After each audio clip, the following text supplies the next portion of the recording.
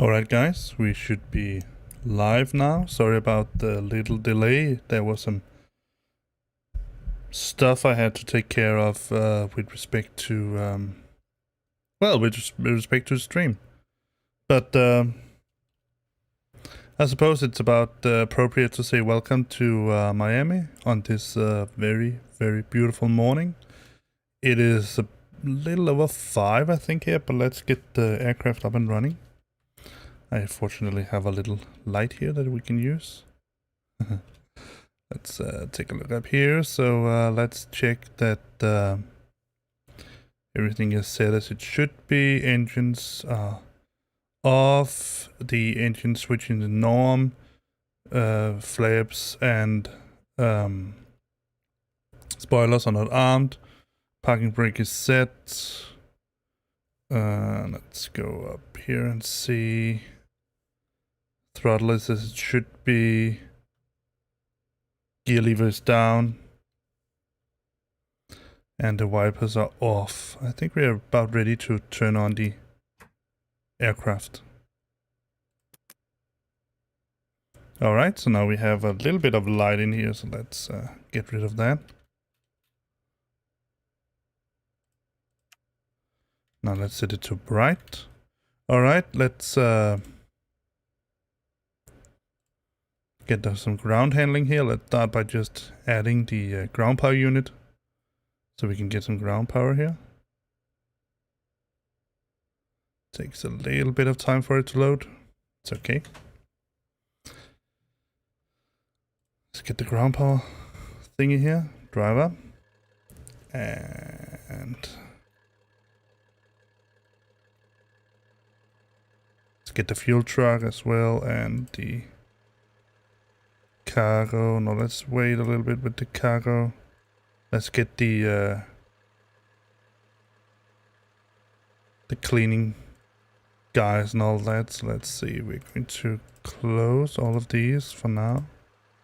We're going to open these doors here. And we can also open this door because it's okay. Alright, so let's get the aircraft loaded. We have 200 passengers. That's about right. Actually, our program says 198, but I'm just going to go with what the plan says instead. And when I say the program, it is the smart cars for SAS. And I think the reason why it goes for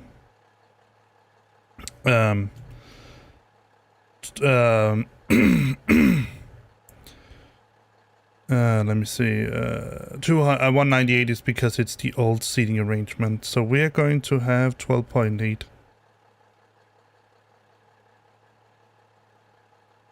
kilograms of fuel. And well, we are then not going to have let me set something. Now that I'm just reminded myself of it.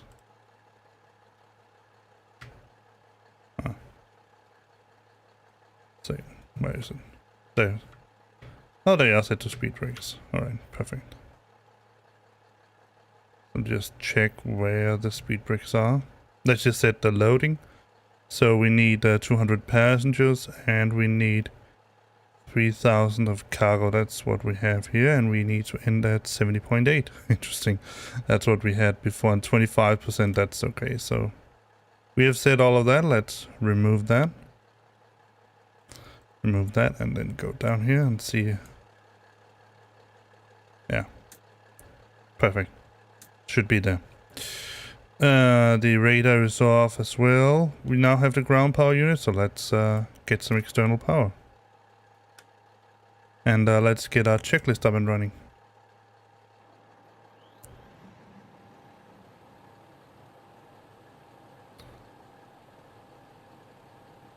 Yeah, we already did all of that. We didn't do the APU fire test, so let's do that.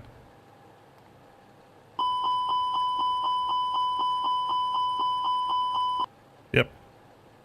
And the cargo heat switch is somewhere here. Let's just set that. Yes. We can turn the packs on.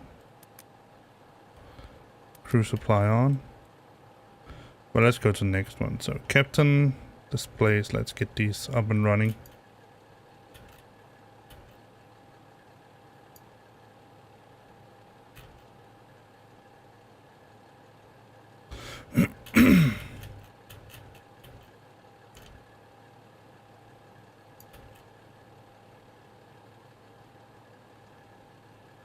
And while we're here, let's brighten these up as well.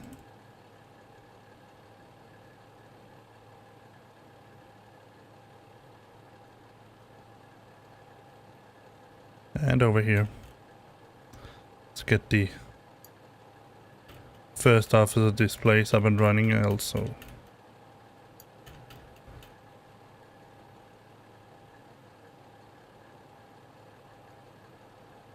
And let me just go into Pilot2ATC and change some stuff here. Not only my call sign, which is going to be 3900 this time, but also,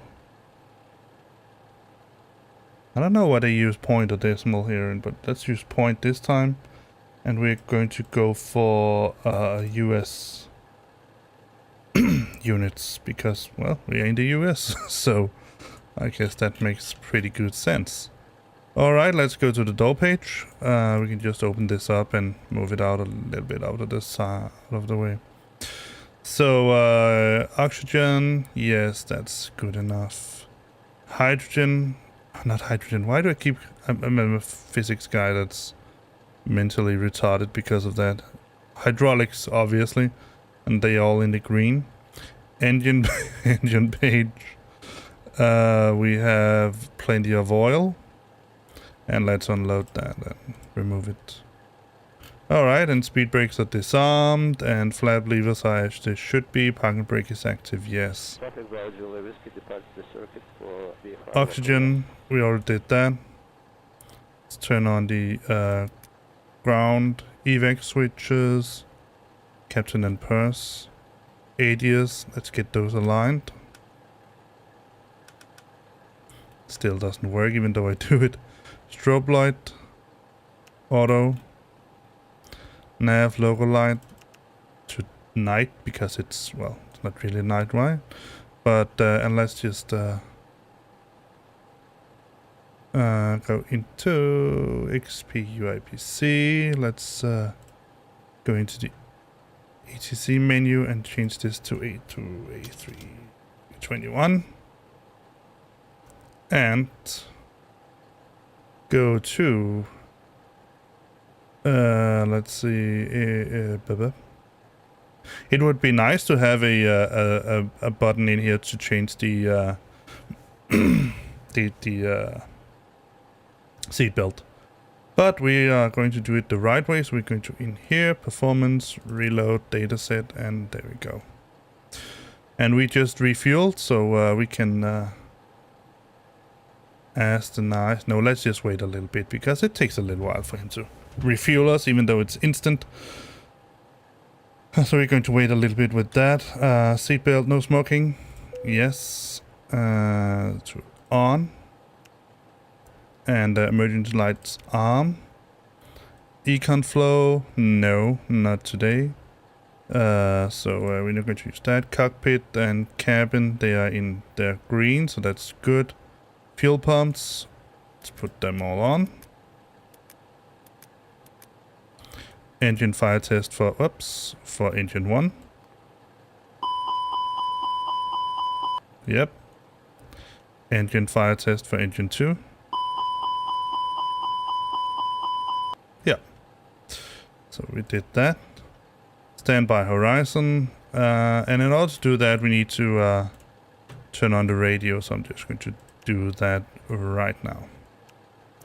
And we need to go to the ATIS for where we are right now. So let me see if I can find that frequency on there. On my pad here, KMAI. And let's get the charts. Taxi. Let's see, airport info. Let me see if we have the ATIS frequency here. And that must be ATIS for departure, so let's try that. 133675.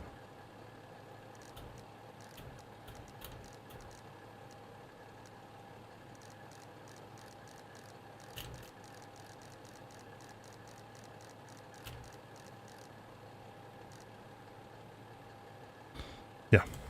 Miami International Information Quebec, 853 Zulu winds are calm. Visibility 10 miles. 2,000 few clouds. 6,000 few clouds. 5,000 scattered. Temperature 25, dew point 24. Current altimeter is 29907.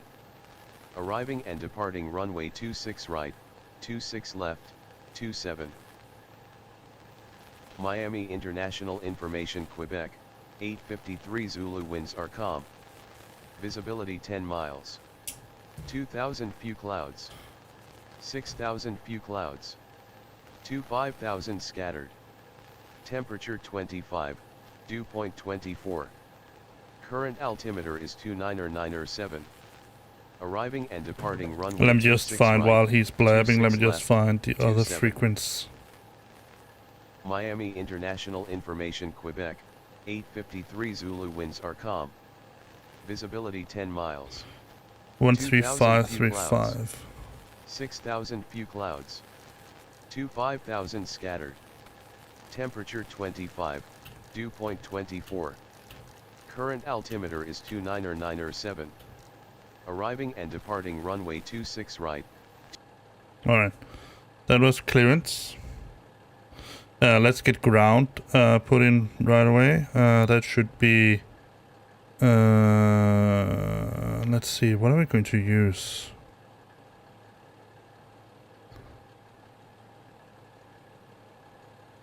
According to the plan, what are we going to use according to the plan? We're going to use 09.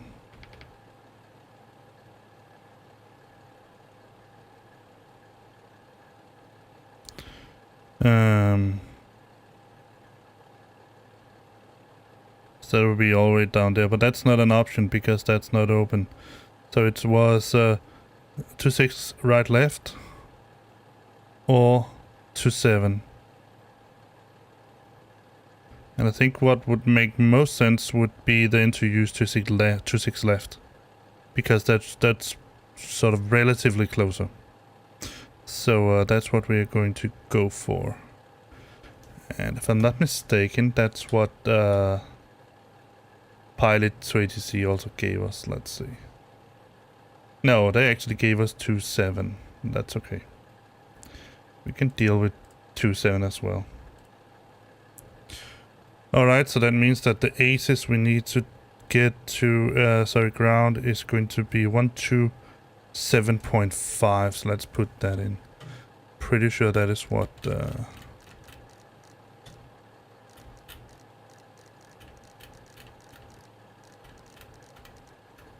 127.5. Yeah. Alright, let's, what was it we got in altimeter? 29907, if I'm not mistaken. And let's put that in here. And obviously it...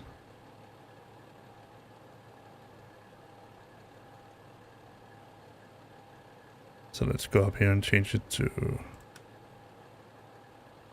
Did it change down here as well? No. So let's set it here. 29907. There we go. Standby siren, gear lever. Let's see, left and right parking brake. It's all fine. And acupressure is in the green. Chronometer. It's 09 UTC and it's the 20th, so that's true. And it's in the GPS. Landing gear annunciators, 3 green, yes. Radio panels, I just turned them on. Floodlights, let's see what we have. Let's turn them off. Just not have very much light. Turn that on. Over here, let's see. He also has a floodlight that's off. And we also have one here. Alright. And the radio radar here, 5 up. Yes.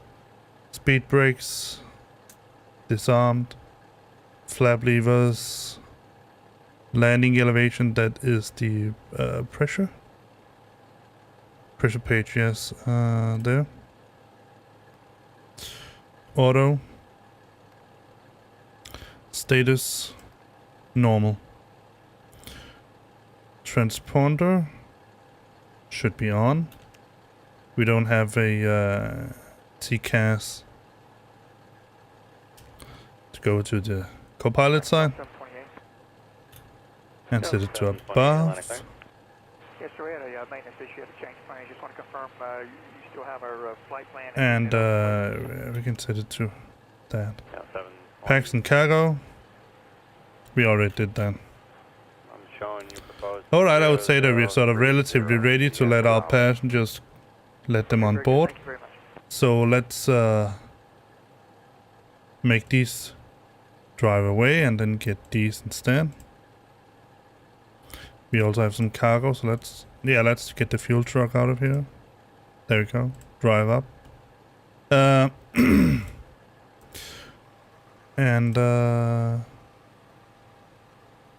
open some doors and close some doors. Close these.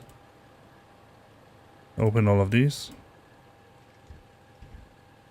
There we go.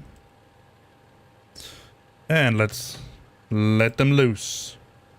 So today we are flying with Wi-Fi, drink and snacks and meals, but no IFE. Oh. Oh, I didn't put that in. Let's say 50 minutes. Guess that's fair.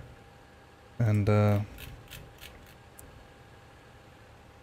not that one. This one. Yeah, it says 203 hours and 13. That's a little bit high. I think it's about 2.5 hours, something like that. Let me just check the plan once again.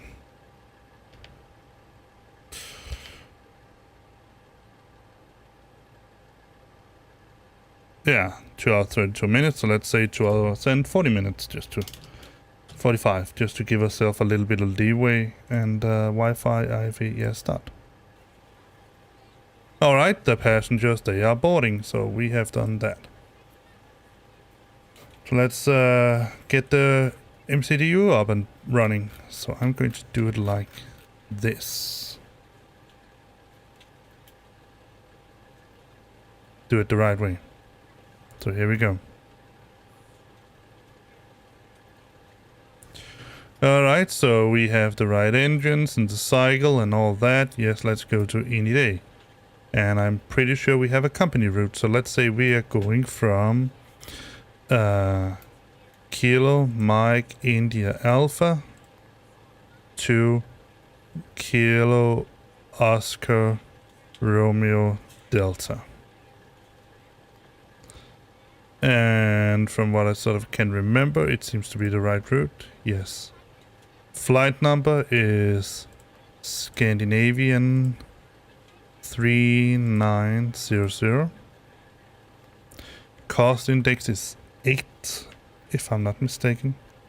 We are doing it very cost effective. Yes, 8. Cruising altitude is 320. Align RS. We have GPS primary, that's good. Go to wind. Request wind here. Got that. The climb. Cruise wind at Bruts. Let me see if I have these wind data. Bruts, I do at flight level 320. It's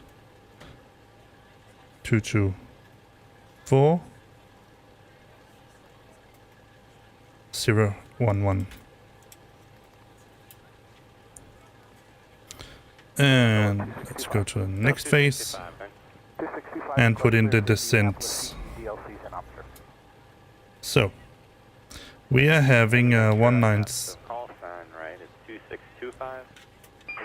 Alright, let's just do it like this. Now that it's annoying me, trying to annoy me. to 196, 33, 310, 198, 27, 250. Let's see, 195, 23, 190. Yeah.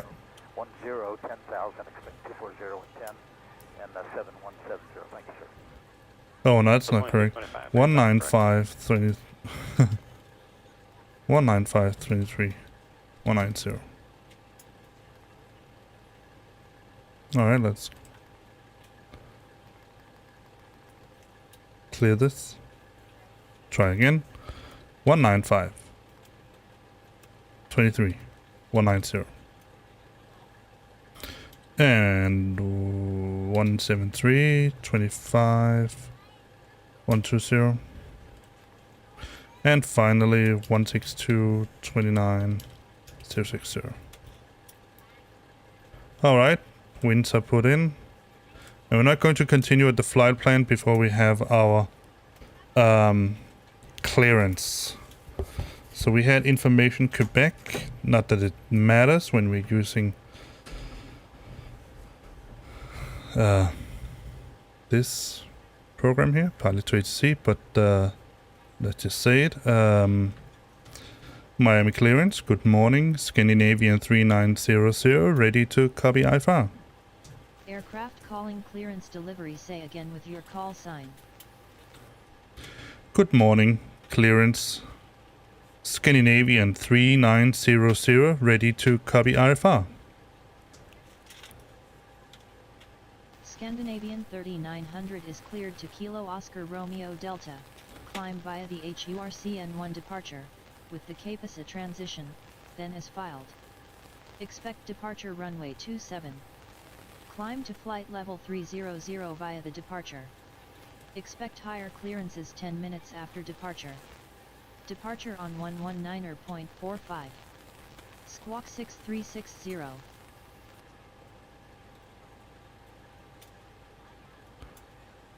Please repeat for Scandinavian 3900. Aircraft calling clearance delivery, say again with your call sign. Please repeat. Scandinavian 3900, please repeat. Alright, let me see if I can figure out what exactly I'm supposed to say. Request.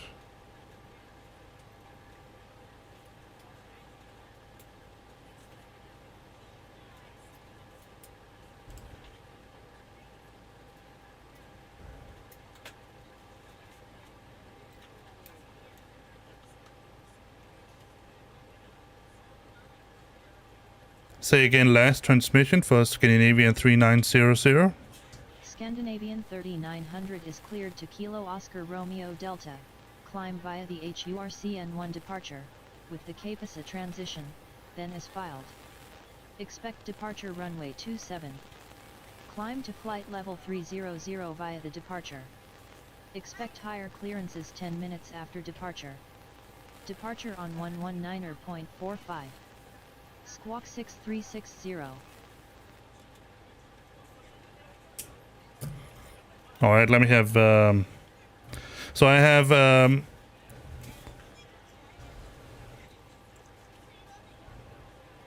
938, clear Charlottesville via the Spooky 2 or nav departure. Stop, transition as filed. Climbing team 10. alright, so I didn't really get what you said about this, HURCN1, I think it was. Yeah, N1 departure. Then the Capasa. Alright, I said Capus. Let me have him repeat it because then I'm sure I'm not going to.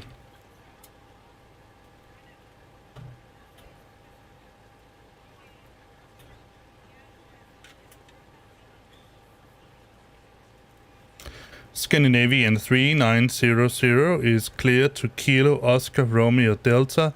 Climb via the HURCN1 departure with the Capasa transition, then as filed. Climb to flight level 300 via the departure. Expect high clearances 10 minutes after departure. Departure on 119.45, squawk 6360, Scandinavian 3900. Scandinavian 3900 read back correct. Altimeter 299er7 contact ground on 120.35 when ready for pushback. Have a good morning. Ground on 120.35, Scandinavian 3900. Alright, so I actually managed to do this without it misunderstanding me. But now we know some stuff that we're using the Hertz November 1 departure with Capasa. We're going to expect runway 27, flight level 300. So let's put that in. That's actually pretty steep, just right off the bat. Or squawk, let me just go over to my co-pilot seat. He will punch that in. So squawk is 636360. There we go. And let's go back to the captain's seat. So now we can program the departure here. So let's go into departure. So we're going to use runway 27. We're going to use the Capasa. Now the Hertz Hurricane with the Capasa transition. Insert. Let's see if we have any discontinuities. We do here. So I'm pretty sure we are going to be cleared for a direct. Let's remove the manual and remove the discontinuity. Alright. And we have ground on 120.35, so let's use that, 120.35. Oh, well, wrong way.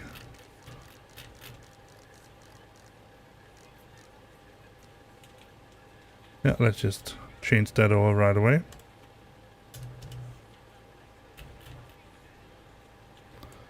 We could put in some data for the arrival, but I'm not going to do it. Yeah, let's just do that.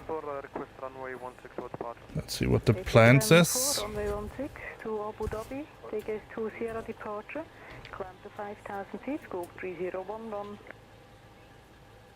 It's destination Abu Dhabi, runway 16, dig us to Abu Dhabi? That's really not.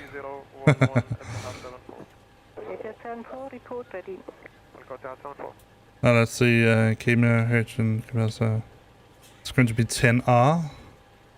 Probably going to be changed, but let's put it in. Then we have something, at least. It's a 10RC. With the Oxy 8.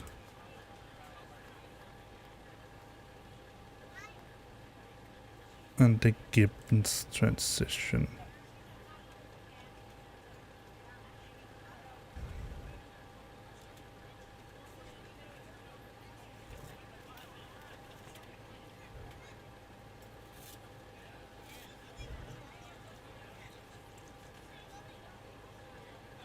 Yeah, I don't know, lads. Let's just say none.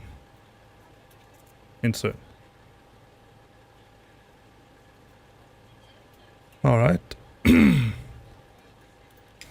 So let me just... I need to start VASA.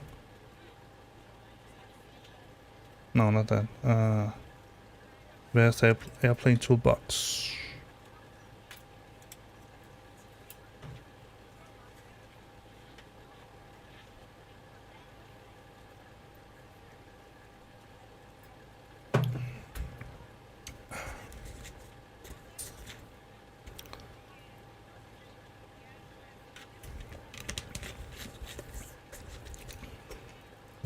But that was, let me just get down here again so I can do this the right way. There we go. So, that was flight plan. Let's go to secondary, copy active, and then we're going to go down to the final part of Hurricane JMC. We're going to put KMAI in as new destination. And I don't know what arrival. It's going to be 27. That is going to be whatever. Let me see. Let's see.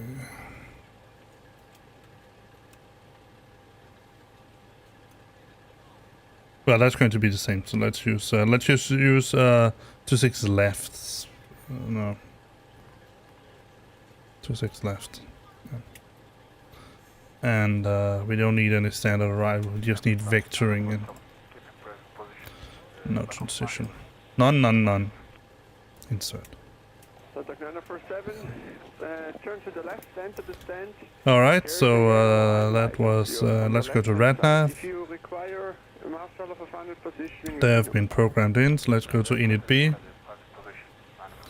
And for that we're going to need, first of all I need to get VAS up and running. But then I also need to get the ToLiss app up here, open screen. The loading performance here 7.8, so 70.8-25, yes. Block fuel is 12.8.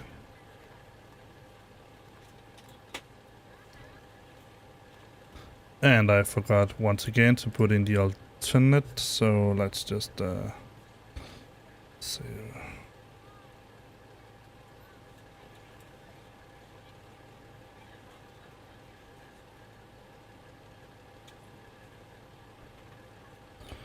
No. Not YouTube. No, still not YouTube. There you go. Let's see. Alternate. The first alternate is Kappa Delta Papa Alpha. Kappa Delta Papa Alpha. There we go. Let's see. Yeah, we did all of that. Put that away. So now let's go to init B and see that we got everything in here. Root reserve, that is 0.2, so that's 0.2 slash 3%. It's not allowed. Or let's try to say slash 3%. Yes. Alternate filing and all that, that's pretty good. Let's see what is our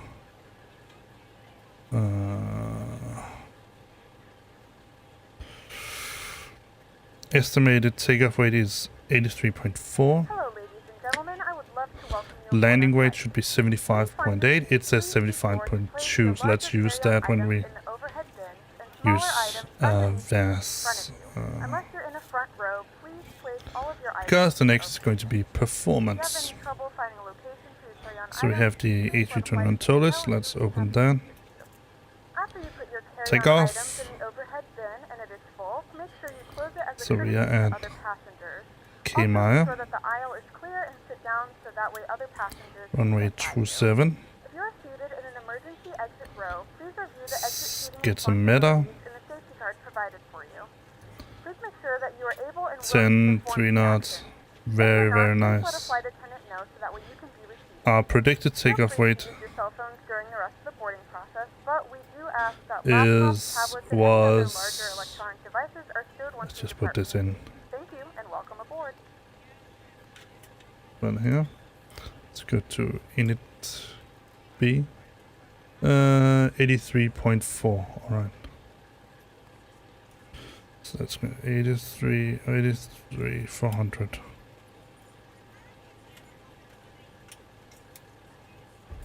So return.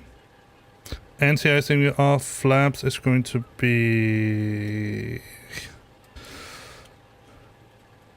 I think we're going to go with config 2 because we are, I think we're sort of relatively heavy compared to max. AC is going to be in on engine supply. Flex, it's going to be flex.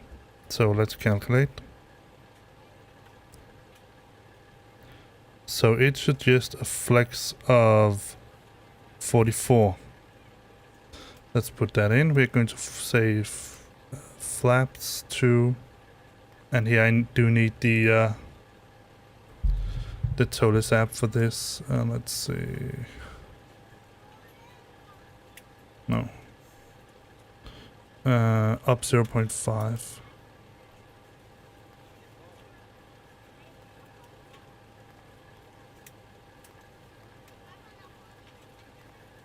Flex was 44.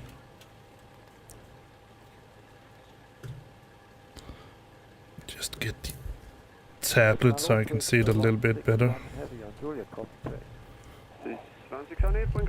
So let's see, config 2, yes, so we have V1 is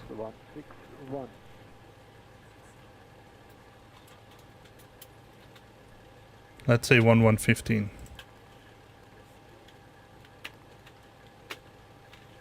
V2 VR is 151. And V2 is 157. Transition level. We didn't get that from the ATIS. But I'm pretty sure it has the right number there. I think it's pretty standard for the entire US that it's flight level 180. Alright, now we've done that. The next is going to be landing. Also going to use VAS. Alright, I think we have all of that in place. We don't need to do anything else. So let's continue with the checklist. So we're going to use cockpit preparation procedures. Let's go to open checklist. So we're going to reminder. We're going to lock the cockpit door. APU master switch. We're going to turn that on. How much time do we have before?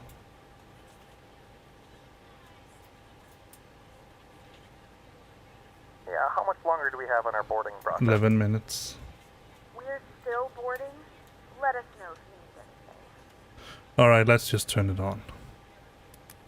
I mean, we put this in our fuel. So, considerations. APU start. In the display, I want it there, yes. We auto check the plant, let's go to constraints on. Let's do that. Barometer, we already did that. Constraints are active, speed manage, altimeter, yes. Whoop. Flight director is also on. Interesting, he's in QNH. Let's see, display range, 40 nautical miles. He's an ARC, and we're going to go constraints on it as well. Seatbelt sign, we are fueled. Let's do that.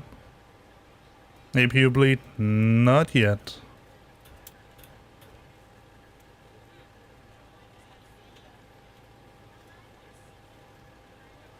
Start that. After 3 minutes, we can turn on the bleed. So let's just go for that. Cargo and pack stores. Well, that's everything we need, so let's just leave it there. Now we just need to wait for the passengers to be boarded. Let's say that we have all the cargo and everything. Let's take a look outside.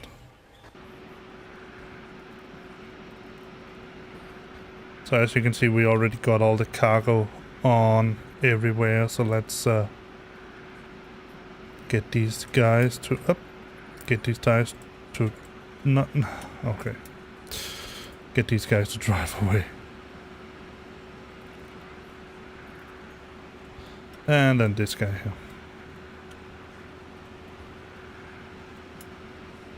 Let's close these doors.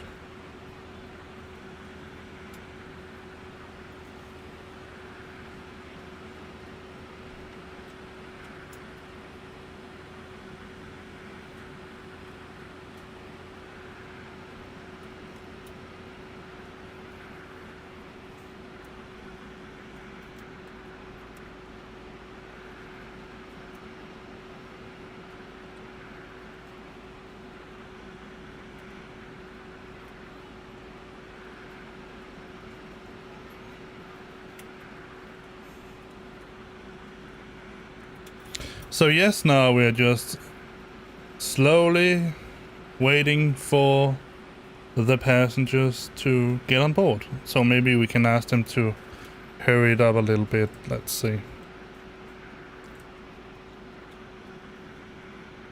We're ready up here if we can finish the boarding process a bit sooner. See what we can do. No promises. That's okay. Just do what you can. The truck. Let me show you something that is a little bit weird, but also a little bit fun. With Via Echo and Mike and Delta 10616.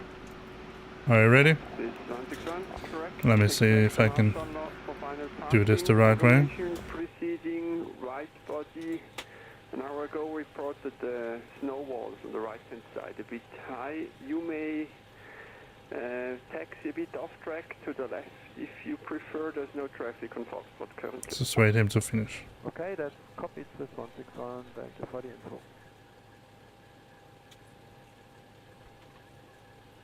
Ladies and gentlemen, this is the captain speaking from the flight deck. Welcome aboard this flight. I hope that you're comfortable. I'd like to ask you to sit down and put on your seatbelts as fast as possible.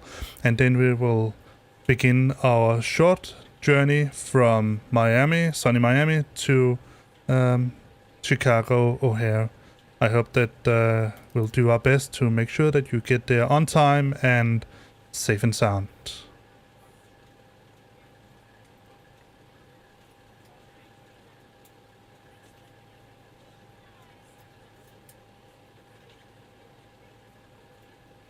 So now just listen.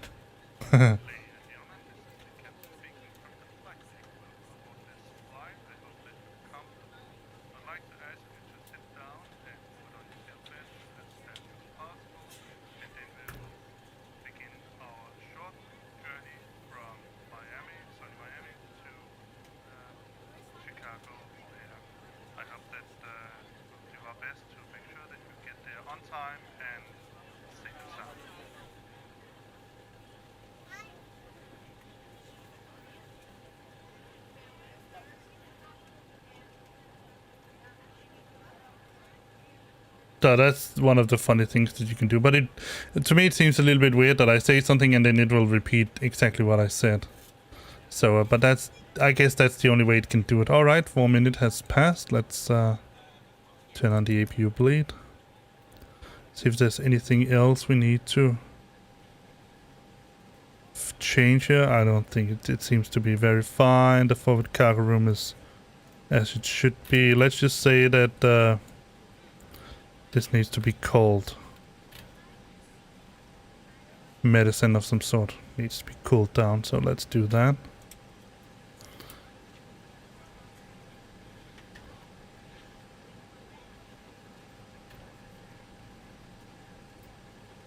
So we should be on ground, so we're just waiting for the passengers.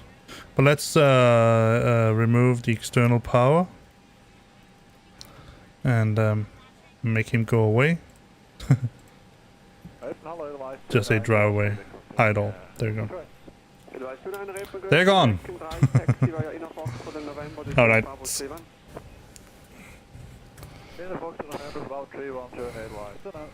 So let me open up this.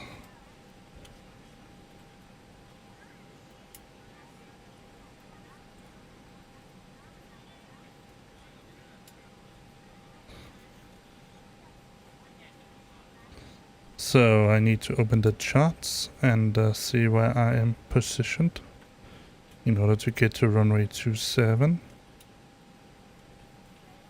So I'm expecting him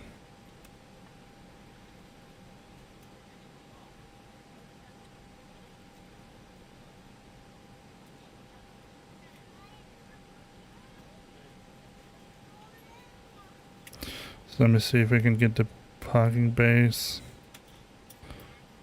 See, there should be also a one with taxiways, probably. Let's see.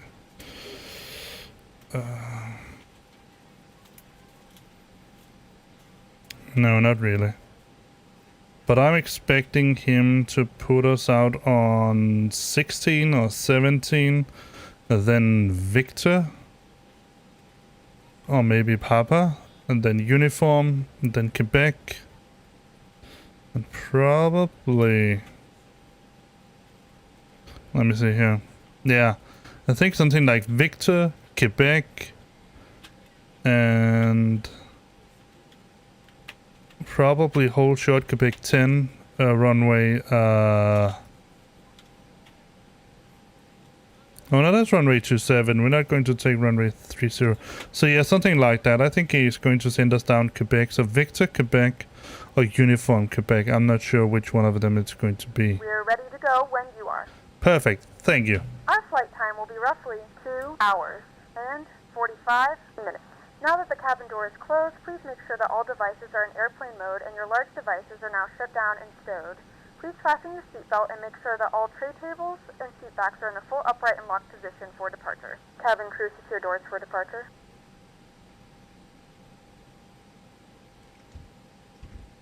Delivery Gauthier, November 46 Papa Lima, GSC Sector 1 with Quebec, PA 46 Tango, request Perfect. clearance to... Alright. November 46 Papa Lima, delivery Grüezi, runway 28. To Alton Rhein, Zurich is to Victor departure, climb to 5,000 feet, scope 1,000. Ground to cockpit. Please show me where you want to go. Victor, altitude 5,000 feet, scope 1,000, and we are ready November 46 Papa Lima. November 46 Papa Lima, Roger, for start of monitor Hypno frequency 121.755. Bye. 275, schönen Tag, Papa Lima. I think somewhere around here, perhaps. Maybe just a straight pushback.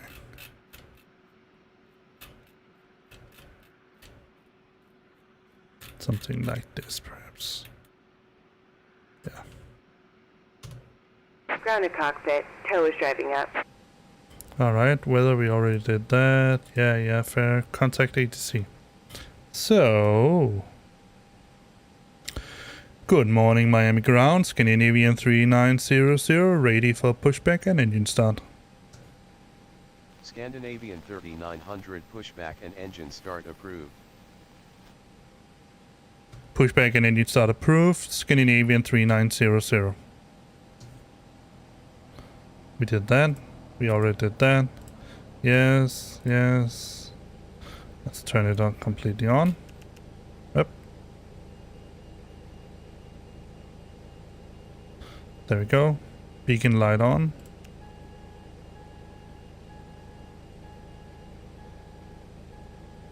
Okay, all doors and hatches are closed. Ready to connect. Thank you. There's nothing else that we need to. And we already did that. Thank you, Uniform Papa November Kilo, upon a low left turn, follow the Marshal to GSC Sector 1. GSC Sector 1 behind the Marshal Yankee. So just a progress page here.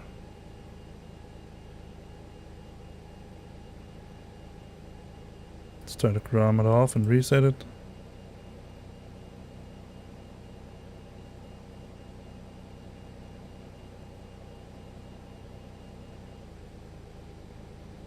Tow connected and bypass pin inserted. Release parking brake. I'm just check that I'm streaming to both. I am. Alright. There we go. Oh, wait. Just forgot. Pedals down. Look straight out. Then release brakes. And release brakes and hope that it doesn't do anything crazy.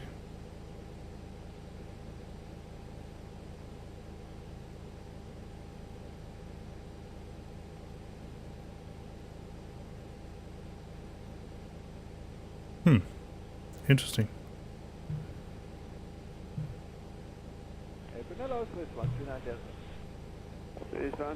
Type 1 Grüezi, right turn taxi via Alpha Echo into Mike, descend Charlie 57. Alpha Echo Mike, send is Charlie 57, please, 139 Delta. Let me just check that. That's interesting.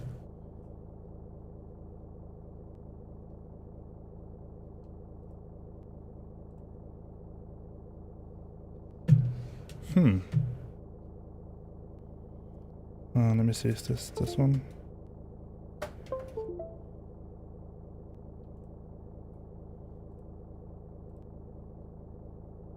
There you go. I don't know why it forgot my throttle, but now it should be. So let's see. Parking feet fully down. Release parking brake, and then release, and hope he doesn't take us Starting pushback. for And you may start engines. crazy route. Dizzy, that's good. Thank you. Let's see. Engine mode selector. Yeah, alright. Maybe I should just do it. There we go. And it's on engine page. Yes. Starting engine 2. And we are getting a nice, fine pushback. Direct your attention to the flight attendants for a safety demonstration. When the seatbelt light is fastened, please make sure that your seatbelts are fastened low and tight across your lap. To fasten, insert the metal fittings into one another and tighten by pulling on the loose end of the strap. To release your seatbelt, lift the upper portion of the buckle. We suggest that you keep your seatbelt fastened throughout the entire flight, as we may experience unexpected turbulence. There are several emergency exits on this aircraft. To familiarize yourself with the emergency exits on this aircraft, please refer to the safety card in the seat back pocket in front of you. In some cases, your nearest exit might be behind you. If we need to evacuate the aircraft, there is lighting on the floor to guide you towards the exit. In the event of a decompression, an oxygen mask will drop in front of you. To start the flow of oxygen, pull the mask towards you. Place it firmly over your nose and mouth, secure the elastic band behind your head, tighten the straps if necessary. Engine 2 is stable. Although the bag does not inflate, Reset chronometer. Starting engine 1. If you're traveling with a child or someone who requires assistance, secure your mask on first and then assist others. Keep your mask on until a member of the crew advises you it is safe to remove it. In the unlikely event of a water landing, a life vest is located in a pouch under your seat or between the armrests. When instructed to do so, open the plastic pouch and remove the vest. Slip it over your head. Wrap the straps around your waist and buckle at the front. Pull the strap to tighten. To inflate the vest, pull firmly on the red cord. That's okay. Yeah, I will begin to make some Star Citizen videos. Dizzy. I don't know why I will call you Dizzy Lemon. But right now, I think that they have CRGO unfortunately has destroyed most of the content that I like to have in Star Citizen. Please securely stow your personal items. Alright, they are stable. Operation complete. Go ahead and set the parking brake. That this is a non-smoking flight. That's okay. Alright, let's go to set parking brake. Go to normal. Stand by. Let's turn the APU bleed off and master off. Alright, so now let's set the trim wheel. That was up 0.5. Flight control.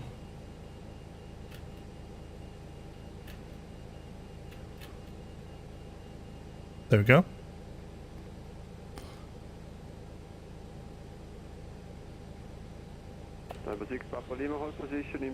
Speed brakes, let's arm those. Rotate and reset.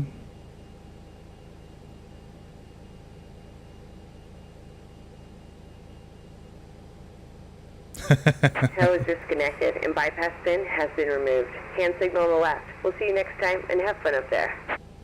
Yeah, sure, we'll have fun. Just show me that pin.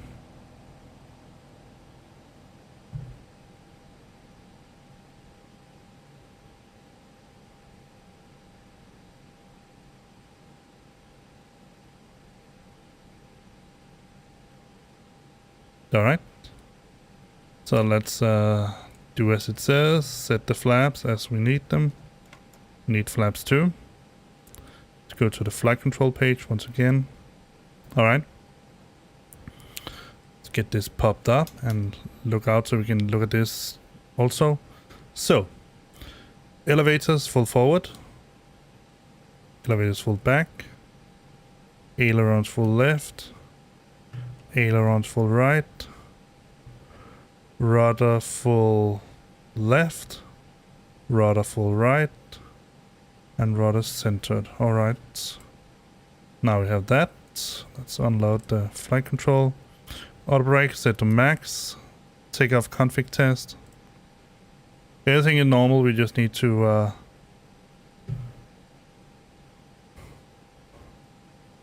let's just remove my tablet so I can write down the taxi route that we're going to get, hopefully we're going to get one. Sometimes it just says taxi to runway, but let's see. We did that, all right.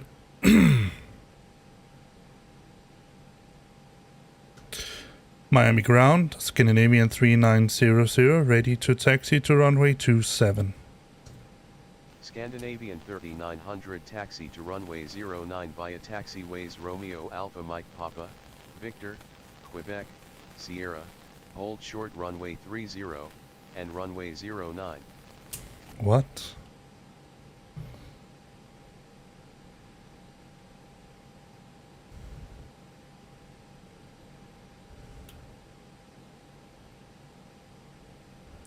No.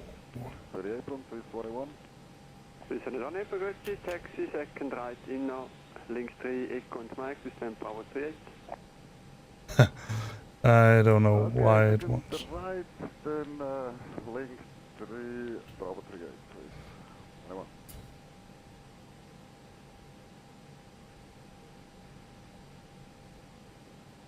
By ramp. The cabin is ready. Victor, Quebec, Sierra. Where in the world is he sending me?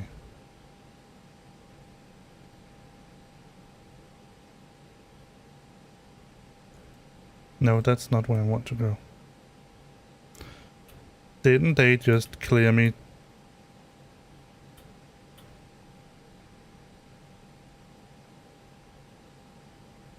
Yeah, runway 27.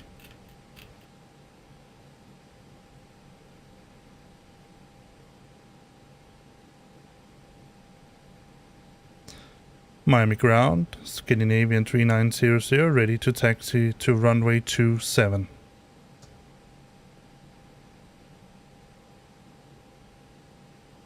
Scandinavian 3900 taxi to runway 09 via taxiways Romeo Alpha Mike Papa, Victor, Quebec, Sierra, hold short runway 30, and runway 09.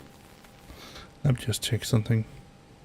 Say active runways for Kilo, Mike, India, Alpha. Arriving and departing runway 08 left, 08 right, 09er. So changed meanwhile.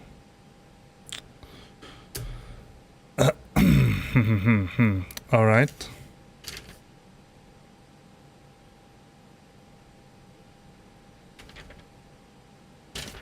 So let's go back and get a new clearance.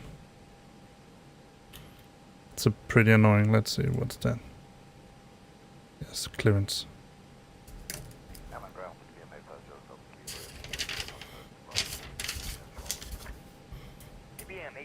Delta Kilo Hammond. Scandinavian 3900, ready to copy Alpha clearance. You're cleared. Scandinavian 3900, your flight plan seems to be out of date. Please file a new one and call back for clearance. This is the Bravo Alpha Zulu Airport as filed. I'm maintain 2000. Expect flight level 300, 10 minutes after. Oh my. Departure frequency 119.3, squawk 4643. I will clear to Gibraltar, so I'll kind of maintain 2000. Alright, so this is interesting. They want me to go to... alright,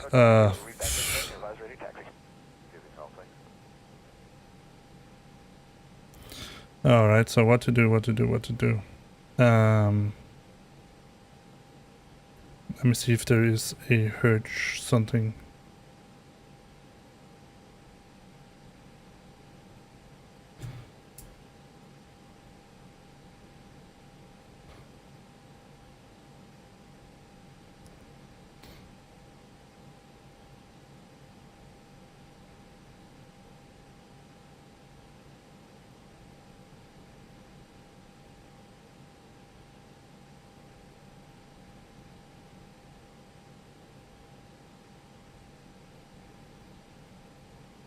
Yeah, it does certainly say that.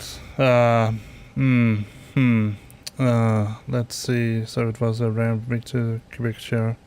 Let's go back to ground. That's okay. I just need to change the plans. Let me see if I can do that. Let's go to flight plan. And let's see, departure was 09, right? Yeah, 09. Let's see if we can find something, her something. Yeah, alright, fair enough. And it was the capacitor, so that's the same. Good.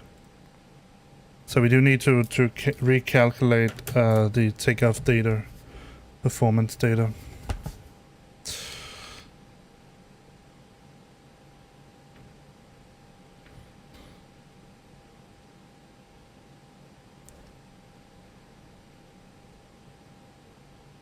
No, it certainly is not in a good mood. Clearance delivery tells me one runway, and then ground says no. The interesting thing is that it's actually giving me what is according to my plan here on the on my plan here. All right, let's see. Calculations. Let's see, cow. Takeoff data. With there, yeah, it seems like it. Alright, so KMAI, now it's just 09. 09. Meta. Does also make more sense according to the wind, which it says is 10, direction 10 to 3 knots. Let's calculate. Let's see what we get. It's probably something similar. Let's take a look at the performance. So, well, flaps is still going to be 2. Flex temp is going to be 49. V1, 115. V2, 151. And V3, 157. Everything else seems to be good and clear. Alright, let's hope that we don't get any more changes now. Alright, let me see. Let me get that. Did I go to ground? Yeah, I did go to ground. Oh, let's try that again. Miami ground, Scandinavian 3900, ready to taxi.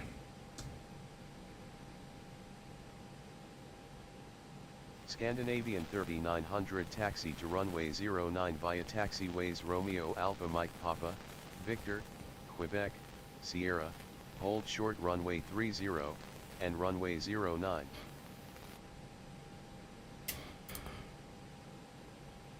Taxi to runway 09 via Romeo Alpha Mike Papa, Victor, Quebec, Sierra, holding short runway 30 and 09 Scandinavia 3900. He liked that, even though it was some pretty strange stuff that it registered. So I guess it's just thinking, all right. he's saying at least he's saying some things that are accurate. So I'm going to accept it. So let's see. We're going to turn on some taxi lights, and then we just need to stand by for the marshal. He's on the way. Turn off the dome lights. Alright, so now I need to get my tablet up so I can see where I'm actually supposed to go. There. I'm here, so he wants me to go via ramp. That must be where I'm right now. And Victor, Shara, and then I guess it's Shara 1. Alright, so we're going to go to Victor and then hold short runway 30. Alright, let me see if I can figure this out, because it's a little bit hard to see. I need to go, I think it's this, I can see right in front of me. Go to next.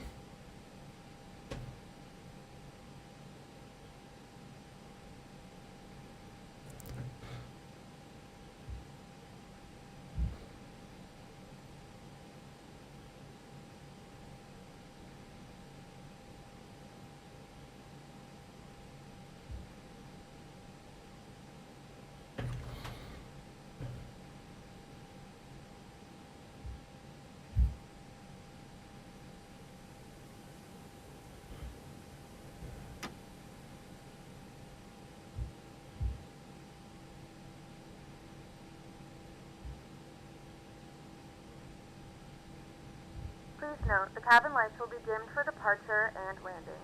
If you require additional lighting, there's a reading light on the panel above you.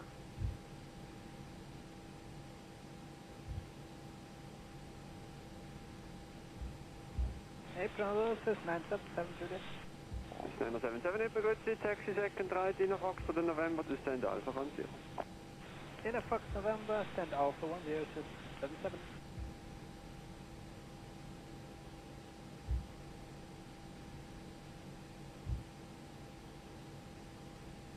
So this here must be Victor.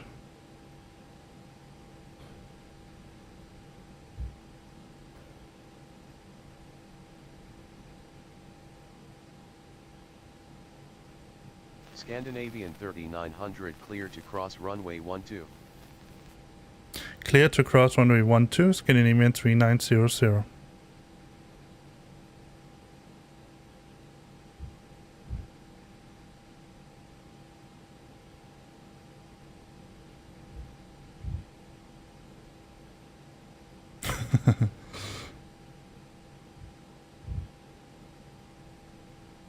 I think ATC just wants to test me.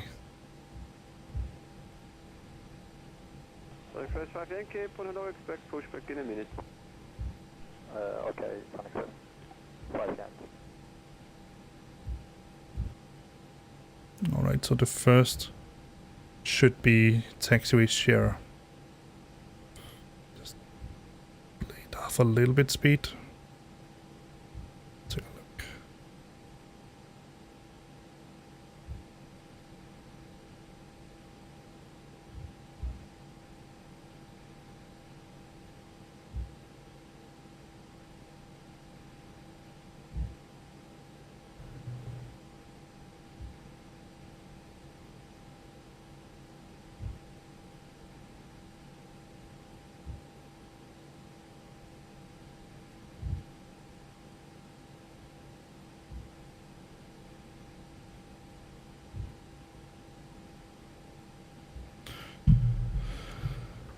Alright, let's check. I'm going to look at that checklist just before I'm sort of straightening out here. They should be a relatively straight part.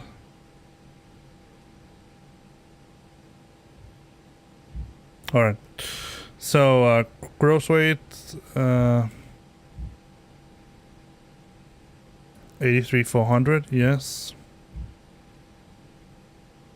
Pitch trim, I know that was 0.5. V speeds flex 115, 151, 151, 157. Bleed and packs, yes. Alright, before blab.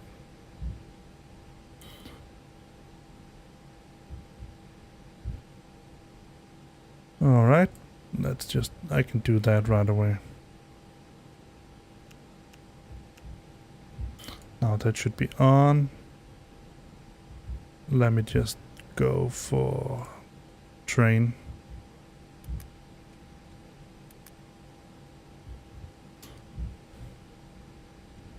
Because that's what I need right now.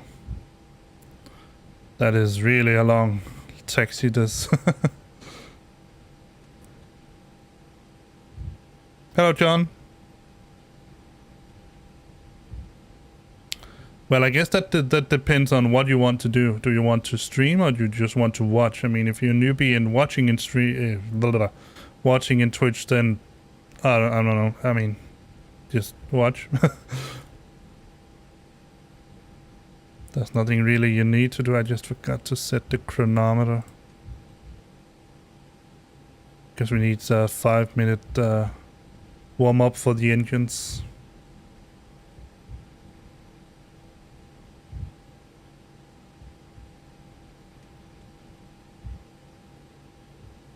But else, if there's anything I can help you with, then let me know. I'll try my best.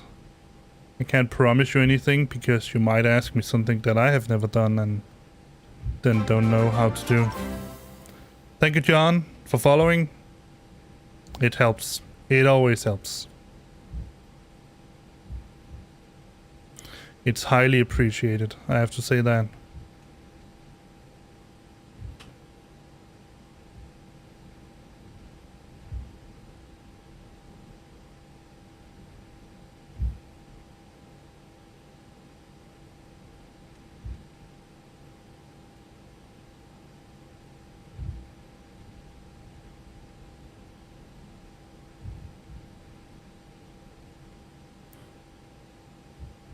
So now we're on the final straight stretch.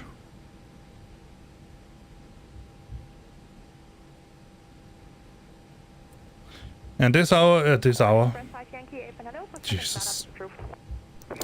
I think I'll just shut up now because I clearly have lost the ability to speak.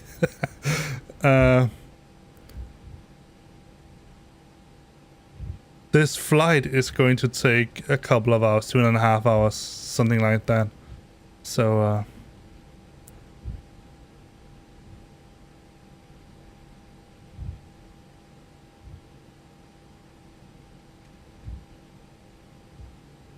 bye-bye, John. That's okay. I'm not exactly sure what you're meaning. If your internet is slow or mine is, because I'm getting full. I mean, there is obviously a little bit of latency on Twitch. That's just a Twitch thing. That's nothing I can do anything about. I can see that I have full speed on my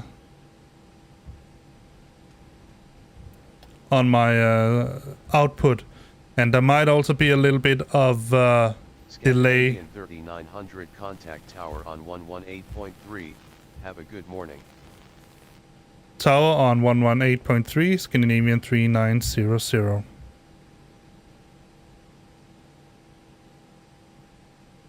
Yeah, John, there might also be a little bit of delay from Restream.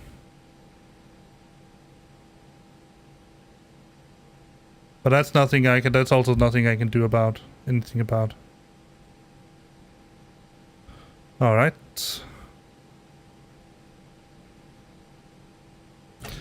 Let's take a look down. 118.3, if I'm not mistaken. Scandinavian 3900 contact tower on 118.3. Yeah. 118.3 is for Scandinavian 3900. Bye-bye and have a good day. Alright, so let's see. Contact. We're not going to do that yet, but I don't know why they want me to contact ATC first, but alright, let's do it. Good morning, Miami Tower. Scandinavian 3900, ready for takeoff. Scandinavian 3900 winds are light and variable, cleared for takeoff. Runway 09. Cleared for takeoff, runway 09, Scandinavian 3900. Thank you. Alright, so we contacted ATC, we put radar on, let's put the strobe lights on. And left and right landing lights. Nose light to take off. No smoking sign, off then auto. Alright. Chronometer, stop and reset. We almost got our... I would safely say that we got more than the 5 minutes, so that's okay. Chronometer. Alright. We are ready for takeoff. So let me just ding the cabin, because that's the final thing we need to do, and then do the takeoff test. Takeoff config is completely green, so flaps 2. Auto brake is set, spoilers armed. Yep.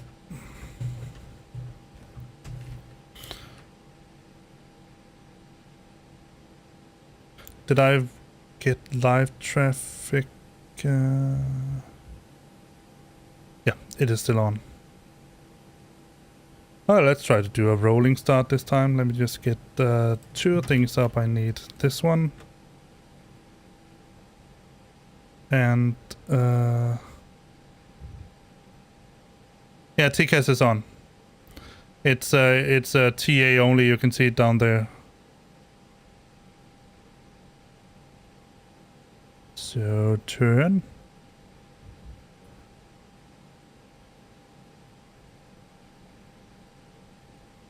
Ah, well, that lineup could have been a little bit more finely grained, but I suppose it's okay.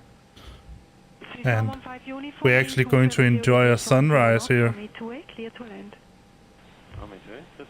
So I need this one here, so I can keep an eye on the...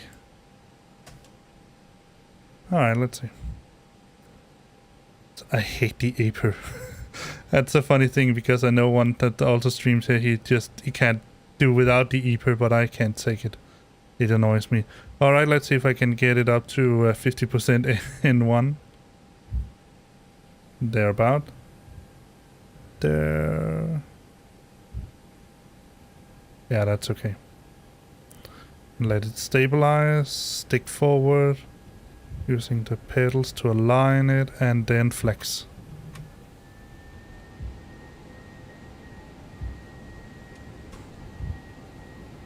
We are getting positive speed. 80 knots. Gradual loose stick.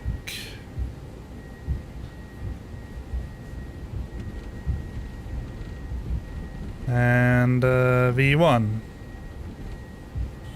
Oh.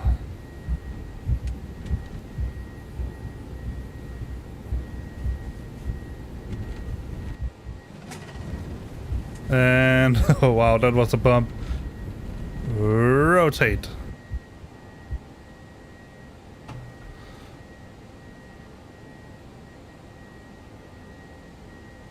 Positive climb, gear up.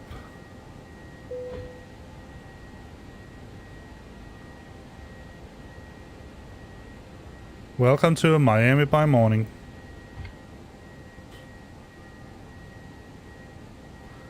And when you pass 1,000 feet, it should go to, let me just remove one set of flaps. When it goes to about 1,000 feet, it should go to TA, that should go to full TCAS. Yeah, there it was.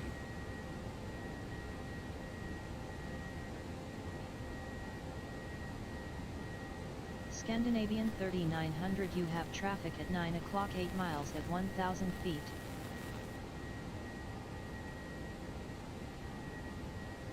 Scandinavian 3900, contact Miami departure on 119.45. Have a nice day. I just going to let her repeat that.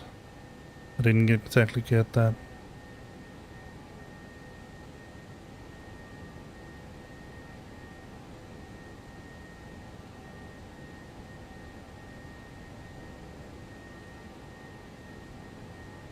But he did give me the departure frequency before. Let me see if I can find it.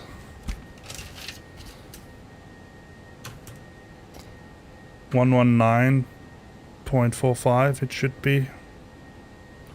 Let's see if she says it again. I'm just going to put it. Scandinavian 3900, contact departure on 119.45. 119.45 for Scandinavian 3900.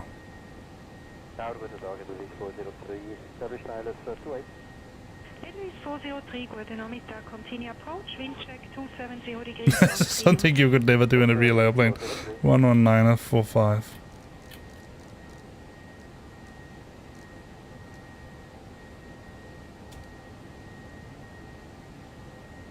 My departure, Scandinavian 3900, climbing flight level 300.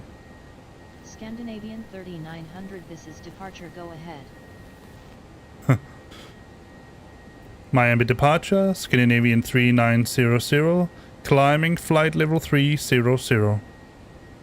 Scandinavian 3900, good morning. Radar contact.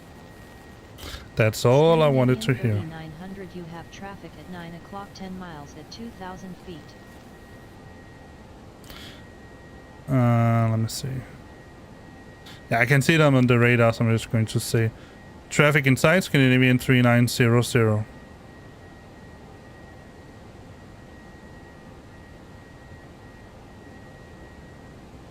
Yeah, use X Enviro.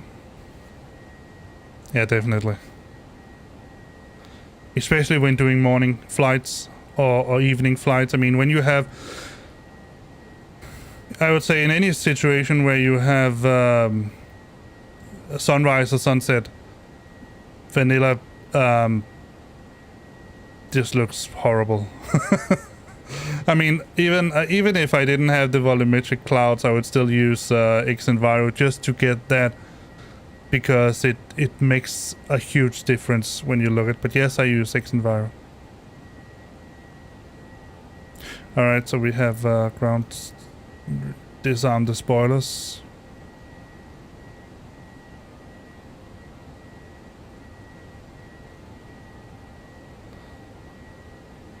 Yeah, it does. I mean, let's get a flyby, then you can really see it.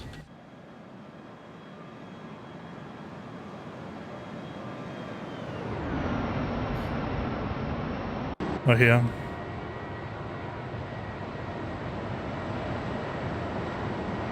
I mean, just wait a little bit until we get a little bit higher and the sun is going to climb a little bit more. It looks really, really nice.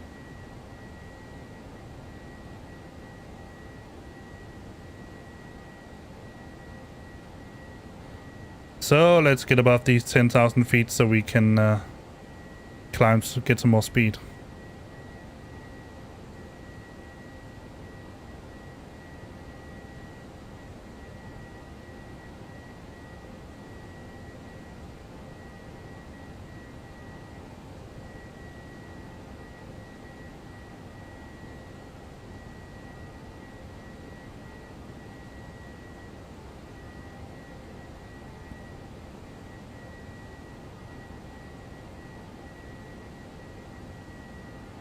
Ladies and gentlemen, we have now passed 10,000 feet. You may now turn on your larger portable electronic devices. This is also a reminder to please keep your seatbelt fastened while you're seated and do not congregate in the galleys or near the lavatory.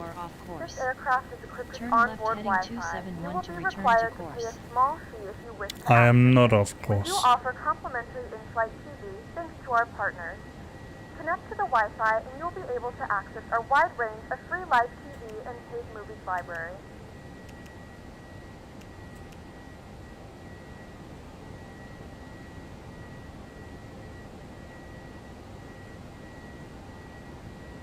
Scandinavian 3900, turn left heading 271. Negative, Scandinavian 3900.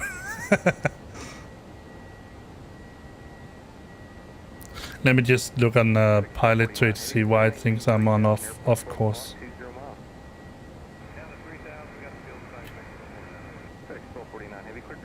Oh, I know. Scandinavian 3900, contact Miami Oceanic Center on 123.77. Have a good morning.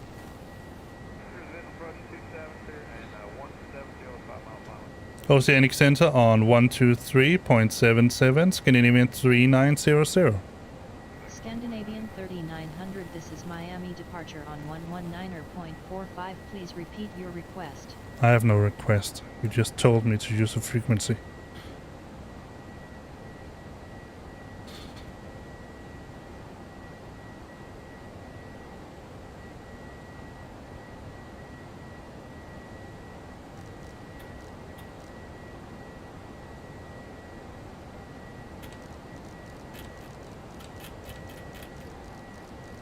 Scandinavian 3900, contact center on 123.77.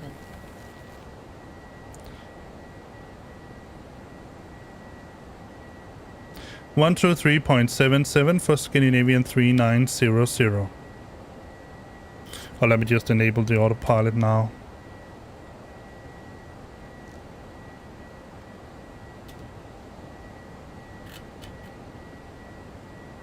Good morning, Miami Oceanic, Scandinavian 3900, climbing flight level 300. Scandinavian 3900, good morning. Radar contact.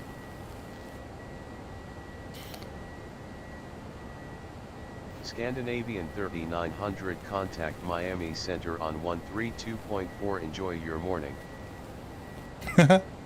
Miami Center on 12 on Aircraft calling center, say again with your call sign.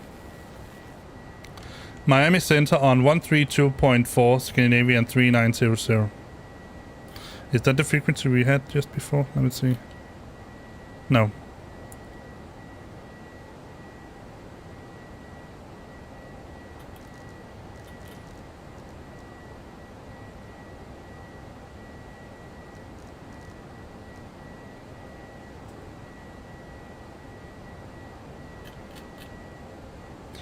Miami Center, good morning. Scandinavian 3900, climbing flight level 300. Scandinavian 3900, good morning. Radar contact. Perfect. Thank you. Scandinavian 3900, turn left heading 338, then intercept course to Jones, then as filed. Heading 338 to Jones, then as filed, Scandinavian 3900. I'm getting there. Scandinavian 3900 heading is 271. Scandinavian 3900, resume navigation. Resuming navigation, Scandinavian 3900. Aircraft calling center, say again with your call sign. Resuming navigation, Scandinavian 3900. Blah. Like I said, sometimes voice recognition has a little bit of trouble figuring out what I'm saying, and that is why I often tend to use my co-pilot James instead.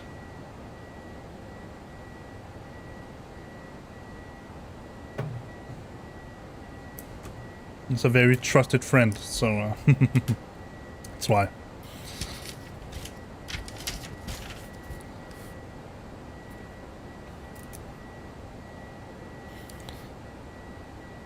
So maybe I should write that down as a bug.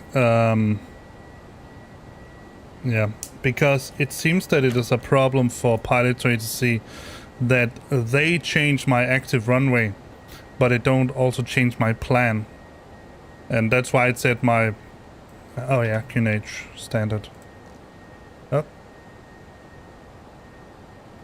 There we go.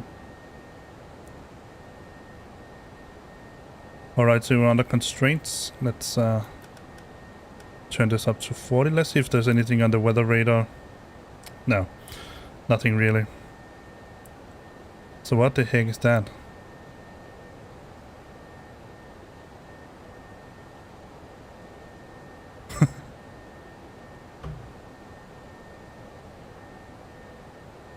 Hello, Maple 7728 350, correct me below. Maple 7728, center, follow 35. Oh. Roger.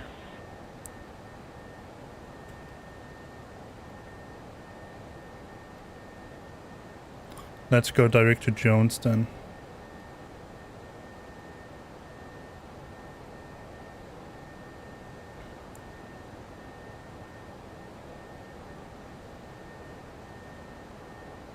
Alright, let me show you now. Look at that. I mean, I know it's not flight sim, but still. I think we should actually be able to see it. Go over here and then 9, 7, there.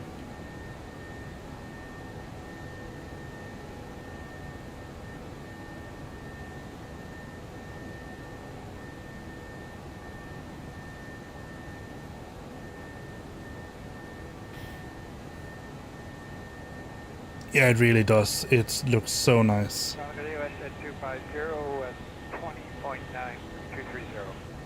WestJet 250, center, hello, climb follow 390. You can just exactly see the sun sticking its nose up. There. Look at that sunrise. And in my Canadian 3900, contact Miami Center on 132.45. Enjoy. center on 132.45, Scandinavian 3900.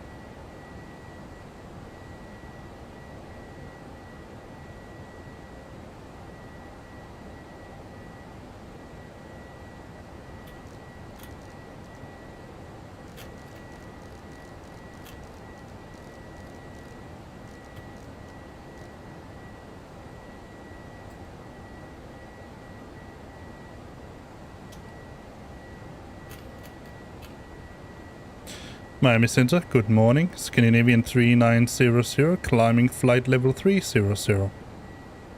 Scandinavian 3900, good morning. Radar contact. So let me see if we can see the sunrise from his seat here.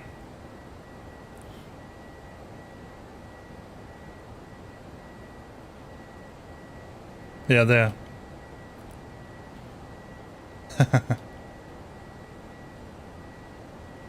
And I know there is some glitchiness and all of that from X Enviro, their clouds and stuff. But man, this really looks... It's a looksy.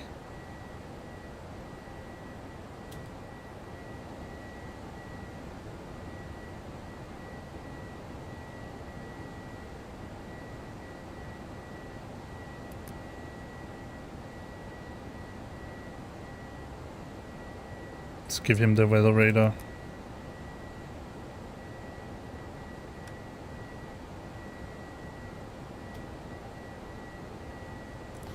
Let's see when they clear us to flight level 320.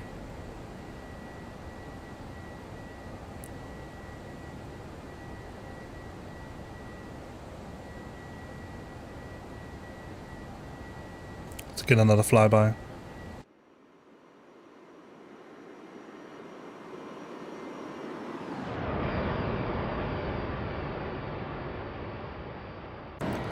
And the cool thing about here, just like in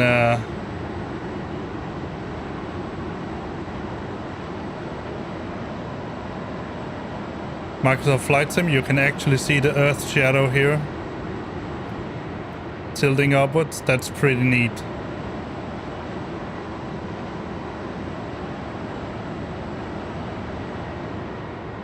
There we have the sun. Good morning, Miami.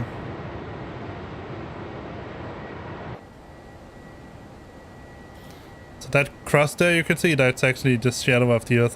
That's pretty cool that they have that as well. I think that's part of the vanilla sky on X-Plane. It's just harder to see.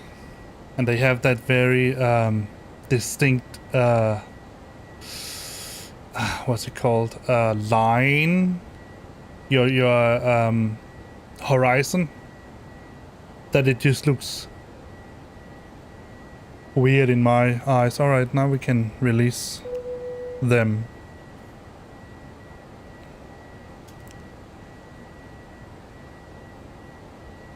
Air Canada 456, good direct to Canada Concourse. Thank you, direct to Canada Concourse. The flight crew has turned off the fasten seatbelt sign. You can now get up and move around the cabin. However, we ask that you keep your seatbelt fastened when seated in case of unexpected turbulence.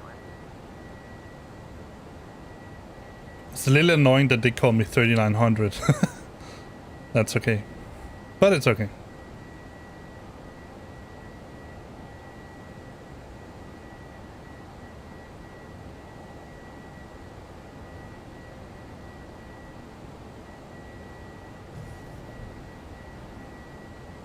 Center Maple 7728, getting back to see a slight jump here at 35. Is it better, lower? I've had no complaints. 330 is available if you want to give that a try. Alright, let's put a request at 330. And that's one of the cool things about using having flying in the US right now is that most of my streams I send here it's about 1:15. That's PM. Most of these flights I can conduct them in the early mornings in the US. That's pretty cool.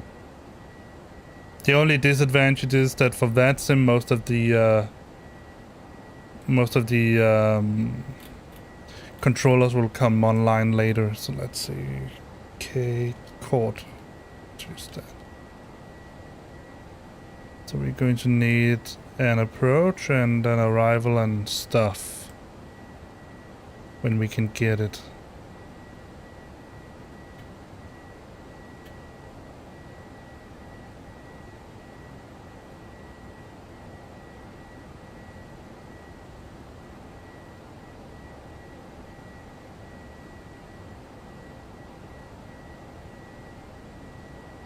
Scandinavian 3900, climb and maintain flight level 320.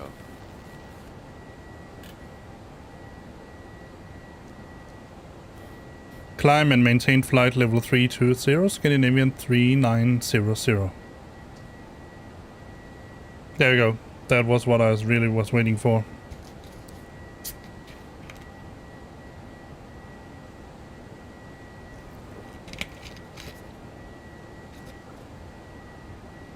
So now we are reaching our cruising altitude. Air Canada 456, descent when ready, flight level 240. Our discretion, flight level 240, Air Canada 456. Air Canada 456, roger. Let her know for further 13505. So long. 3505, Air Canada 456. Have a good day.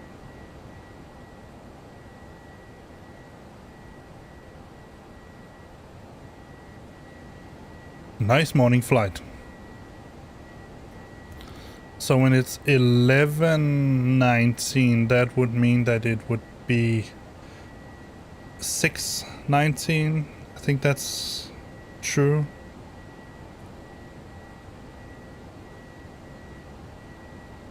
Because there's a 5-hour difference. So yeah, that must be 20 minutes past 6. Early morning.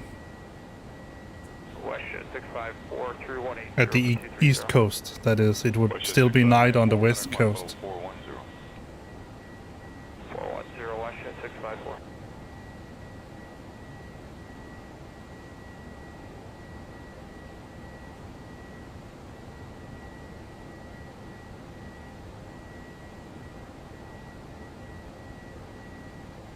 I would really like to have helped John with whatever problem he had, but I just didn't understand what he meant. I mean, I can't make his internet faster if that's what he was sort of... Scandinavian 3900, contact Miami Center on 134.75. Enjoy your morning.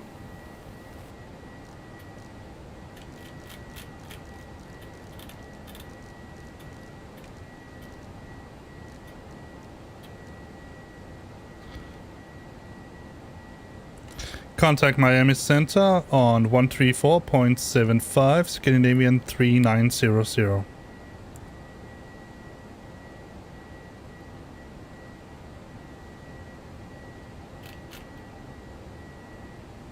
Miami Center, good morning, Scandinavian 3900, climbing flight level 320.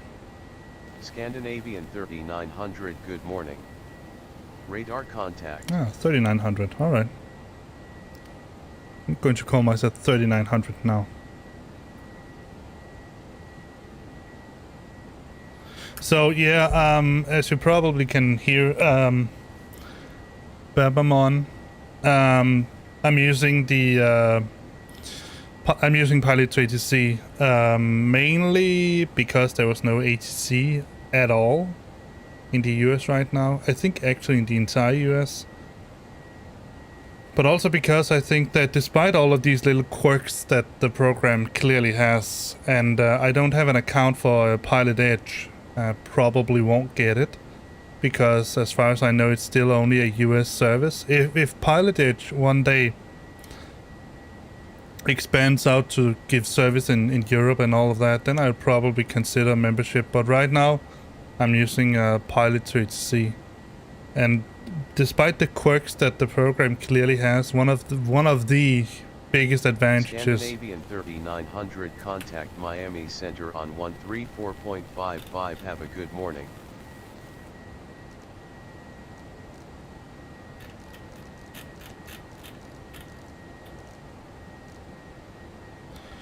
Contact Miami Center on 134.55, Scandinavian 3900.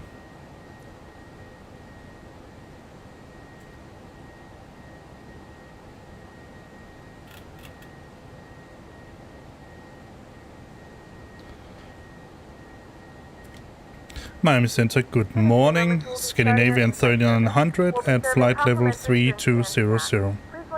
Back for a list of complimentary Scandinavian 3900, good morning. Radar contact. That was a little bit too much zeros. 3200, 320. And they're changed. Possibly because of a weather change or something like that. But now we certainly have a... Let's take a look. Go over here and... was it 7? There we have the sun. Hello. Quarter 515, level 215, climbing level 230. Quarter 515, center climb level 250. Level 250, quarter 515. This is just so cool.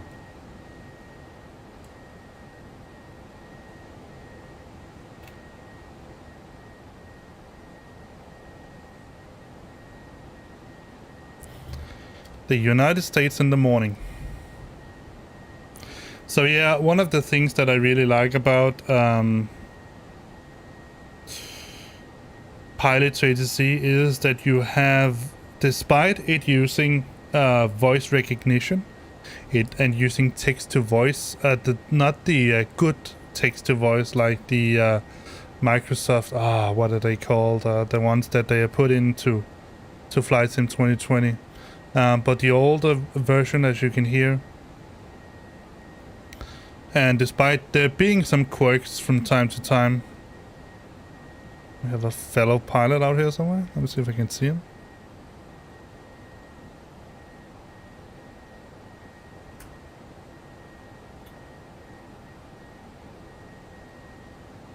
Should only be about 5,000 feet below, so we should be able to see him. Maybe he's too far away.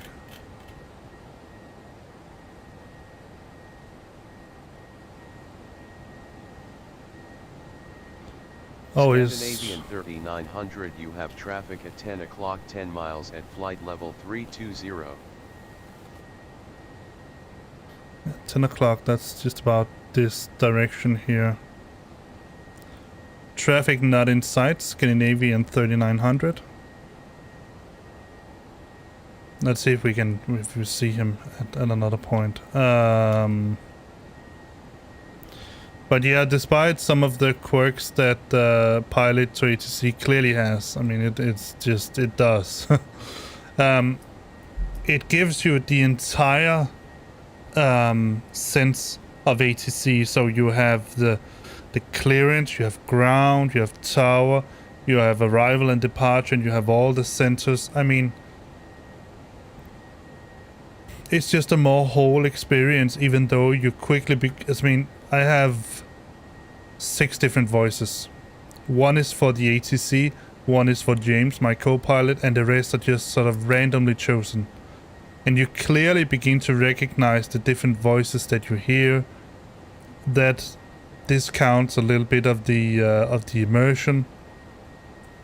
And obviously you don't have any form of area-specific accents. For example, when I'm flying around here, if I flew to Texas, I would expect people to have a different accent. And what I experienced, what was really cool in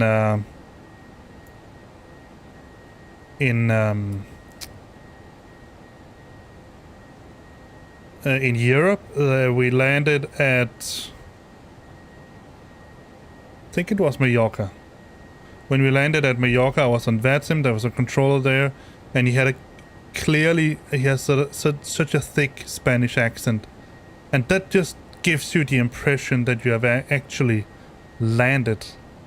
You're flying around in another place. And also when I did the long haul from Copenhagen to Miami on VATSIM, the minute I got within Miami and was on Unicom, I could just hear people having that distinctive American accent, and that's also sort of adding to the immersion. But the reason why I still choose to use Pilot2ATC right now is that flying all of this way here without anything, I mean, just hearing nothing basically, that quickly becomes a little bit boring. Let's see if we can figure out who that is, because he's one of the closest ones. Let's see.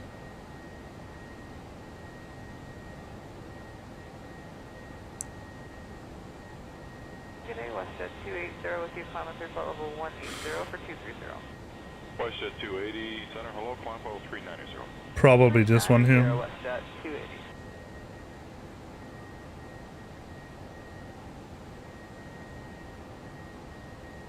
And that is a real aircraft we have here. A real, I mean, and he's squawking 3743. We can even see it. It's pretty cool. It's a Boeing 738. Boeing. So, oh, maybe it's this one. The A9.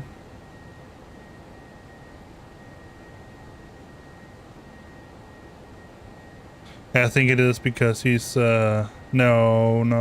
Let's see. Bearing.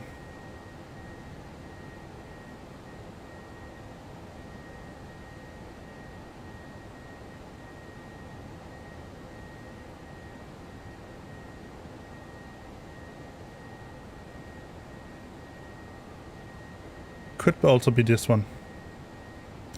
But then there should be someone who's closer. And I don't see him.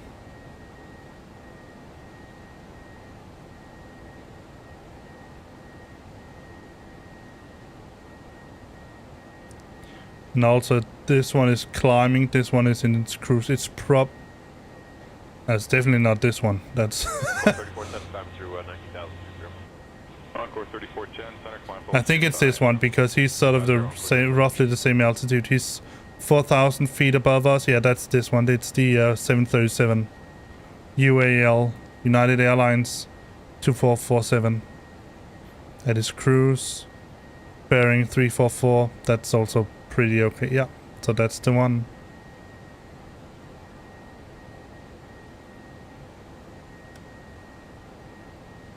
And I find that pretty cool that it's a real, this is a real aircraft. I mean, not something that is invented for the case or some random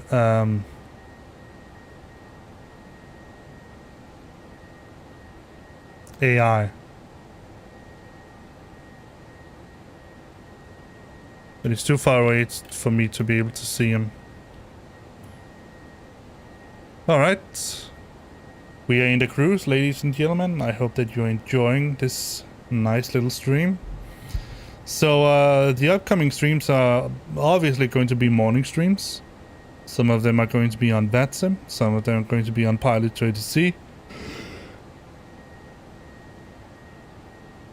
And the minute that the people behind the VOW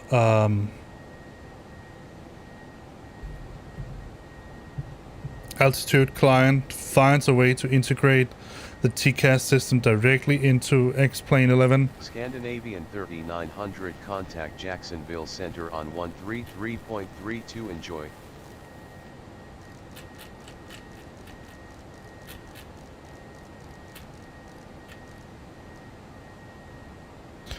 Jacksonville Center on 133.32, Scandinavian 3900. Alright. Jacksonville Center, good morning. Scandinavian 3900 at flight level 320. Scandinavian 3900, good morning. Radar contact.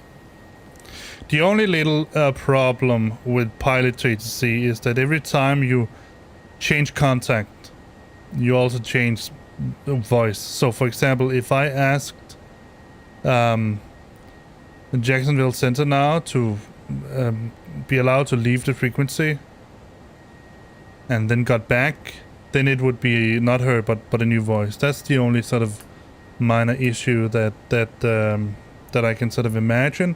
And also there sometimes seems to be a discrepancy between what I have filed as a plan, what Pilot2ATC figures out should happen, and these two, they don't communicate. So my plan, that's why it kept telling me that I was off course. I was really not off course.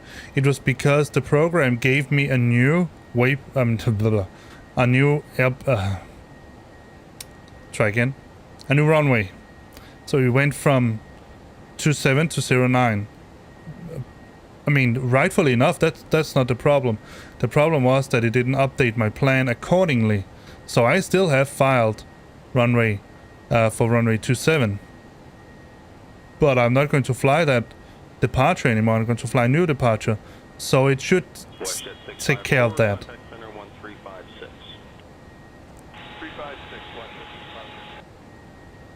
But sort of in the big picture, I'm really satisfied with, very, very satisfied with Pilot2ATC. I think it's a fantastic program that really, it works good.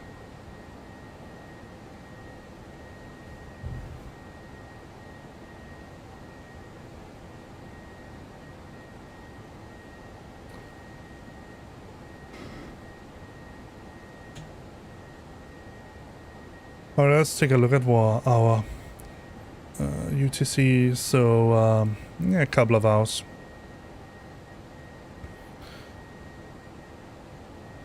And 4.2, that's okay. Let's look at progress. For now, it's just KORD.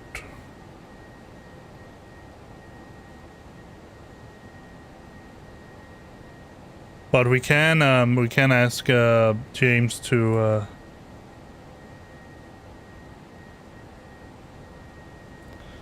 give us the active runways.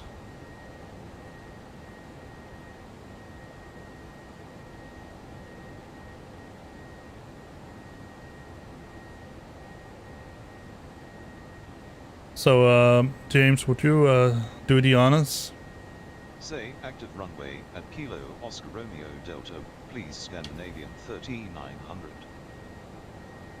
Scandinavian 3900 arriving and departing runway 09er left, 10 right, 09er right, 10 center, 09er center, 10 left. So 09er left, 10 right. Scandinavian 3900, you have traffic at 1 o'clock 7 miles at flight level 300. Good Air Canada 600, 188 for 230. Scandinavian 3900, contact Jacksonville Center on 127.8. Have a good morning. Air Canada 600 Center, climb flight level 350. I'm going with 350, Canada 600.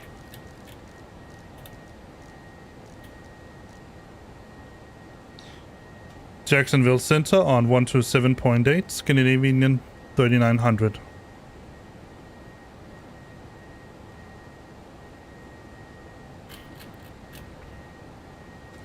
Jacksonville Center, good morning, Scandinavian 3900 at flight level 320. Scandinavian 3900, good morning. Radar contact. So it was... let's see, 09 left, 10 right, 09 right.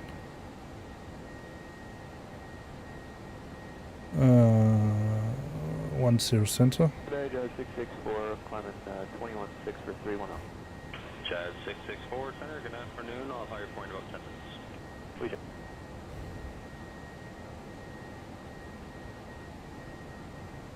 09 left, 10 right, 09 right, 10 center.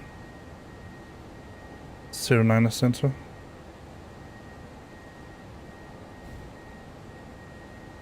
Zero 9 center. 10 left. Alright. So 09 left, 10 right, 09 right, 10 center, and basically those runways there. Alright. So now we know that.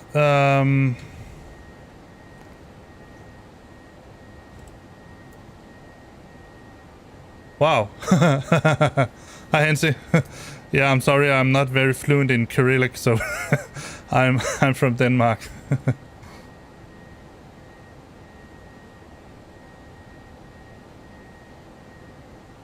Let's see. So, and what did it give me as a plan? It gave me 28 right, so that's definitely not going to be the case.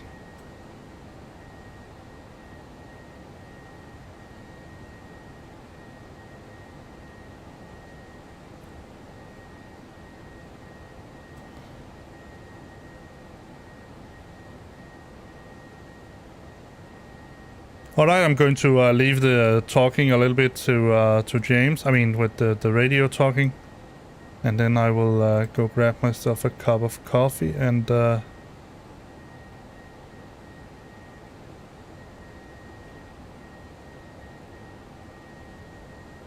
just get something a little bit to eat. So.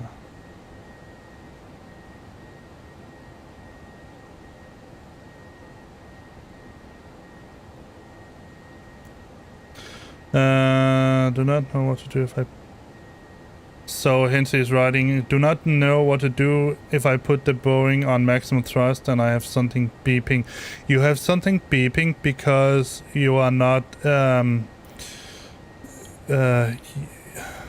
Scandinavian 3900, you have traffic at 12 o'clock 4 miles at flight level 300. Yeah, I can see him. Should be somewhere around here. Let me just get back to you in a second. Should be somewhere around here. Can't see. There he is. Traffic in sight, Scandinavian 3900. Alright, now that we can see.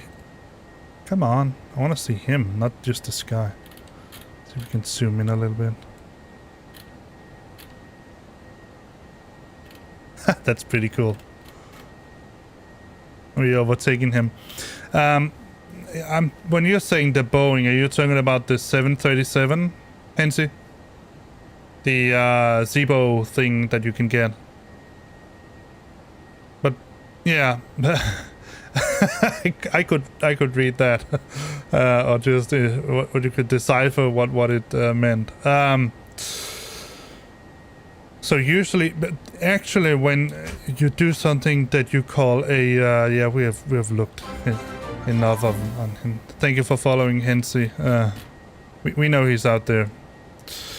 So let's go to 40 again. All right, so down here on the Airbus, you can see I have a button here that calls a takeoff config test. So I'm not going to press it now, but when I do, I get a list of things that are in order for performing a takeoff. 2 seconds.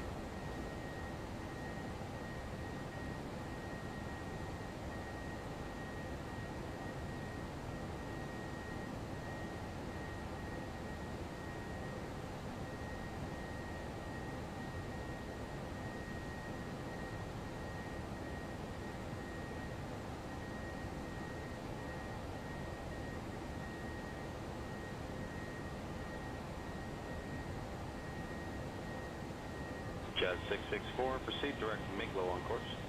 Direct Miglo, Jazz 664.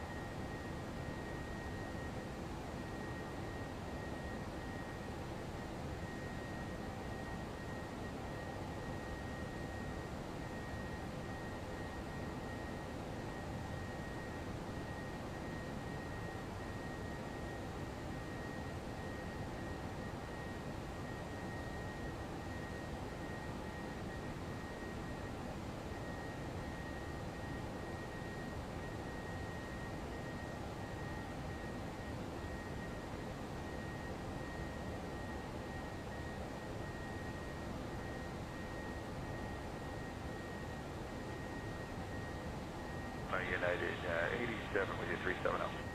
United 87 Heavy Thunder, good afternoon, and initial descent for Newark. Descend now, flight level 330. Down to 330 now, United 87.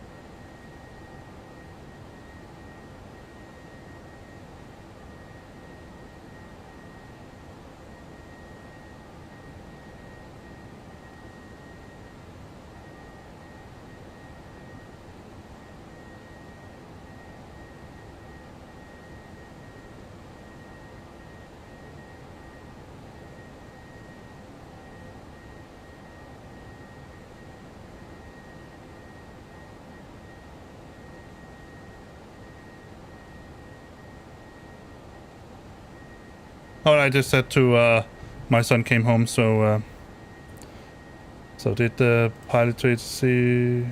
No, didn't get any news. So, let me see.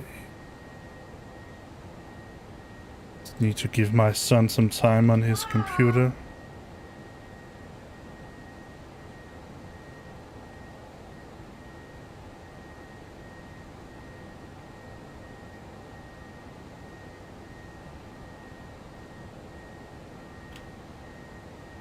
Jazz 664, I can get you up to 330 now as a final if you wish, or we can just take 310 if you want. 31 is great for Jazz 664. Jazz 664, roger, maintain flight level 310 as a final. Maintaining 310 as a final, Jazz 664 is there. I'm guessing you're meaning in real life? No, I'm definitely not. Alright, so your question was the beeping noise. The beeping noise is because that's the way you do the takeoff config test in the Boeing.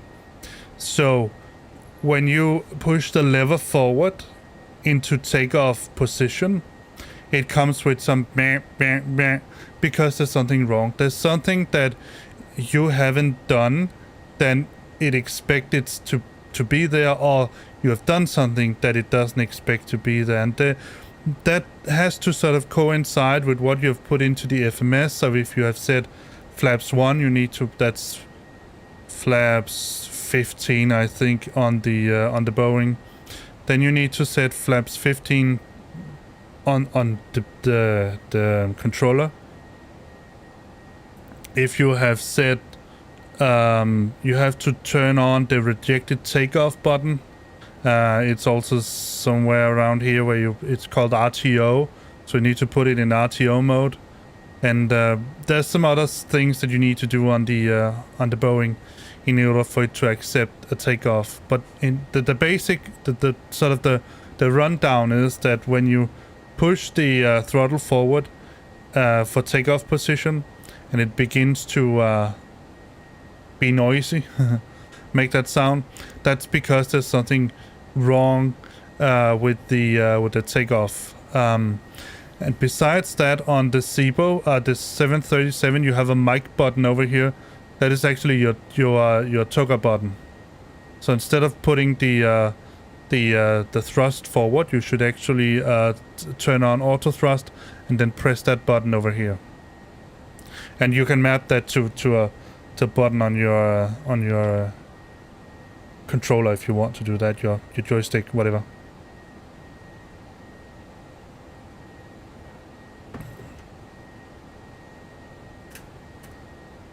The besides the fact that the Airbus has that takeoff button, if I was flying, this is the CO, so this is the classic engine option. if I was flying in the Neo, the new engine option. So I can't get back to the previous page, but there was a an up. When you take off, you have this wheel here. The I think it's what's it called? It's a trimming wheel. So you trim it to take off, and when you put in your weight configuration and all that, it will give you some sort of trimming setting that you would need. I can show you. So let's go to flight control here. You can see up the pitch trim here. That's what it's called. Now it's set to 0.3 up. For example, when we took off from Miami, the pitch trim was up 0.5. And so on the Neo, I don't think it should do it here. But on the Neo, if I set this FMS to 0.5 up, or doesn't set it at all, and then I set this here to 0.5 up, or the other way around, I set the FMS to 0.5 up and doesn't change this, then when you go into the flex position, when you try to take off, it will also make a noise, and it will ding the... Cannot remember if it's the master warning or master... it's one of these two. I cannot remember which one it is. But then you have to figure out what's wrong. Scandinavian 3900, contact Jacksonville Center on 133.7. Have a good one.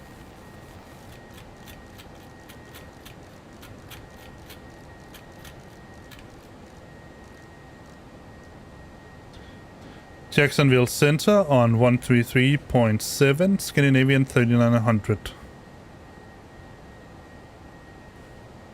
And he did that. Yeah, that's right. Let me see if he does it himself. Didn't I tell him to do everything? Let me just see if he doesn't do that. No, he doesn't respond to radio. Alright. Now you should respond to radio. Scandinavian 3900, contact Jacksonville Center on 135.32. Have a good morning. Center on 135.32, Scandinavian 3900. 3900.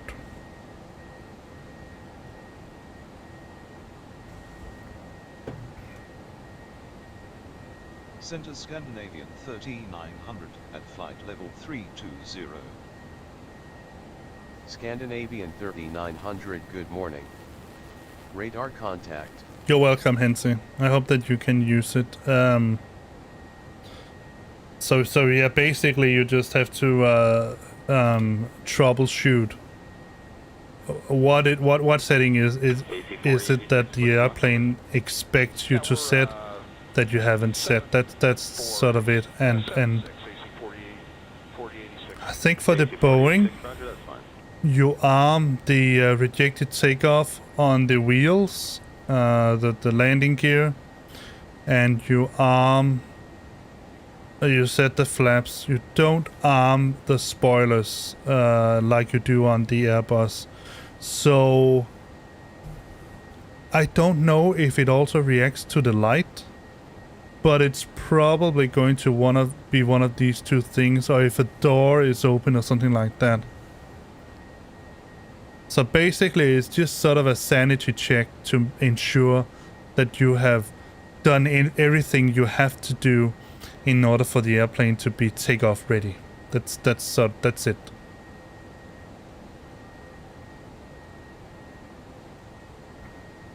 So if you follow a checklist, there is I think there is an X checklist for the 737 as well, or the 738 as it's actually called. You can at some point you'll be asked to do a takeoff config test, and that is actually what you do. You push the throttle forward, And if it makes a noise, then there's something wrong. Then you need to fix whatever it is. Yeah. That changed the weather. Let's get a flyby. Let me see what I've set the 5 minutes. That's what I want. Let's get a flyby.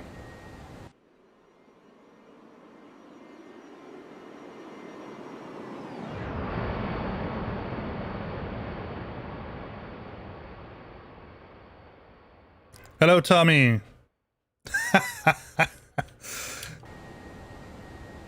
I actually think that you're just trying to annoy the Streamlabs bot now. It really doesn't like your caps. Yeah, it does. It really just... him again.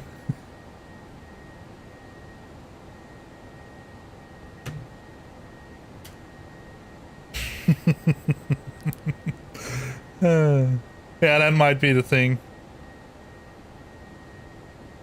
The what? Oh, I was just, what is the E? Oh, that was, oh, yeah, alright, now I get it. I was just thinking an E767, what's that, an electric plane? That would be something new.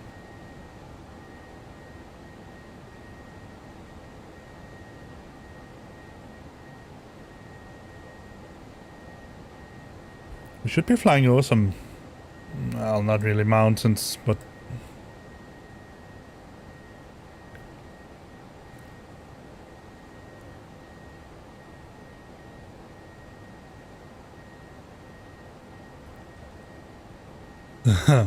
I'm pretty sure the only thing I can see is clouds.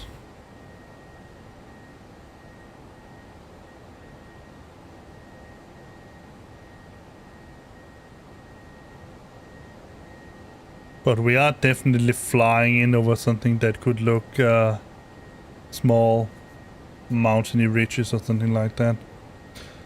Kansai to Haneda. So Haneda, that's Tokyo, right? Japan. Kansai, what's that?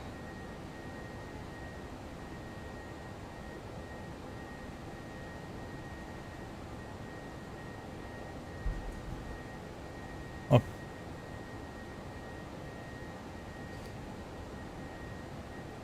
Oh. I'll do that then.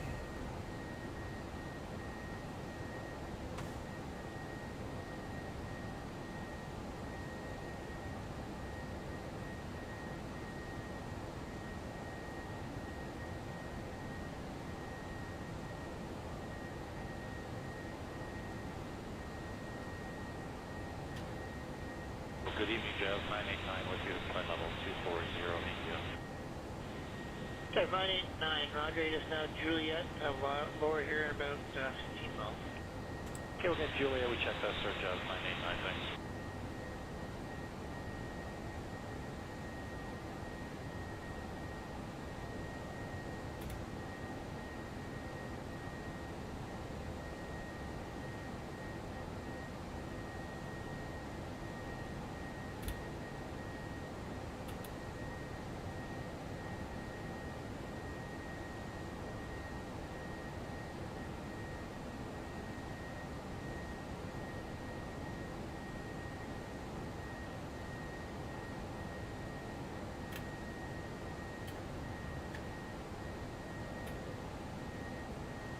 Encore 3406 with you, 10.6, 12,000. Encore 3406, runway to 8, climb the flight level 230. 230, 3406.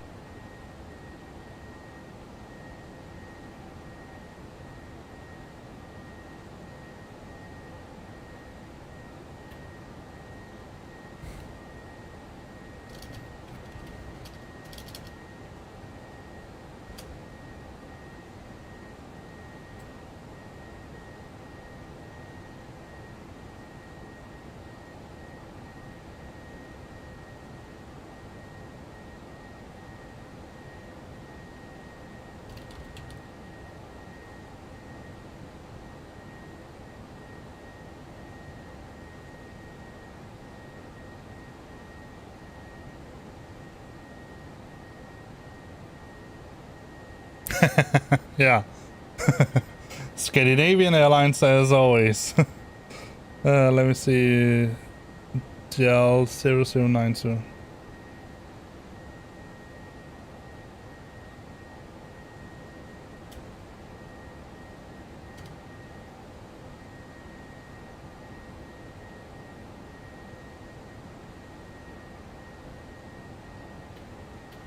Scandinavian 3900, contact Jacksonville Center on 125.75. Enjoy.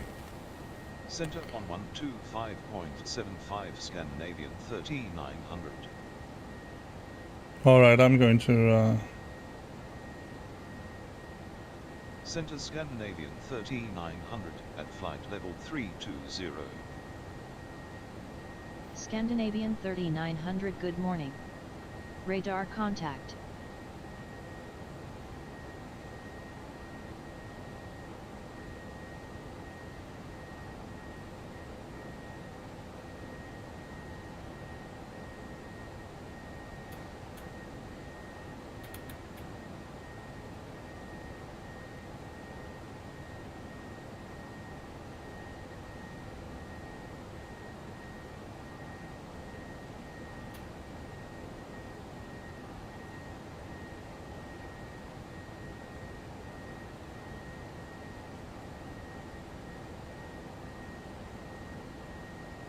Yeah, now I can see you.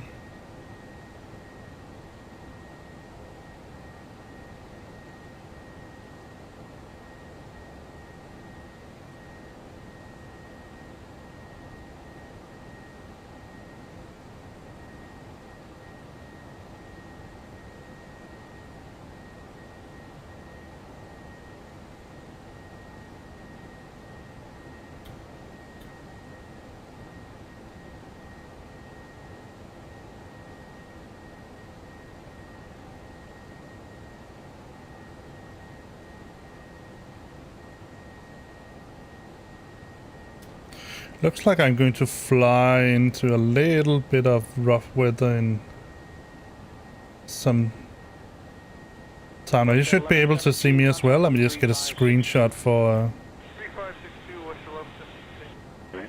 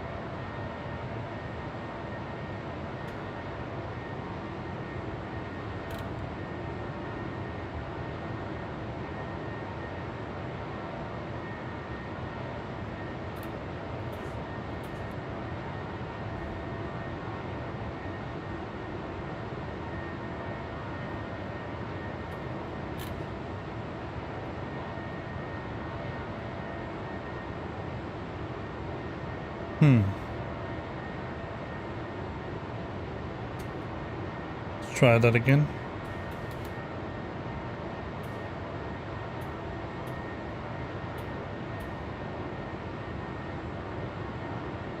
There we go.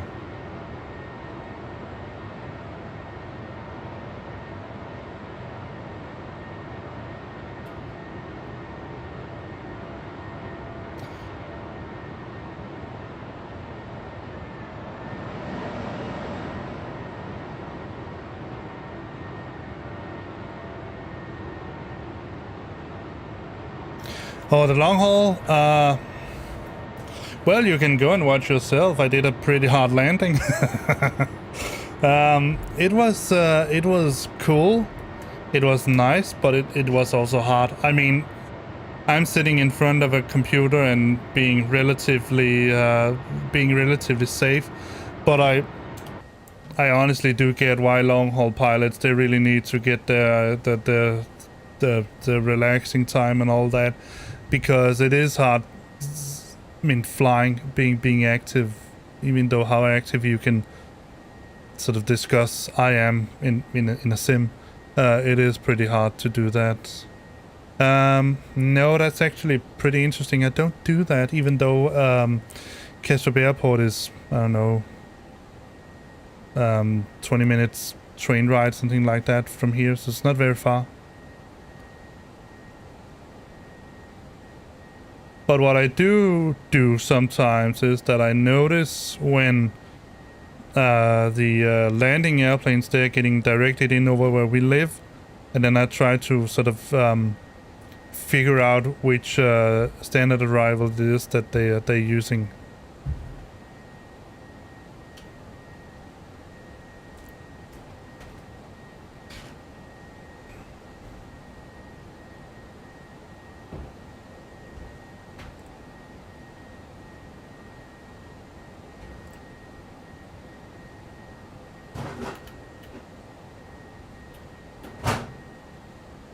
Exit 546, contact center 1937, good day. 1937 as well. Bye.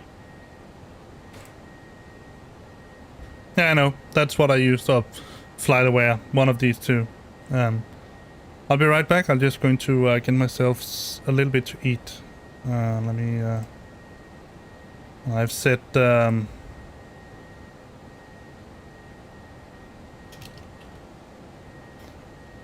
I've asked James to take over the radar, so not the radar, the radio, so you can enjoy yourself listening to him blabber. I'll be right back.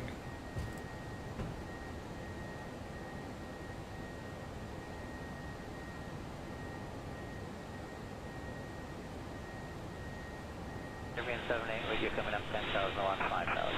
Caribbean Airlines 078 Center, good evening. Continue climb flight level 230. Turn left by heading 180. Up 230 to left turn 180, Caribbean 78. That's for weather, correct? Yeah, I'm going to do that for weather if that heading looks good. About 4 or 5 miles ahead, there appear to be 2 bands of weather. You should be able to go through on that heading. I have traffic ahead of you leaving 200, minor deviation on that track. Copy that, there.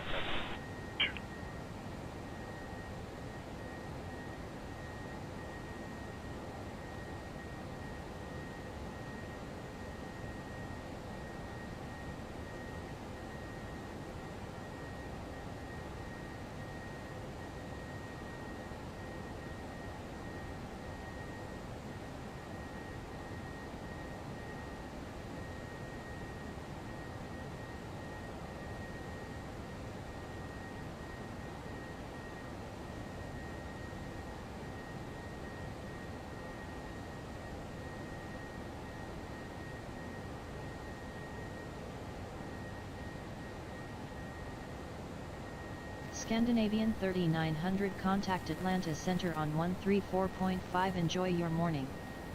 Center on 134.5, Scandinavian 3900.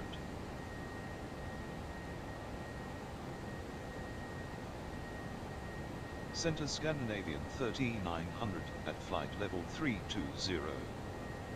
Scandinavian 3900, good morning.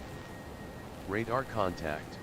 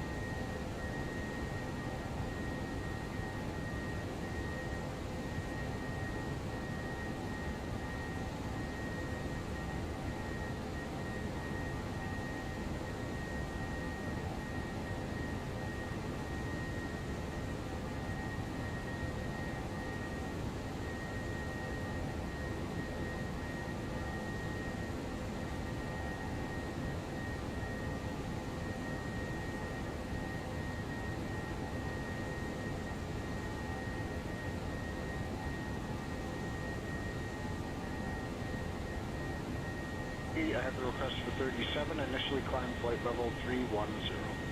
Okay, 310, United 913.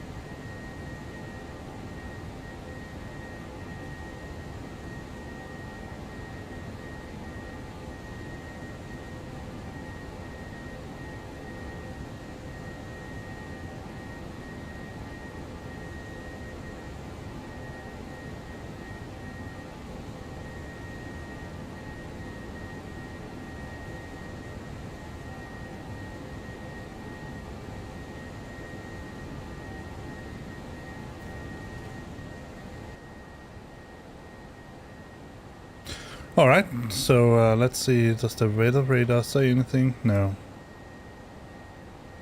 Nothing. 78, contact center 127.07, and Oh. if you need further deviations, you can make requests. 12706, Okay.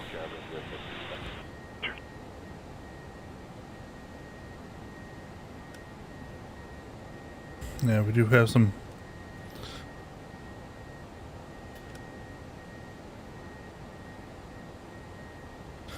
guys nearby.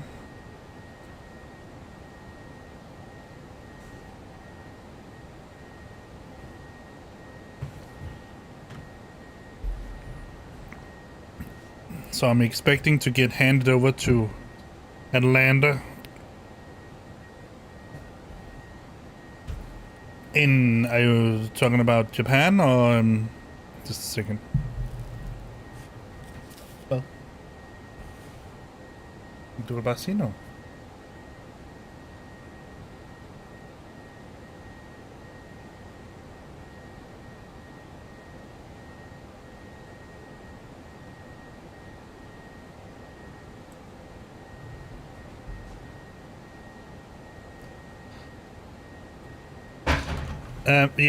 I mean... Scandinavian 3900, you have traffic at 11 o'clock 10 miles at flight level 320. Scandinavian 3900, contact Atlanta Center on 134.8, enjoy.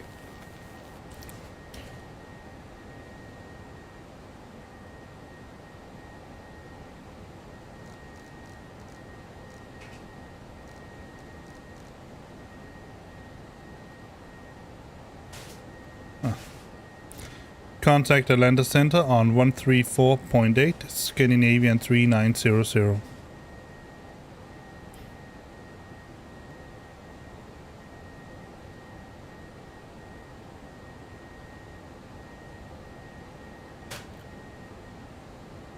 Atlanta Center, good morning, Scandinavian 3900 at flight level 320.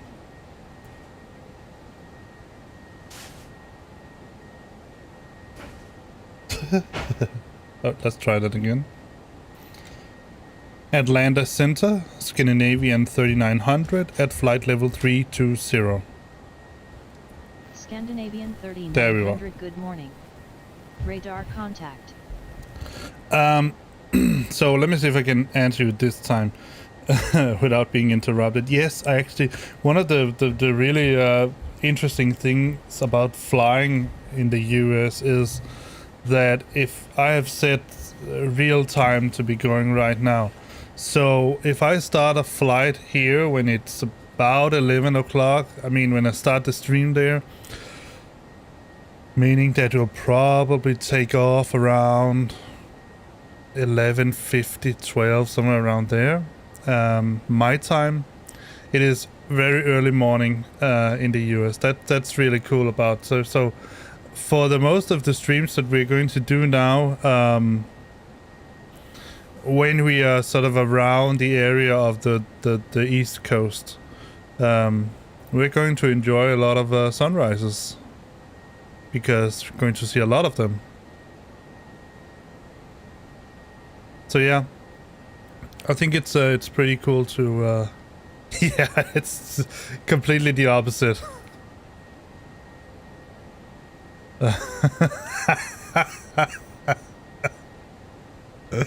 Oh, the Streamlabs bot is really out for you, man. Yeah, it does.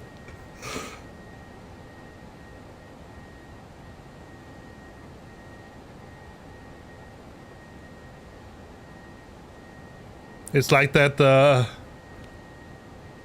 ever watchful grandparent or something like that, the big brother, big sister, that just constantly notice your every action, and when you just step a little bit out of order, it'll just hit you, just completely just jump on you.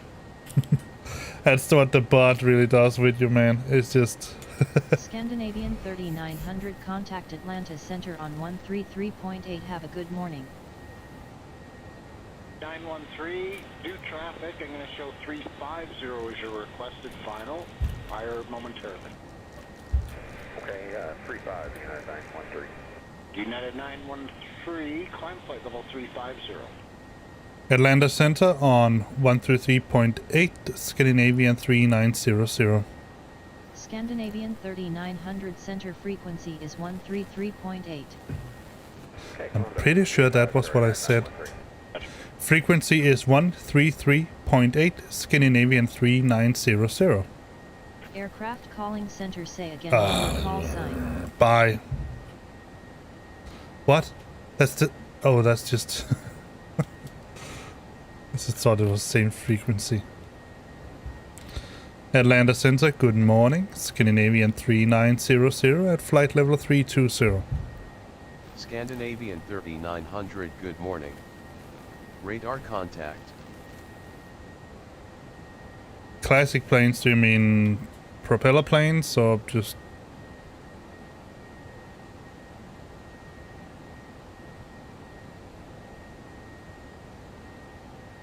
That's true, they certainly are noisy. But it also depends on what you really define as classic. I mean, I saw a guy that flew the old Boeing 747-200.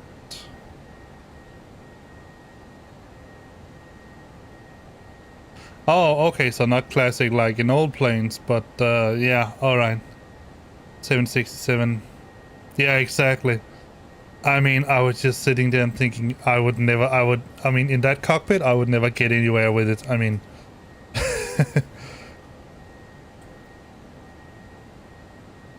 Everything in there was analog. I would just... Oh no, no.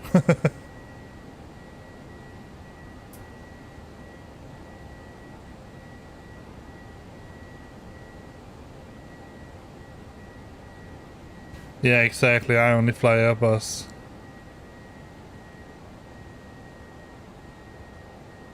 Well, I did actually consider getting the KORD just because it's an incredible, special sort of iconic airplane. But it's also completely analog. I mean, it's very modernized analog, but it's still analog. I mean, the thing that actually sort of put me most off was that a manual input of all the coordinates, and I'm not talking about setting in waypoints. I'm talking about putting in the coordinates for every waypoint, north and west or east and all that. I've just been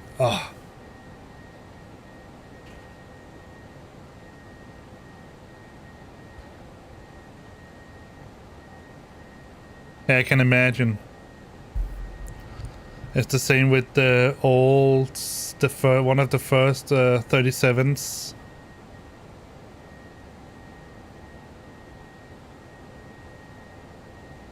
And the 727, I think it is. It's also really old and very analog.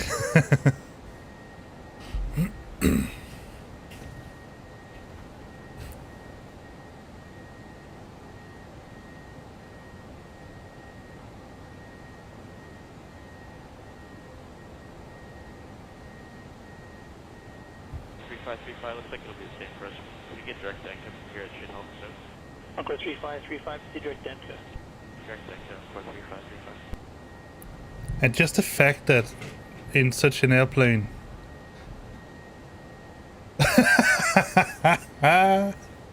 he doesn't like you.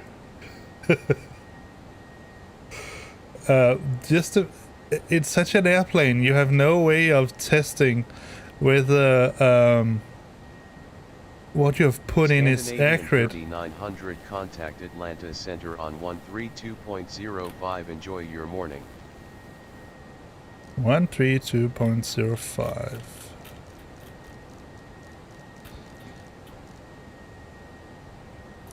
Atlanta Center on 132.05, Scandinavian 3900.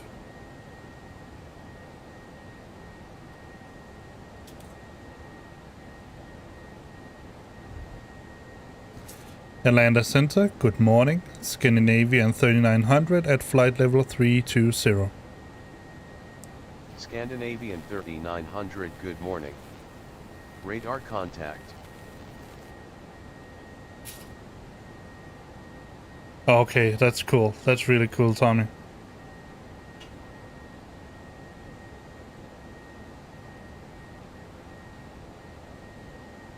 But I did actually also hear that the pilots that flew the Concorde, I mean, despite lacking any kind of glass cockpit or anything like that, and you had to punch in the coordinates manually, and so you have no way of testing sort of visually whether you have put in the right coordinates or not. They said that flying the Concorde was it was joyful. I mean, they enjoyed flying it. It was almost like sort of a playing around in a very expensive cockpit. So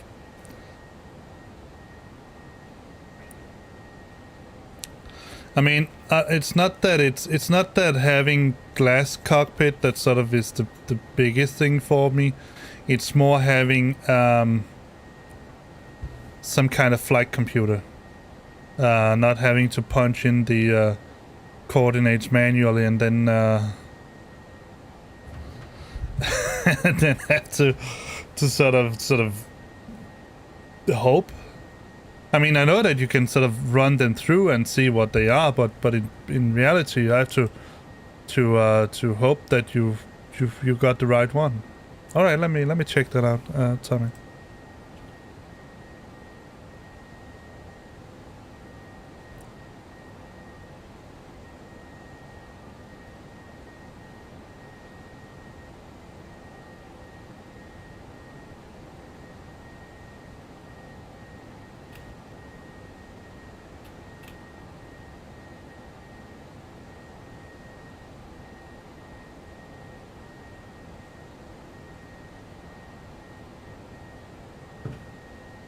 Yeah, I can see, but you do have, I mean, the two primary displays are glass cockpit.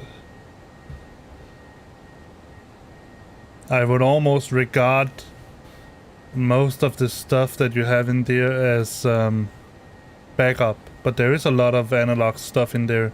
We're good to flight level 220, and we are 223 heading to weather. Exit 512, center, roger. Radar contact. Looks like that heading for about another 50 But it miles. also seems that what Boeing has been doing for quite a while, if you discount the 777 and the 780s, the Dreamliner and all that, what they have been doing for a very long time is taking what is basically old designs and then just trying to upgrade them to be more modern with glass cockpit and all that, but you still have all those old analog stuff sort of around in there in the cockpit, because it would be completely silly to remove them for no apparent reason.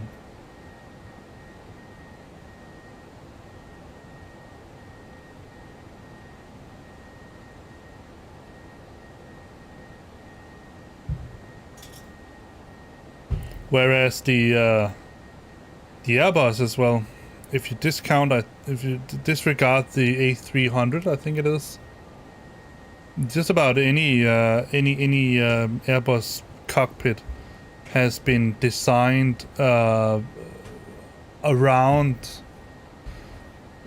the uses of glass cockpit. That is why you don't see a lot of analog stuff in here. I think that the only real analog instrument you have must be this down here.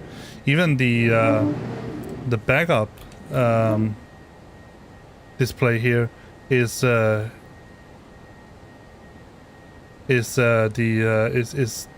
digital. It's glass actually. This down here is an analog instrument. All right, let me see.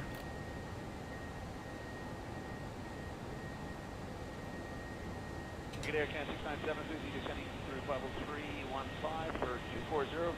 We have Juliet. Air Canada 697, roger, descend 8,000, altimeter 2996, I got a kilo up now. Yeah, that's very classical Boeing. That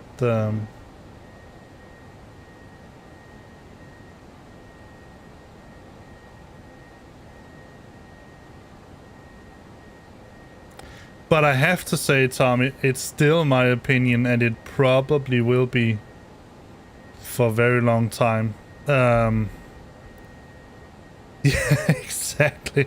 I mean, it simply, honestly looks like the guys that built the overhead, they just have all of these things in a pile, and they just grab whatever was at the top and put it in sort of, instead of saying, all right, here we have something related to electricity and the hydraulics, let's put that there. And this is related to lightings, let's put that there. This is related to IRS, let's put that there. It simply just looks like they had sort of all of these things in a big pile, sort of one stack, then just grab whichever was at the top and then just put it in where they could sort of fit it in. Because it's I mean, it's all over the place. When you just the startup, you go to the middle, then the top, then the bottom, and yeah, it's just like you need sort of a little map where you can see, all right, 3 steps up and 2 to the right, there's the switch. Whereas I have to say that whatever people dislike about Airbuses being what do they call them, Nintendo planes or die-by-wire, whatever, the overhead is nicely laid out and it's structured, so it's fairly easy to see. If someone says you need to switch something at the hydraulics panel, well, you have the hydraulics panel right there, so it's there. The only really messy stuff you have is up here, and here's the maintenance panel. It's for the maintenance guys. They don't care about order. It's just blah blah blah. 3900, contact Atlanta Center on 133.6. Have a good one. 133.6.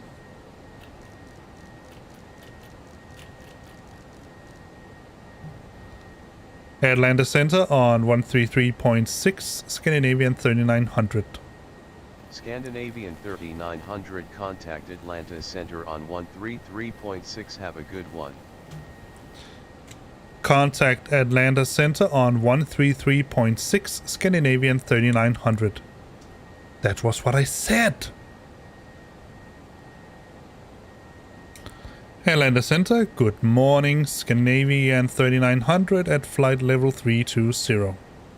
Scandinavian 3900, good morning. Radar contact. And also, this panel here. This is also one of those where I think, again, with the Boeing, it's just like they're thinking, all right, we need a button for this, we need a button for that, we need a button for this, we need a button for that. Let's put it in where it fits. I mean, it is not completely sort of randomized, but you have a lot of buttons for things. Whereas I think that the philosophy for Airbus has been, all right, let's try to design this panel so that it has the functionality it needs, but with as little buttons as possible. So for instance, if you have to go through the different, you have a pull-push system. So one option is to push the button, then you get one functionality. You push it, then you get another functionality. And you can do this with all of these, meaning that many of the buttons that you have on the Airbus, the Boeing, where you have a heading selector or VNAV, LNAV and all that, you don't need that on an Airbus because it's all contained inside these 4 primary buttons. You have autopilots here, of course, and all of that. So yeah, I think that and I don't think it's because Boeing again have bad designers or that they just don't care. It's just because I think that many of the planes Boeing have are from a very old design, where the design philosophy was something completely different. It didn't matter if you had a lot of buttons and switches and all that, because you needed that. You didn't have the technology to make these touch-sensitive knobs and all that. And instead of just changing the entire autopilot section, yeah, exactly. Rouge 1886, yeah, apparently 29 is better. Descend flight level 290. 6290 next to EAC.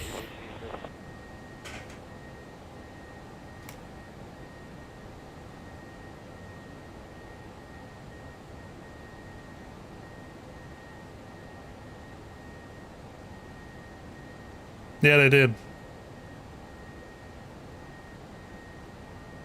But it also turned out, I mean, you can see with the unfortunate accidents there were with the 737 MAX, that sticking with an old design and then just trying to upgrade it is not always a good solution, because I've learned since then that what happened was with the 737 MAX is that the 737 is designed with a certain engine specification that is placed so that you have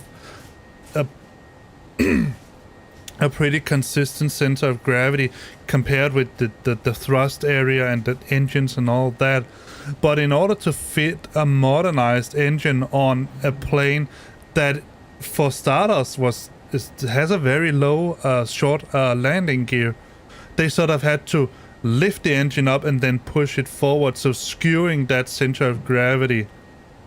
And then combining that with that MCAS, I think it was, problem where they would have a trim wheel surge, and that unfortunately resulted in 2 crashes. That is just an area where I have to say, well, Boeing, you have some old designs and you like them, that's fair.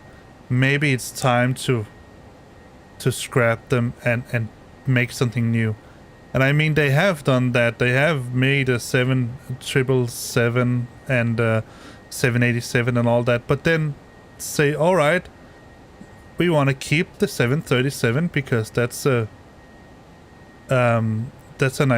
of our iconic airplanes, but we make a new 737. We completely redesign everything because it did show that it was unsafe to just keep the old design and then just say, well, it'll be fine.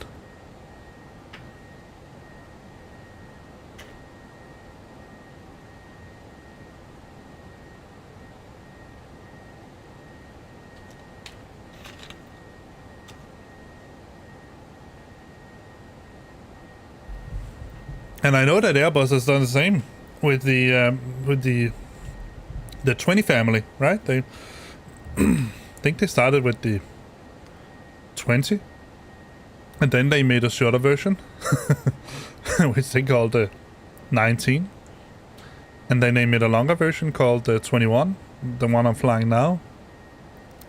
But they did it with several considerations. So for the 21. They strengthened the landing gear, struts, and all that. And for the and they, I don't know if they did that on purpose, but they certainly made the airplane design upgradable to the new Neo engines by having that tall relatively tall, I will actually say normal size landing gear.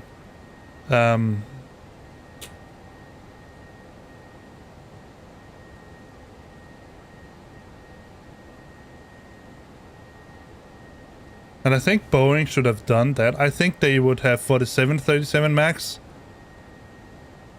they would have had a lot of these problems disappear if they at least redesigned the landing gear system so that the landing gear was taller.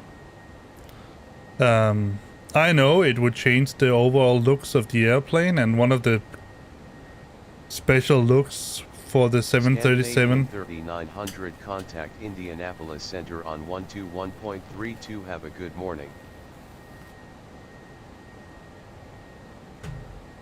I'm going to let James answer this one. Center on 121.32 Scandinavian 3900.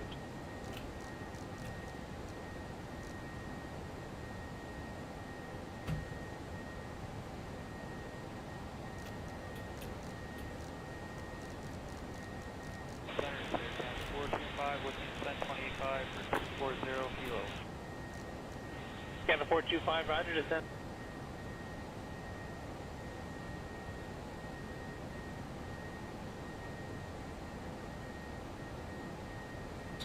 Indianapolis Center, good morning. Scandinavian 3900 at flight level 320. Scandinavian 3900, good morning. Radar contact. Yeah, what I was going to say is that I know that one of the sort of the iconic looks of the 737 is definitely that very short landing gear that makes the airplane relatively close to the ground, and you have these engines that are not completely circular, they're more sort of oval and flat at the bottom. So I know that it's like messing with tradition, right? But still, I think that they should have extended that landing gear, make the airplane taller. Then they could fit those bigger engines, Neo-like engines, better. And obviously, they would still have the problems with the MCAS and the wheel surge. That is a different problem. But it was all sort of related together because of that shift between the center of gravity and the center of thrust.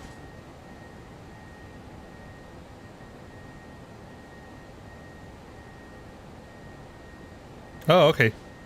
I am...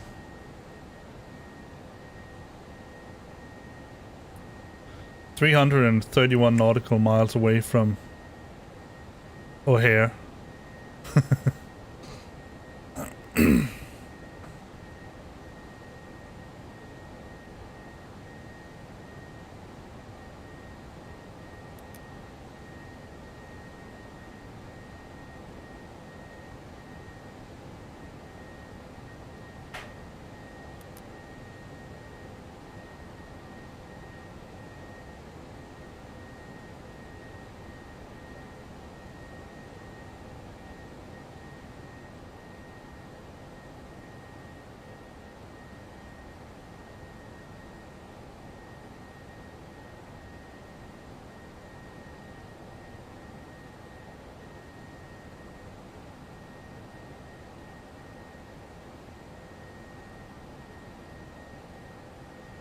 Alright, then you better concentrate on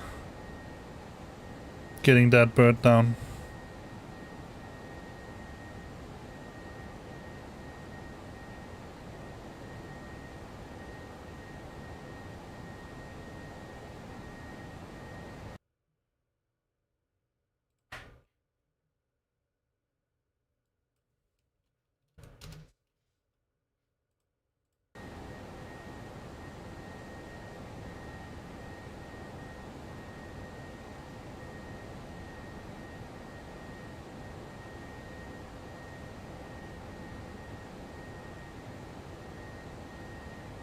Rouge 1886, descend now, flight level 240.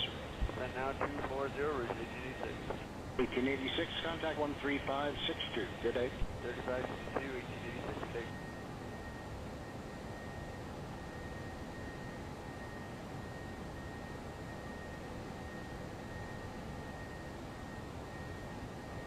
Alright, now that we're sitting up here and having what seems to be a relatively nice tailwind, let's get a little measurement. So let's go to the fuel page.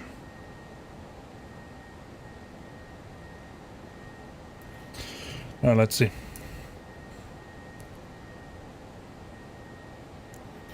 So we have 77300. Here might be switching ends, or might be vectoring and holding briefly, let you know. Light level is 320. We have TAS 438. Ground speed 471.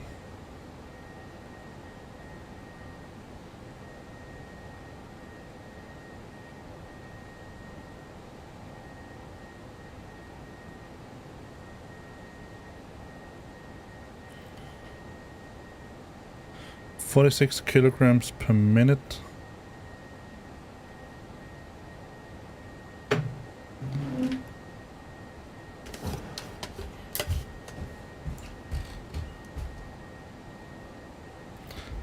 $2,760 per hour. And the true air temperature is -22. Alright, that should be all I need for now.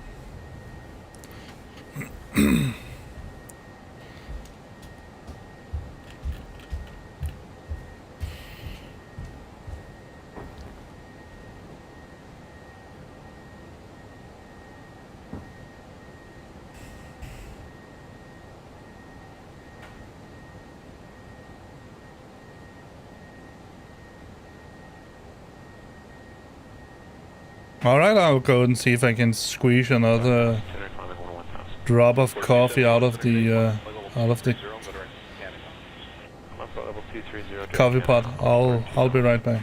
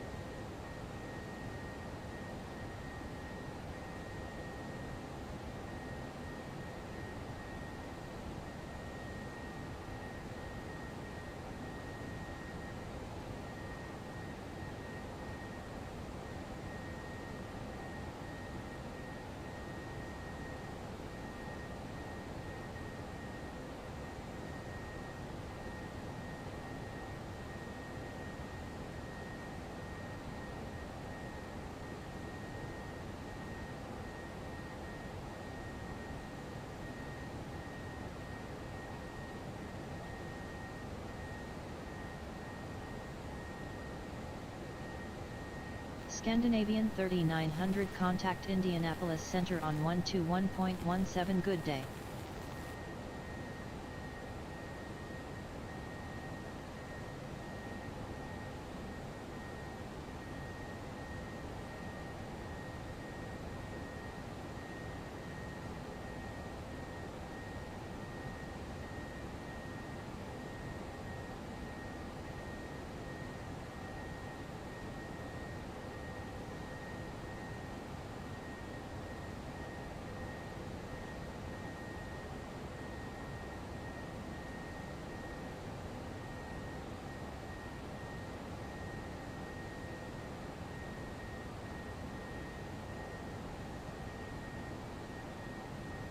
Scandinavian 3900 contact center on 121.17.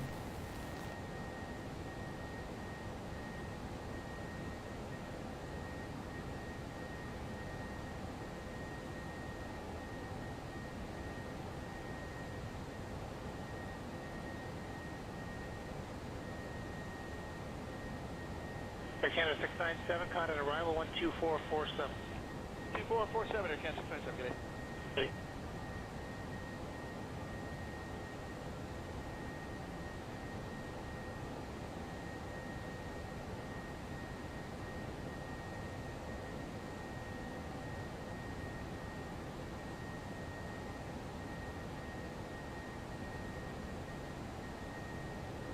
Scandinavian 3900 contact center on 121.17.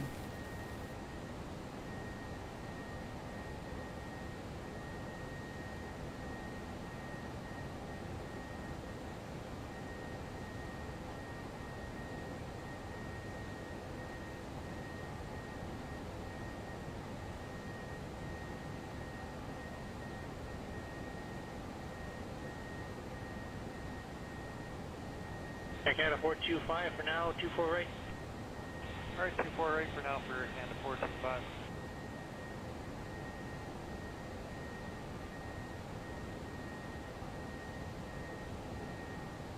Scandinavian 3900 contact Indianapolis Center on 124.62. Have a good morning.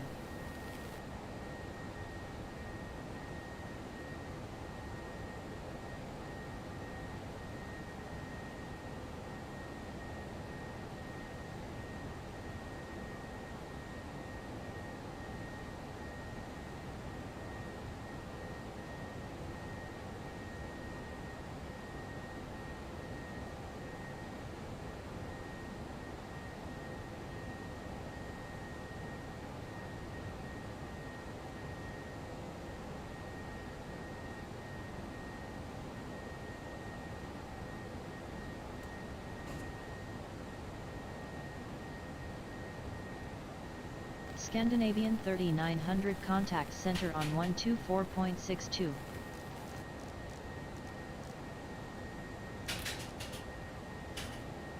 Center on 124.62, Scandinavian 3900.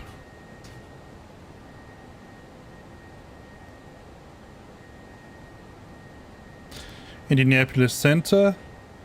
Good morning, Scandinavian 3900 at flight level 320. Scandinavian 3900, good morning. Radar contact.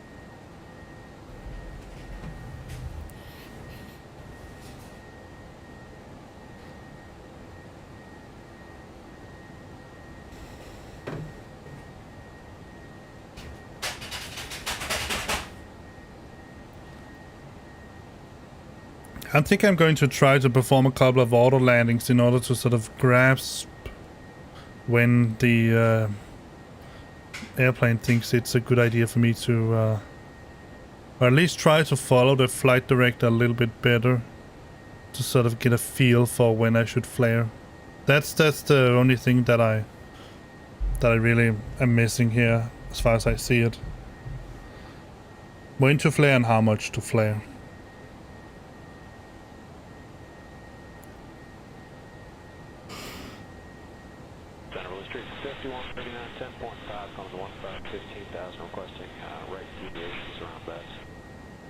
Bushwick 5139, Center Good 8, climb for level 230, deviation is approved. Fox 2 when you're able.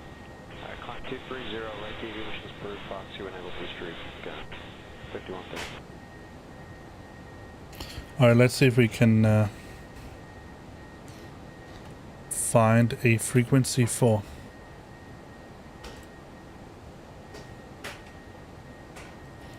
$135,400.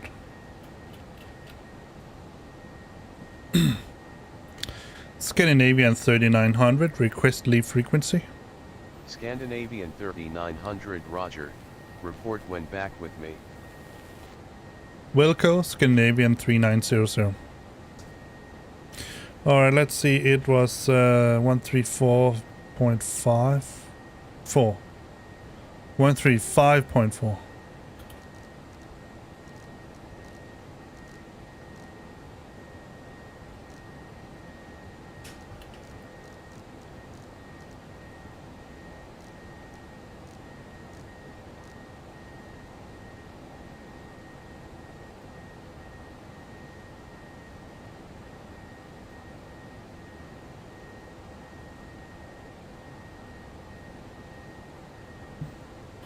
Maybe I'm not close enough yet.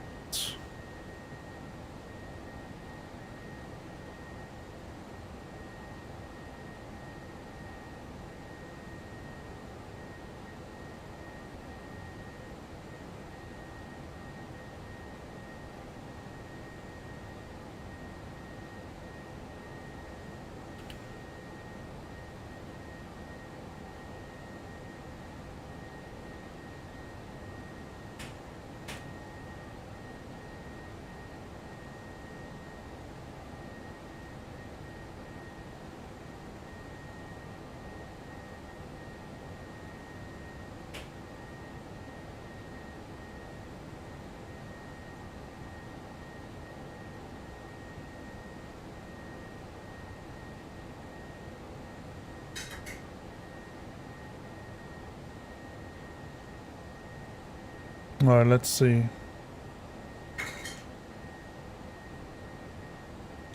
119.15.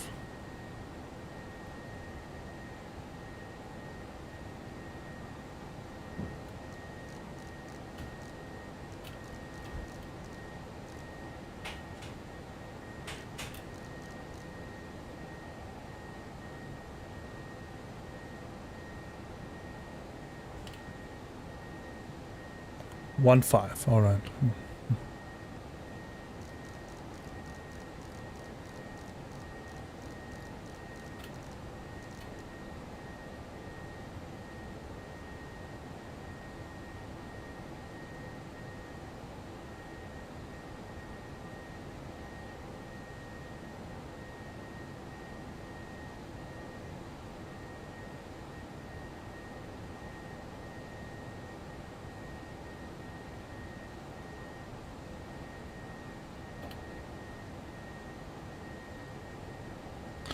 One 119.15 and let's try 133.67.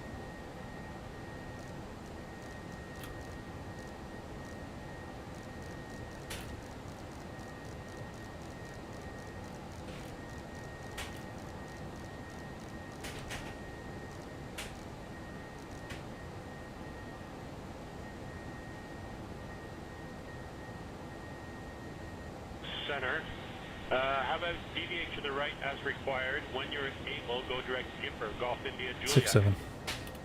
Sounds like a plan. So, deviation, right of course approved, direct Gipper when able, and will advise Air Canada 779. The 779.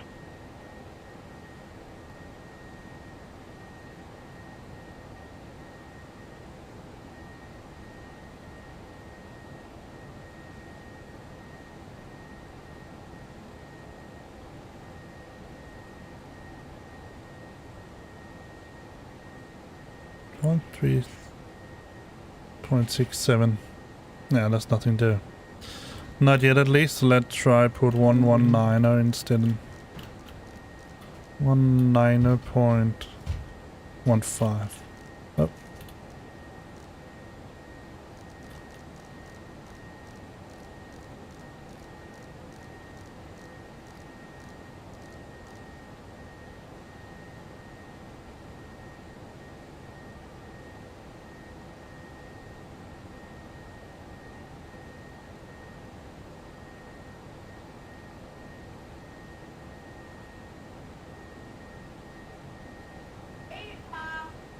Alright.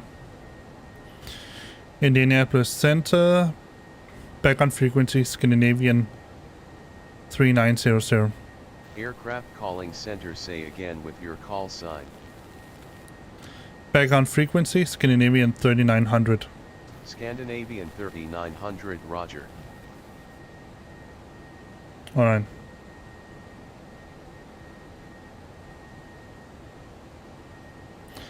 Oh, that's cool, Tommy. What was the G rating?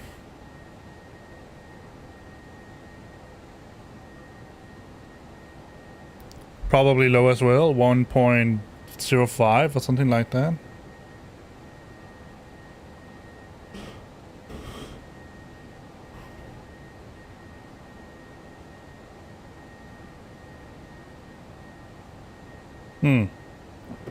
That was a pretty good guess, I would say.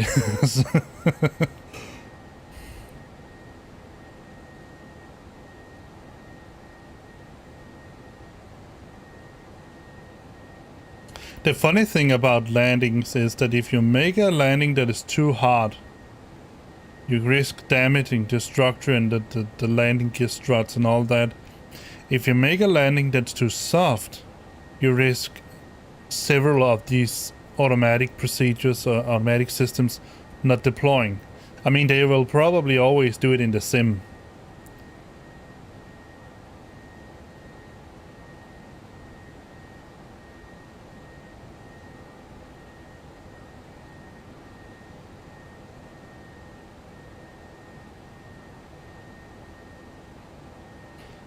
What was the crosswind?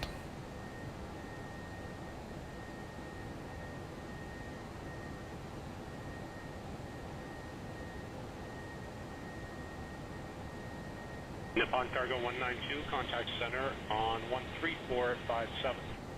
13457, Cincinnati 192.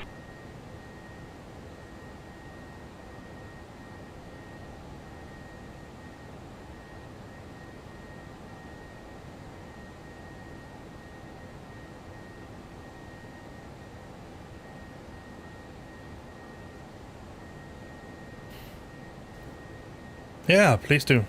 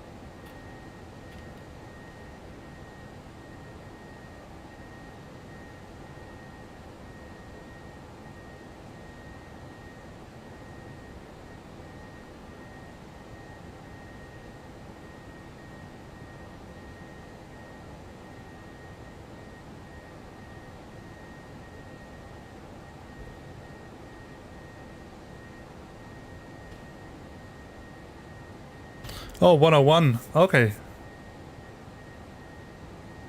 Yeah, that's low. Yeah, what I was saying, yeah, the fun thing about land, yeah, like I said, if you do it too soft, then you risk some of these things not deploying. I mean, in real life, in the sim, they will probably always deploy.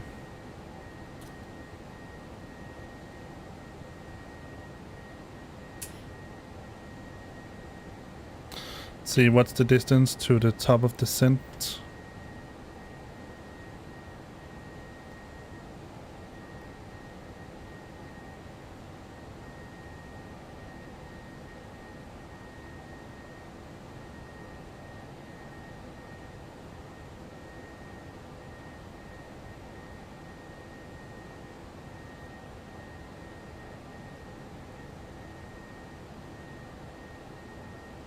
Let's see.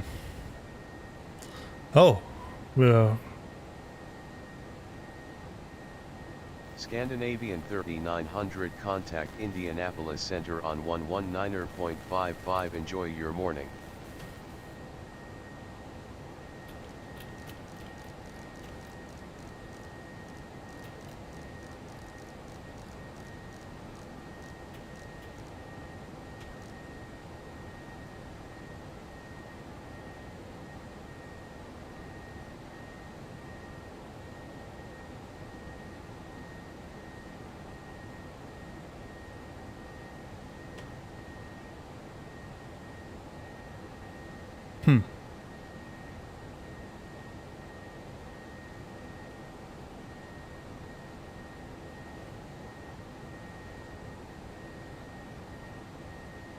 Scandinavian 3900 contact center on 119.55.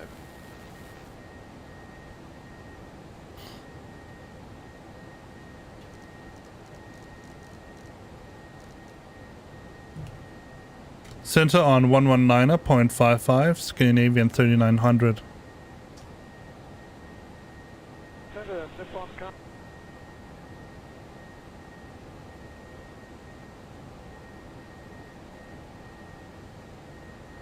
That sounds like fun. Well, not the chores. The flight. One on Indianapolis Center. Good morning. Scandinavian 3900 at flight level 320. Scandinavian 3900, good morning. Radar contact. I'm a little bit disturbed about my top of descent here. That looks weird. That it's keep being 5 miles out.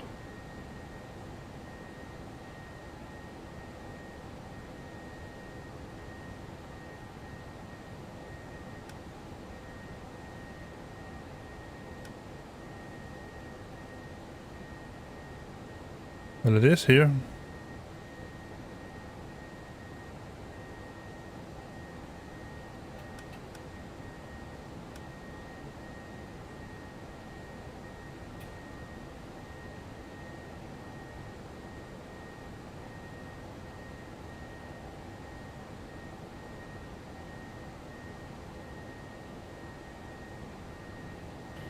That has to be an error of some sort.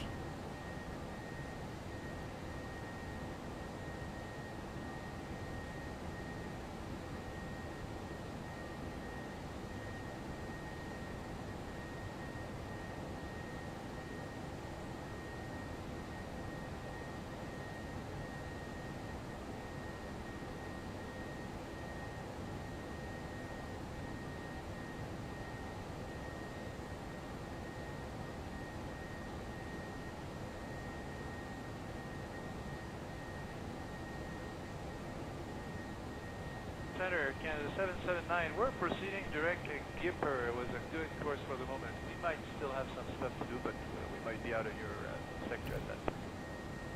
Canada 779, thank you.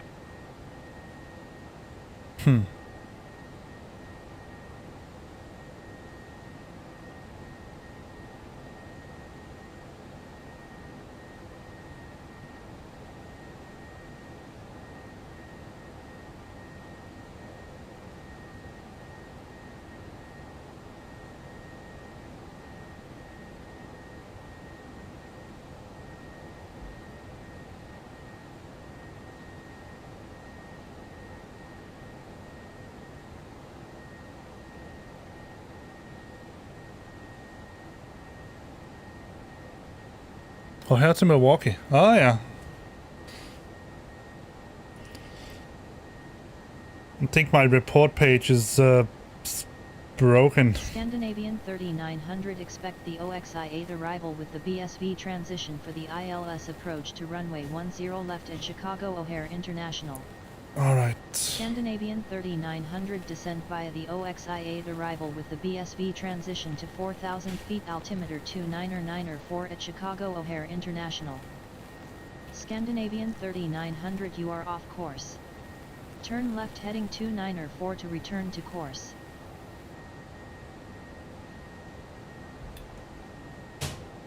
Oxy 8 with the BSV transition for ILS to runway 10 left. Alright. Almost right.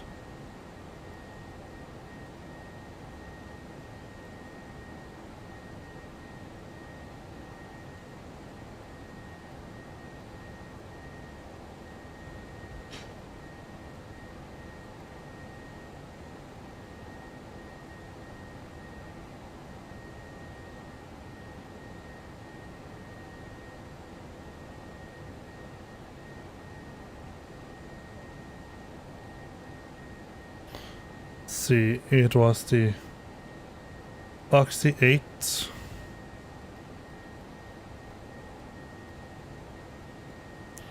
with the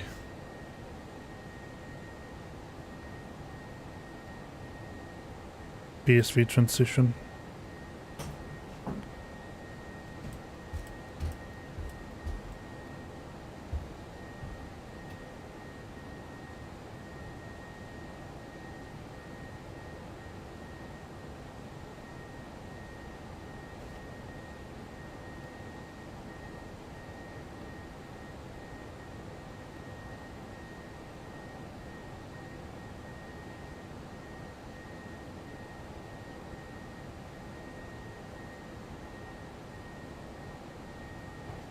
Alright.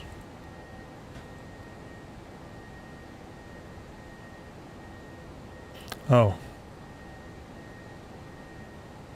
And what was it? 4,000 feet.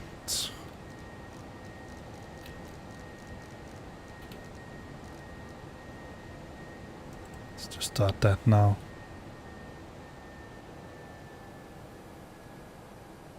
Oh, not that. This one.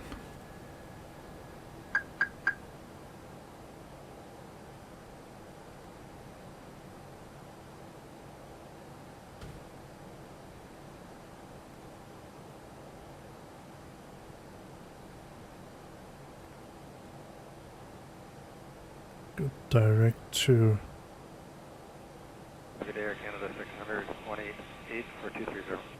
Air Canada 600, center, climb by level 350. I'm going level 350. Okay.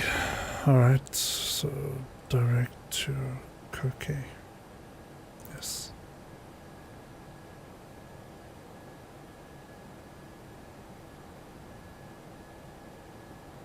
Scandinavian 3900, contact Chicago Center on 119.85. Enjoy.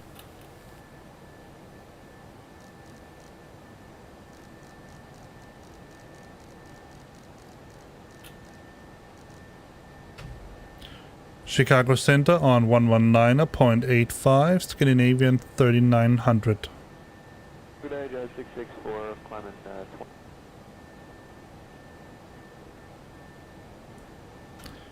Chicago Center, good morning, Scandinavian 3900, descending to flight level 040. Scandinavian 3900, good morning. Radar contact. Altimeter 3002. Altimeter 3002, Scandinavian 3900.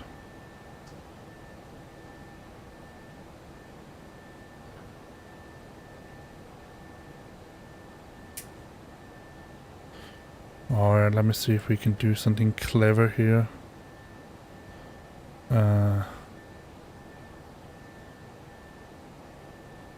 Oxy.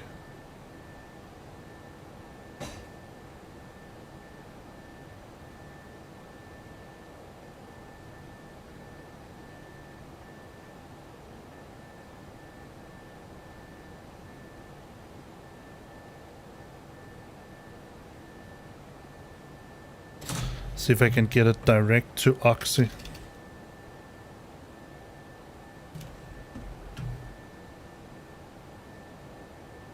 Scandinavian 3900, request clearance direct to Oscar X-Ray Yankee.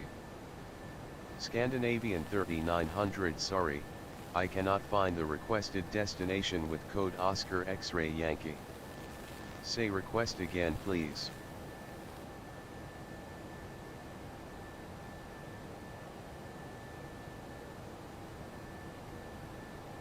Ah.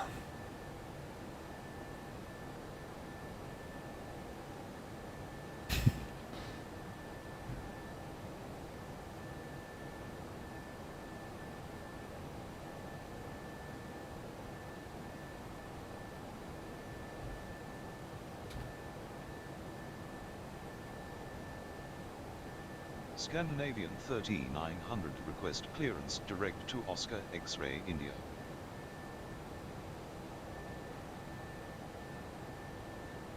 Scandinavian 3900 cleared direct to Oscar X-Ray India, then as filed. Cleared direct to Oscar X-Ray India, then as filed. Scandinavian 3900.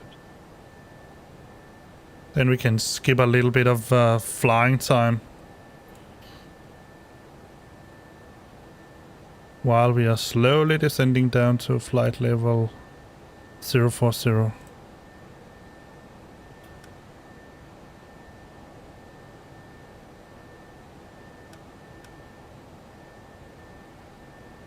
Scandinavian 3900 resume navigation. Resume navigation, Scandinavian 3900.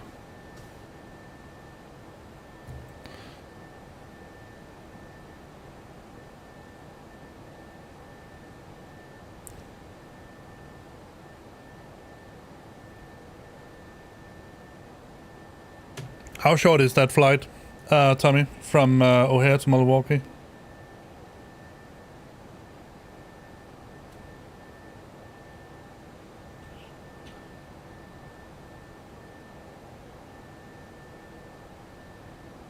What, did I put a star in here? Let me see. Yeah.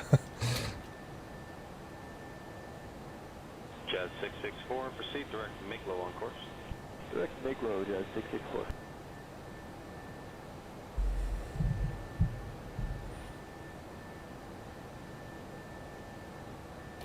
Where is he? Somewhere above us? See if I can see him.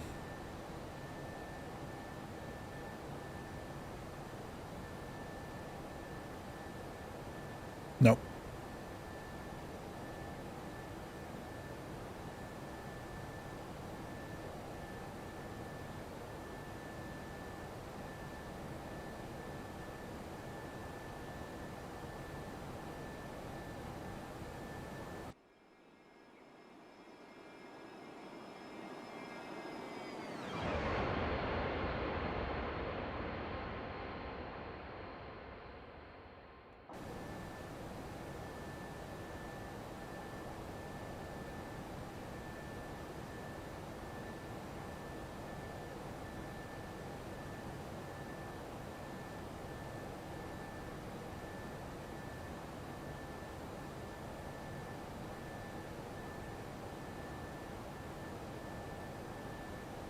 Let's turn the terrain radar on.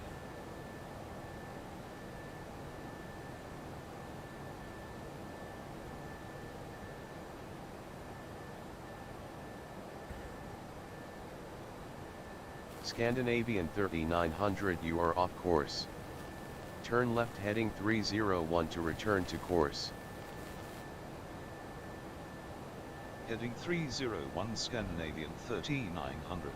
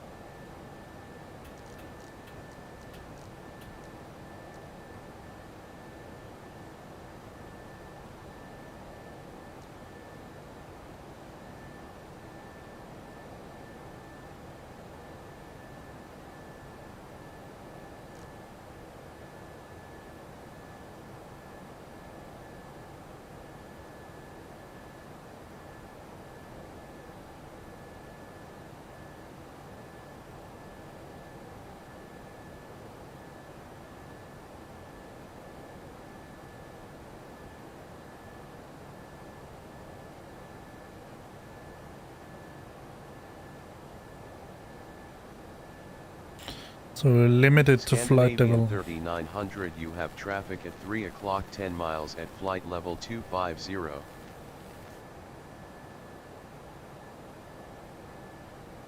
Traffic inside Scandinavian 3900. So we have him right out there. So. Hello.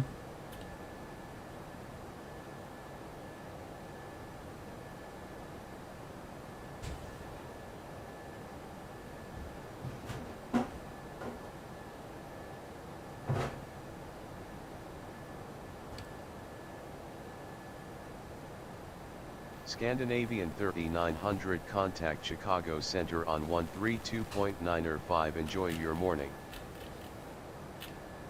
132.905.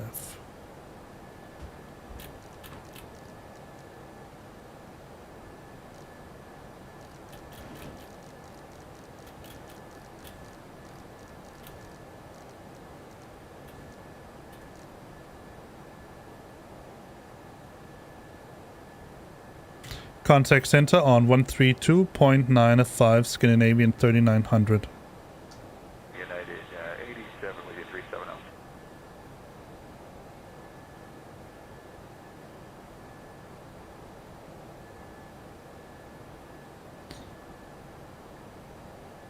Chicago Center, good evening.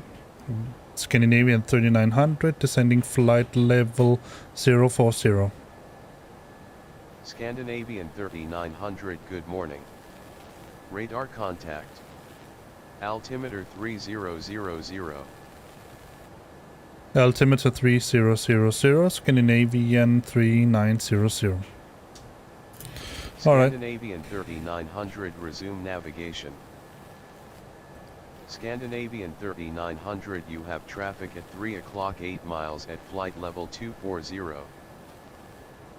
Scandinavian 3900, you have traffic at 3 o'clock 7 miles at flight level 240. Resuming navigation, Scandinavian 3900. Alright, I'm going to get Bob online here, so let me see, it's what's control this, I think. That should get him... No, not Bob. James. Sorry. It's my old guy that was Bob. Alright, so let's remove this manual and discontinuity.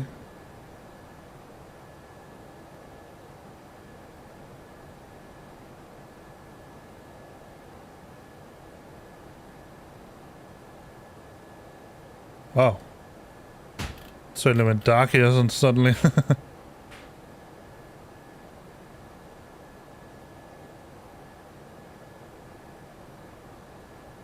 Alright, let's see. Performance. So, 3000.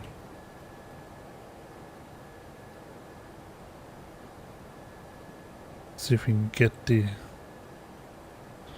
ATIS. Scandinavian 3900, contact Chicago Center on 127.55. Good day. Center on 127.55 Scandinavian 3900.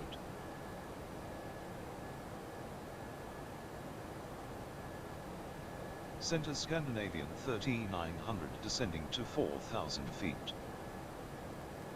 Scandinavian 3900, good morning. Radar contact.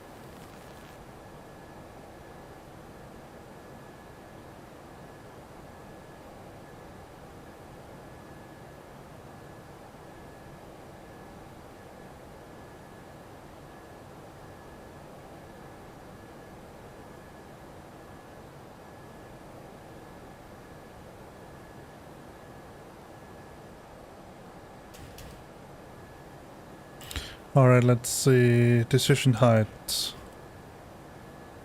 for 10L.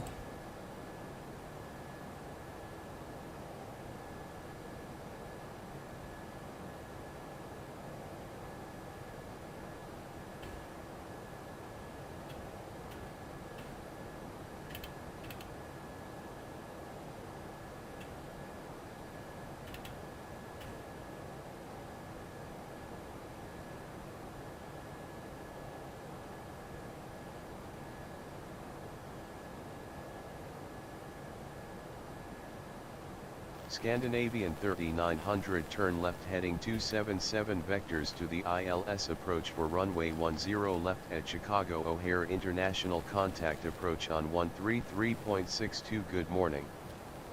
Heading 277 vectors to the ILS approach for runway 10 left approach on 133.62 Scandinavian 3900.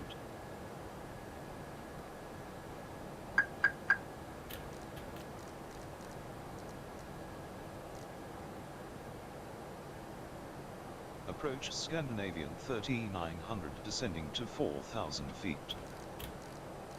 Scandinavian 3900, good morning.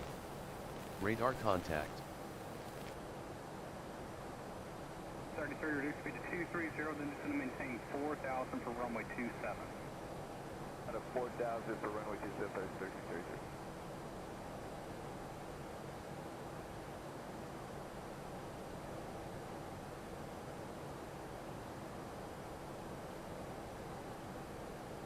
$772. No, 100.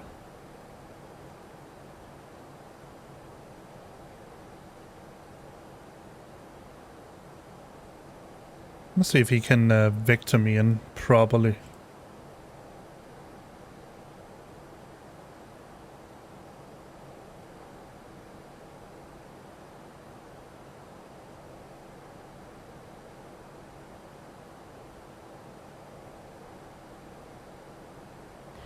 Yeah, looks like it.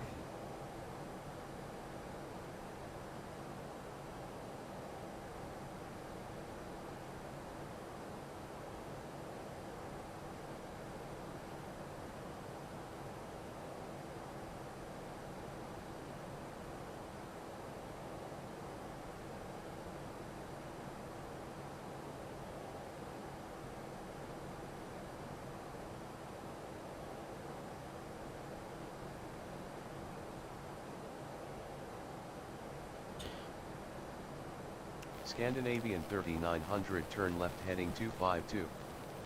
Heading 252 Scandinavian 3900.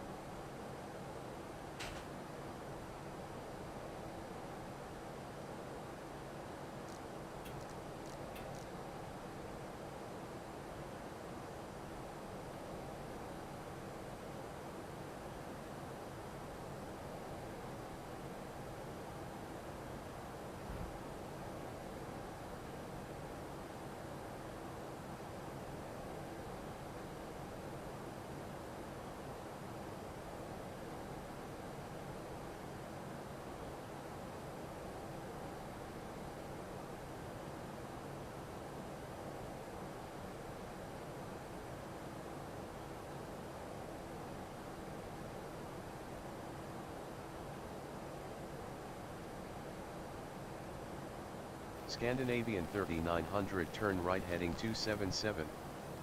Heading 277 Scandinavian 3900. Scandinavian 3900, you have traffic at 12 o'clock 7 miles at 1,200 feet. We have begun our final descent into Chicago. Flight attendants will be passing through the cabin to collect any trash one final time. Please ensure tray tables are stowed and seats are in the full upright position. Please also store any carry-on items either in the seat back pocket or under the seat in front of you. Please complete all Wi-Fi related tasks and stow any larger Scandinavian electronics. 3900 slow to 250 knots for less. Wilco Scandinavian 3900.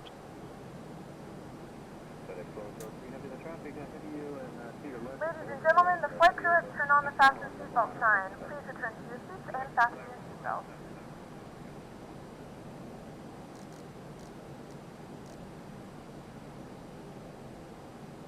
Alright, let me see if I can get this to slow down a little bit easier.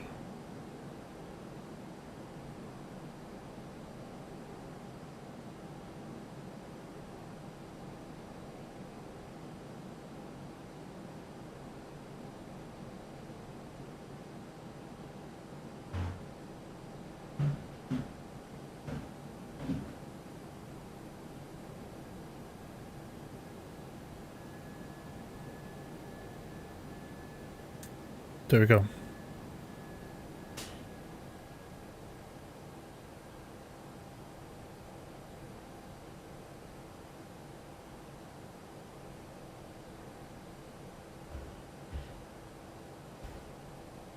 Scandinavian 3900, you have traffic at 12 o'clock 10 miles at 6,700 feet.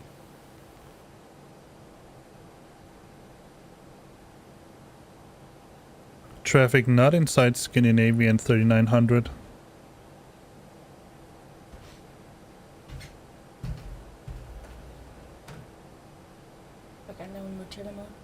Hả? Nej.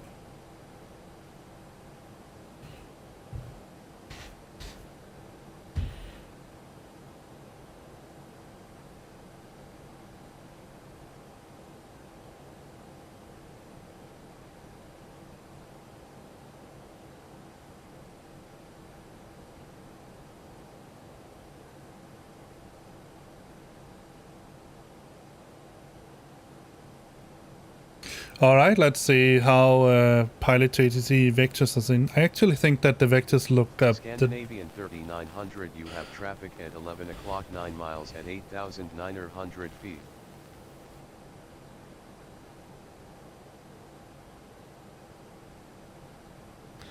Passing through a cloud layer, so I can't see them.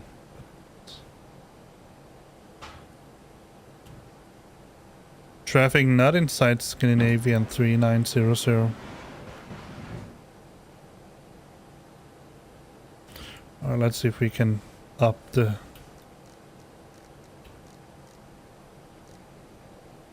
descend a little bit faster so we can get through the clouds.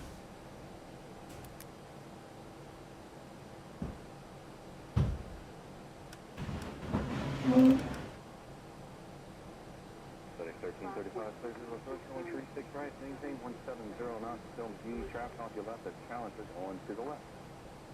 Okay, third visual 36 right, maintain 170 G, and hold traffic.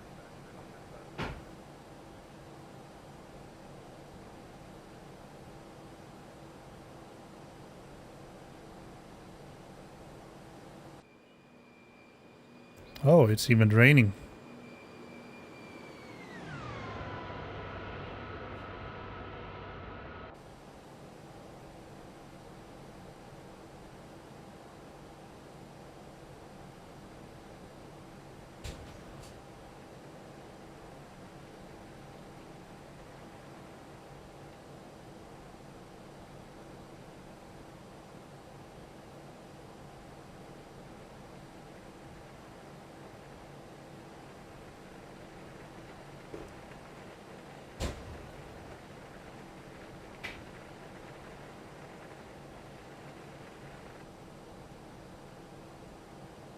Wow, there's a lot of traffic here.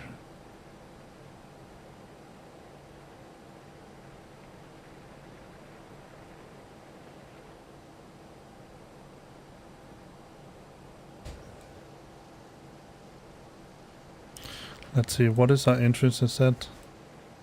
Oh, that's pretty... Alright, cool. Looks like I'm actually going to do an auto land here. Yeah. You can certainly say that.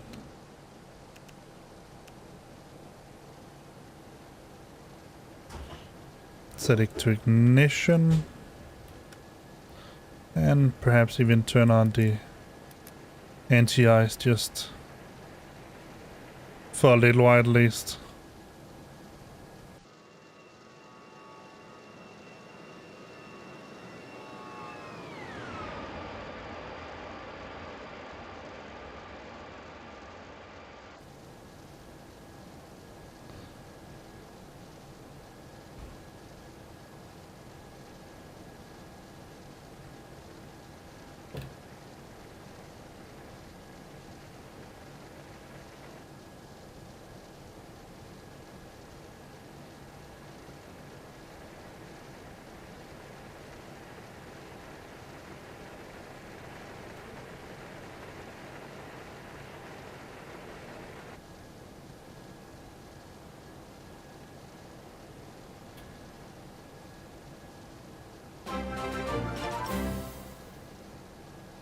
Thank you, Babamon, for following. And yeah, I didn't even know it was you that wrote, but yeah, the weather certainly changed. That's Chicago weather for you.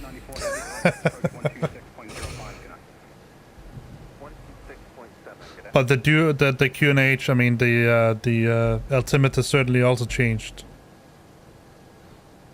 We still have overcast. Seems that the rain stopped.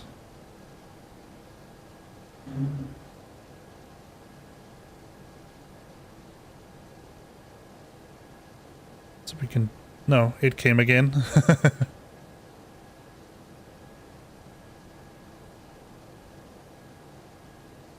Scandinavian 3900. Yeah, now we have something on the weather radar as well. Scandinavian 3900. Oh, what did he say?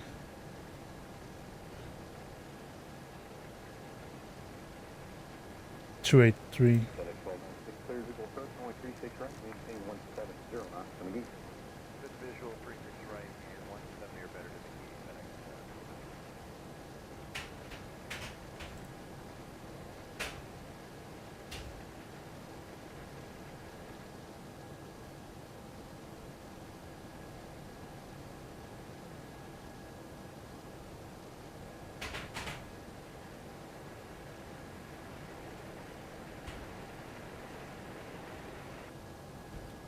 I'm pretty sure Tommy means he's going to take off from O'Hare and then fly to Milwaukee, so I'm pretty sure he means in the in the sim. But yeah, you never know. I actually had a guy when I did the long haul flight, he and I shared some images of it on Facebook, and he wrote to me sort of privately on a private message and asked that he just wanted to be sure. Am I flying in real life or is this is virtual? And I had to say, well, don't worry, it's a sim. I'm not actually flying to Chicago to Miami.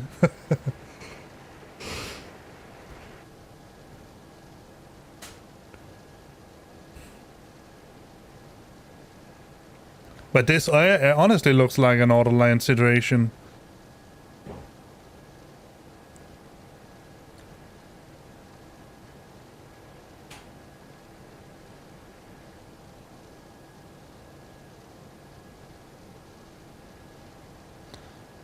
Whee!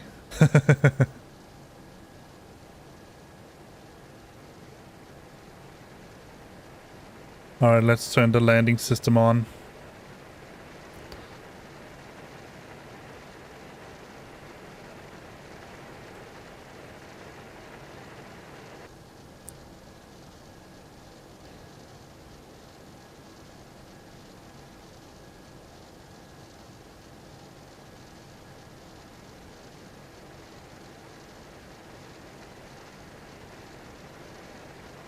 Scandinavian 3900, turn right heading 003. Heading 003, Scandinavian 3900.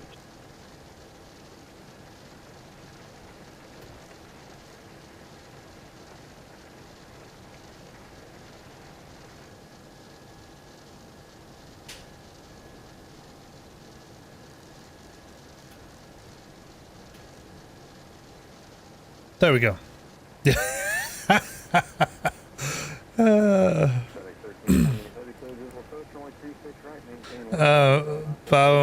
No matter what Tommy writes, I mean almost no matter what he writes, the bot is going to complain in some way or the other.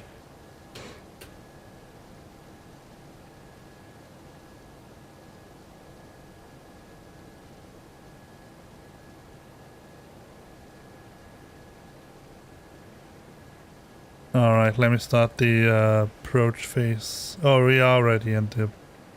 Scandinavian 3900 cleared for ILS to runway 10 left, fly heading 065 to intercept final.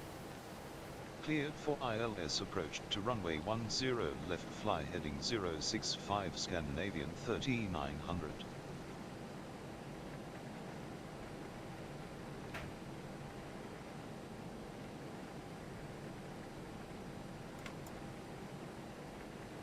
Alright, let's begin to prepare for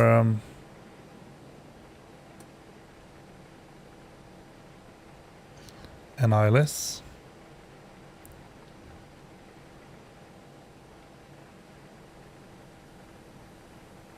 What is the runway heading?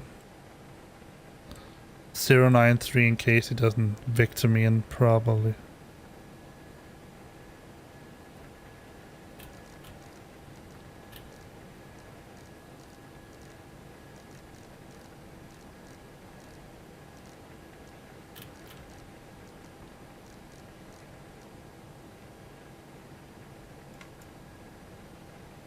Alright, flaps 2. Let's turn engine anti-ice off. Let's turn this on and this and this. All the lights. And let's get a flyby while we wait. Oh, hello there!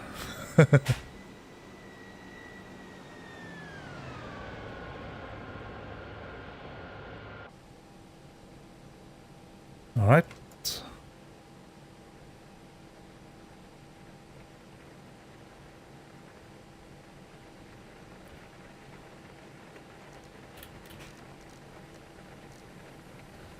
Head this way here.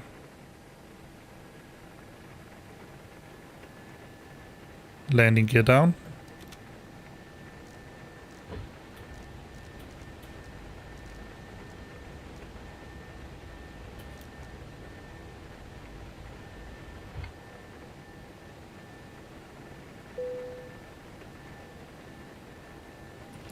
And final flaps. Flaps full. Let's just set to low.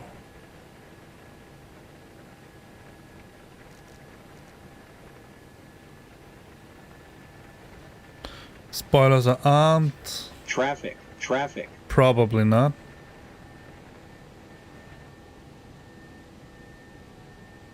Scandinavian 3900 altimeter 29904 at Chicago O'Hare International Contact Tower on 119.62. Have a good morning. Altimeter 29904 tower on 119.62 Scandinavian 3900.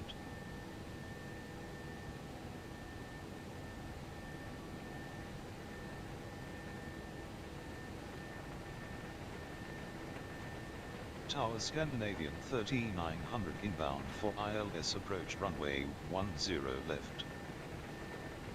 Scandinavian 3900 good morning. Radar contact.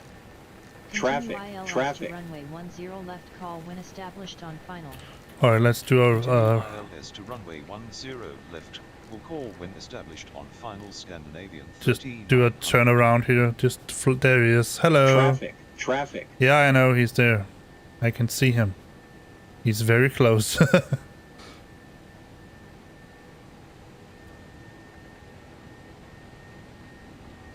I'm just going to circle around and then get back on the course again. Lufthansa 9922, runway 28 left, clear for land.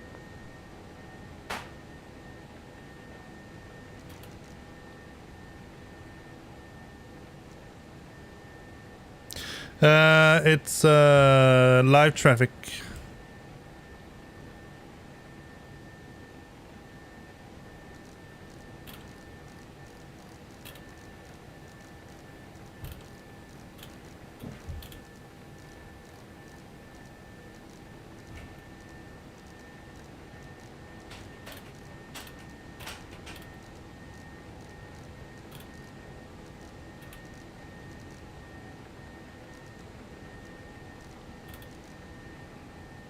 Now we have another one getting in close. Traffic.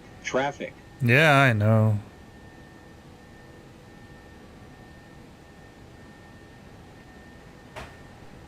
Sorry, 8865, good day, line up runway 28 left. Line up runway 28 left, for Charlie 8865, thank you.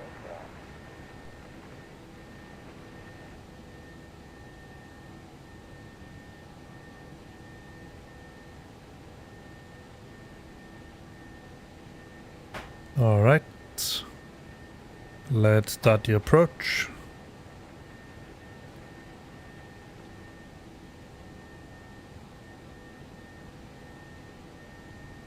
There he is. We're going to land straight in his tail.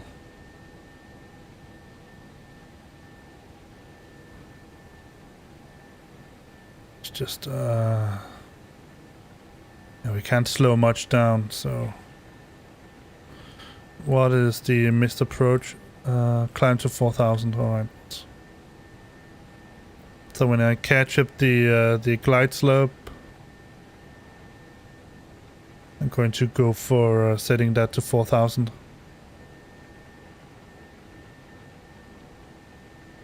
Let's enable the autopilot to secondary autopilot.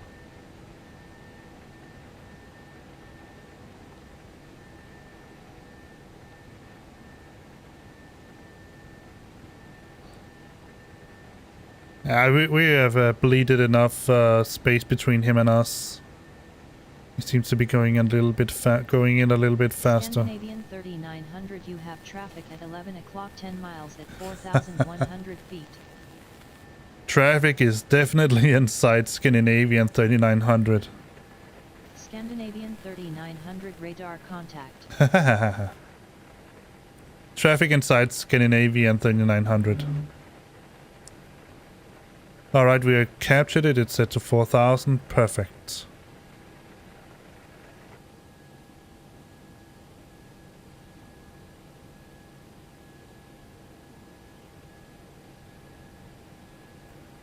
Let me just have Bob what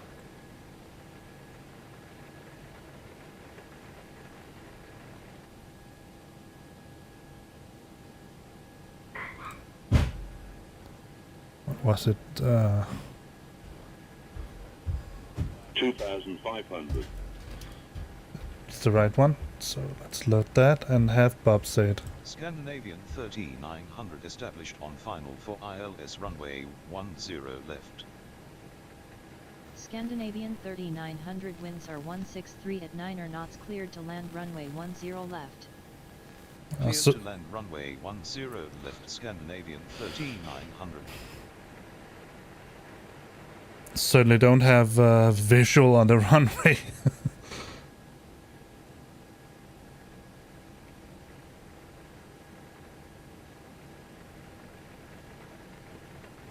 Let me just see if I put a command in. Let me just try something.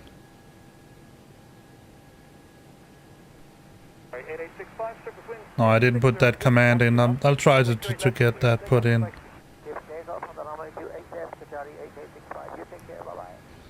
If you wanted to see mine. Yeah, mine is sort of somewhere in the middle. I think it's a little bit closer to Baberman's. It's a 1070 Ti. I have a i7 8700. 32 gigs of RAM and some various hard drives and one SSD.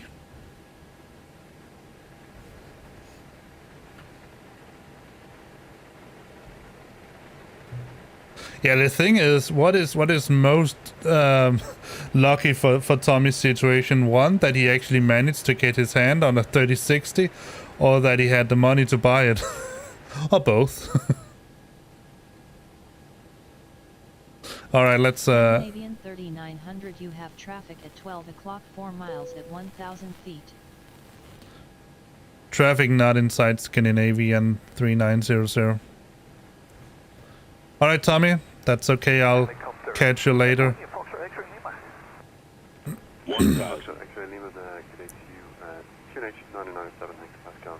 Sure thing. And your intention, please. 9907, squawk 0417, we just departed from Weston, and the intention is we're directing to KORD. Just wondering if we could transition the R16. Okay, actually, Lima. Yeah, there's no activity to the runway 159 at the moment. Yeah, that's always a good sign. That's a runway. And just advise what will be your max altitude en route, and I do have radar contact.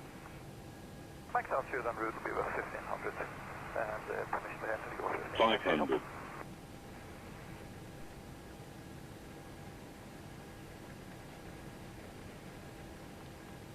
$400. Oh, he's calling out in the background. 300.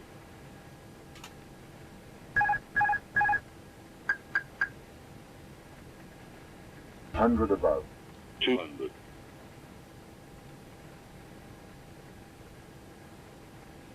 Minimum. 100. 50. 40, 30, 20, retard, retard, 10, 5, retard. Scandinavian 39. That was okay. When able.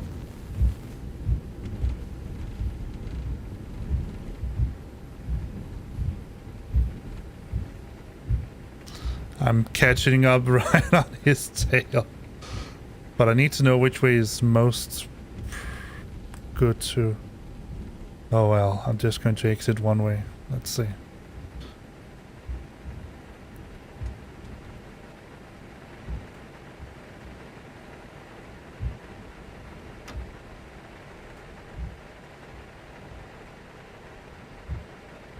Ladies and gentlemen, welcome to Chicago. The local time is 8:50 a.m. and it's currently about 71 degrees Fahrenheit. You can now use your mobile devices. Please remain seated until the air traffic comes to a complete stop and the seatbelt sign is turned off. Clear of active, Scandinavian 3900. Bye bye, Tommy. Scandinavian 3900, Scandinavian 3900, contact ground on 118.05. Have a nice regarding day. connecting flights or Ground accommodations. on 118.05 Scandinavian 3900.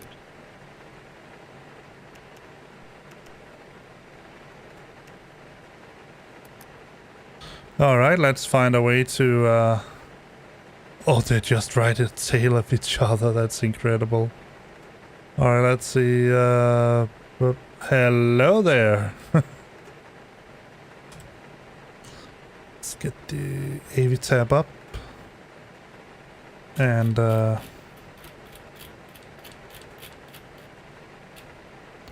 go to approach. No, airport.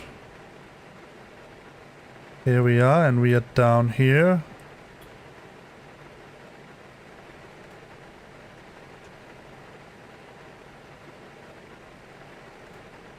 It was okay. It was a nice landing. Pretty decent landing.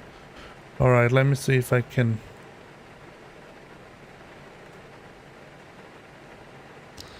get a good taxiway. Alright.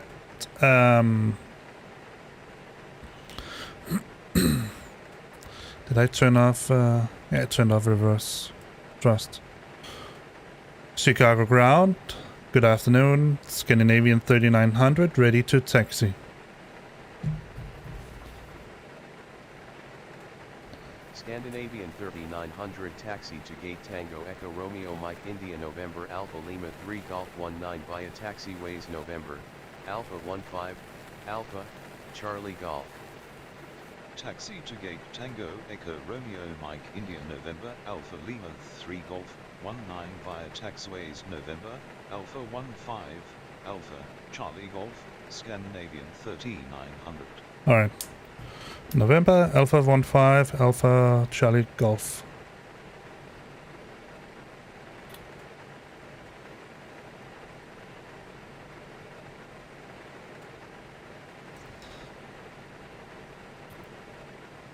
So that is up here and then up here somewhere.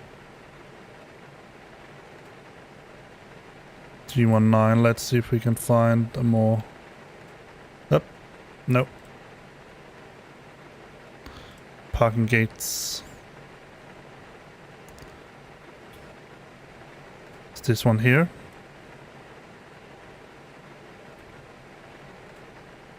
No, it's this one here somewhere. G19er, not G13. G19er. Yeah, that's the way it goes, right? Started with a nice sunrise of Miami, and then we are here at heavy rain in O'Hare, Chicago. That's a weather change for you. All right, let's see if we can find our way.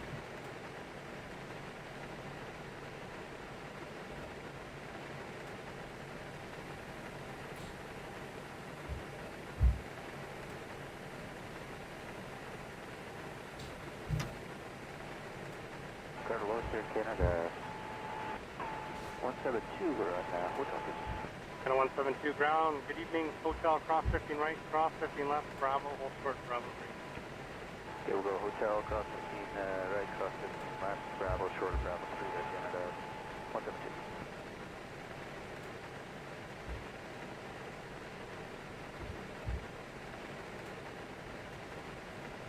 Well, ladies and gentlemen, welcome to Chicago.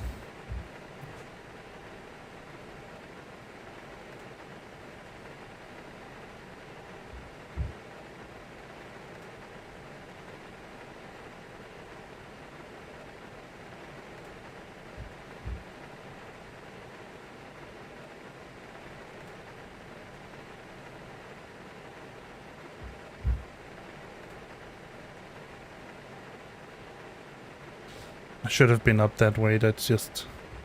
I'll just see.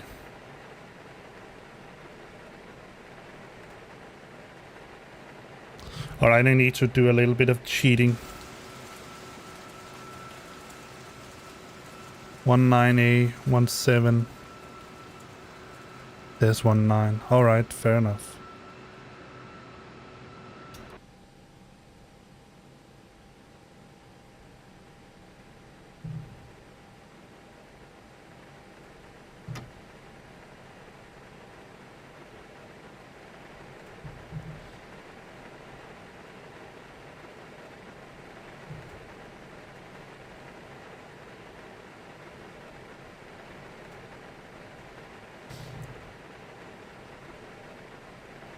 Hello, hello.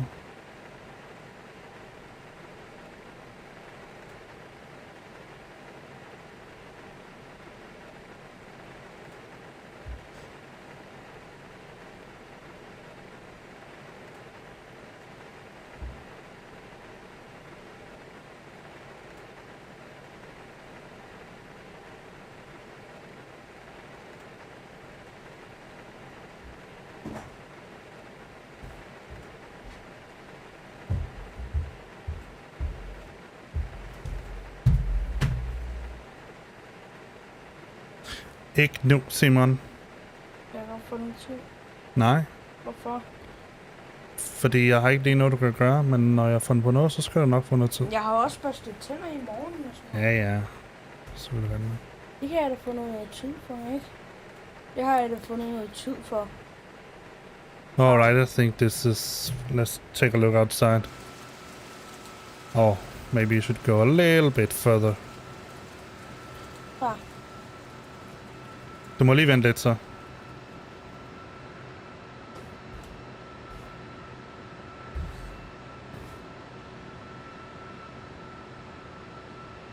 Alright.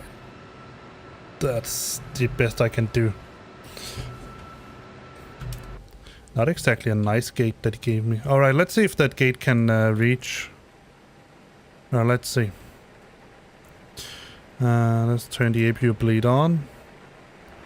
Taxi lights off. Strobe light, let's just leave it at what it is. Turn that to much light because it's bad weather. Alright, let's turn engine 1 off. Turn that to norm. And weather radar off. Terrain radar off. Engine 2 off.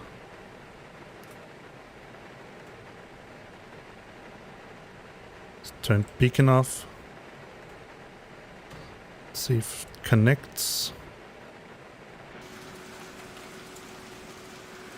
No, doesn't. Let's see if it's because it's too far away or because it doesn't know how to. It's probably too far. Alright, fair enough. It wasn't too far away. It just needed to be convinced. Alright, let's turn the seatbelt sign off. And let the passengers go out.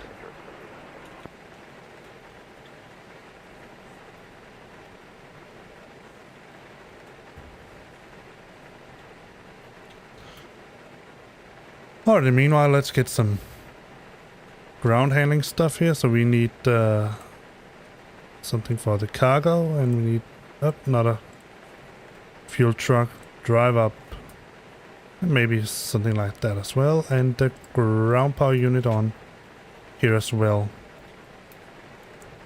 Alright, so let's go to ToLiss, and that's going to be opened, open, open, open. And everything else is going to be closed. We need ground power unit. Let's turn that on. Turn the APU off. That should be just about it for this. Let me go take a look at the SAS. 314. Yeah, that's okay. Finish.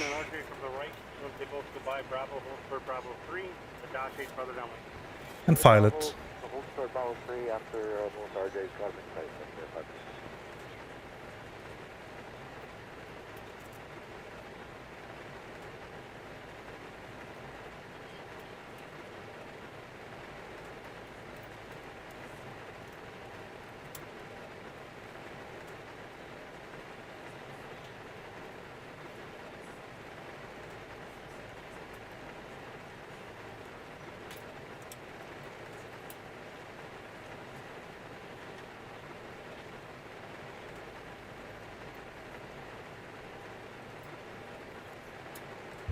All right. So that should put me over the threshold for the next what's it called? Promotion with the SAS virtual group. Let's disconnect from Pilot2ATC. Yes. And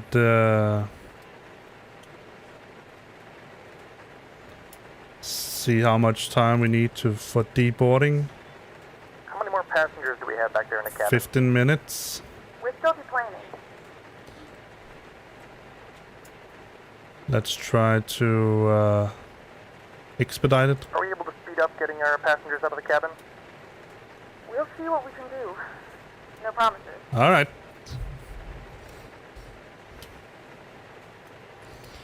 So while we wait for this,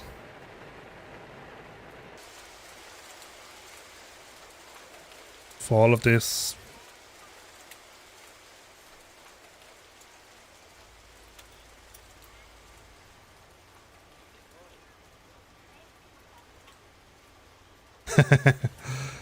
yeah, there should be people somewhere, but I guess he's missing on that chair.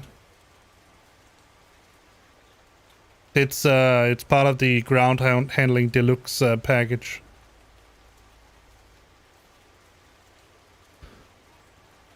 All right, let's say that these are finished and get rid of these.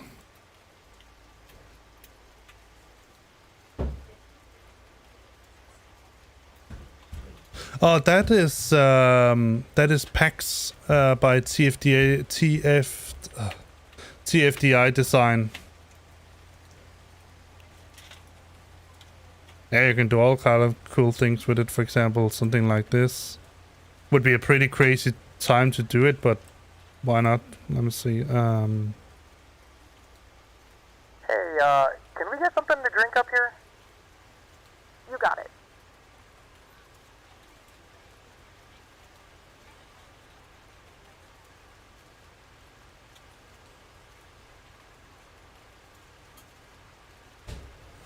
I can show you how it looks. Baba.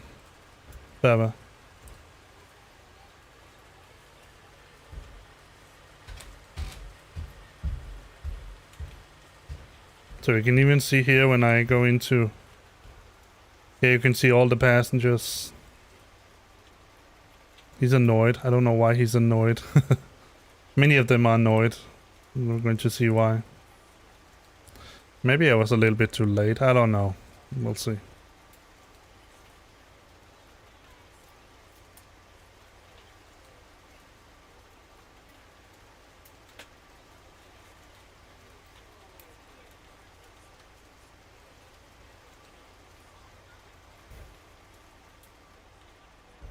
Yeah, that's called PAX, Passenger and Crew Experience. Which is, I mean...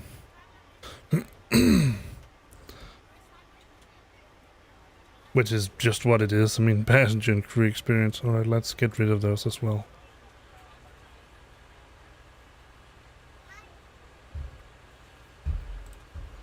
Because they're going to go away when I go to...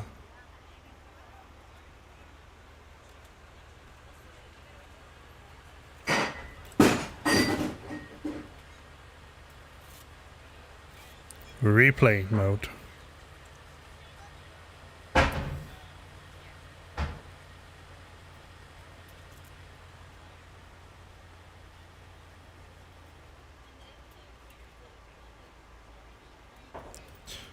Alright, let's do that.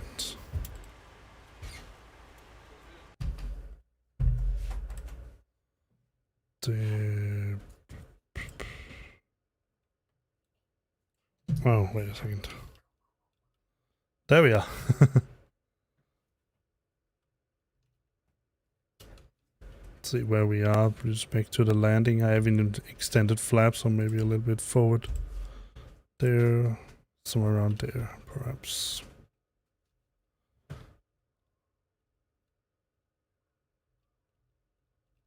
To a point where we can see the runway. Well, that was certainly we can see the runway.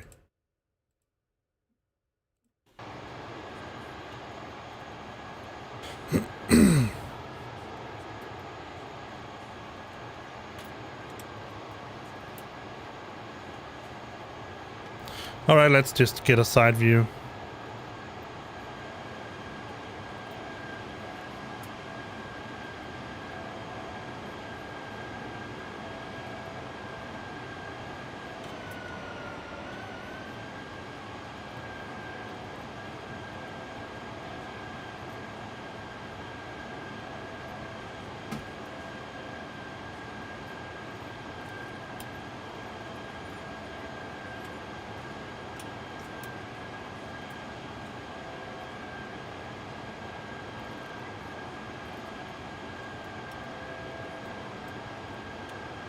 A rainy day in Chicago.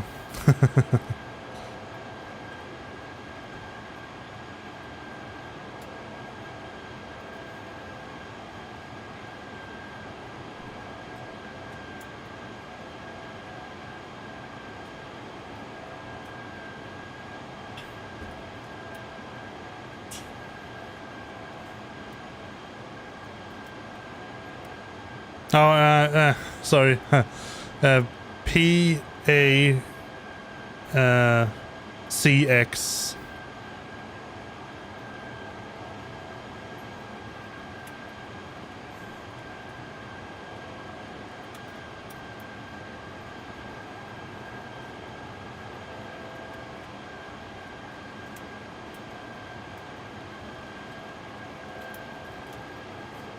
Let's see how that landing went.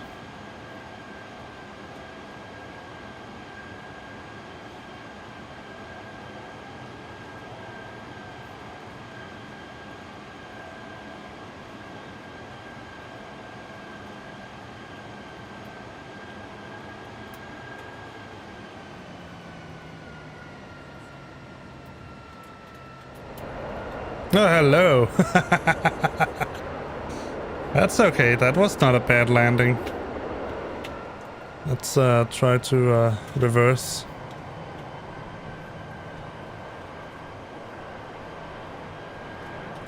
Yeah, despite the bump, I could have done without the bump.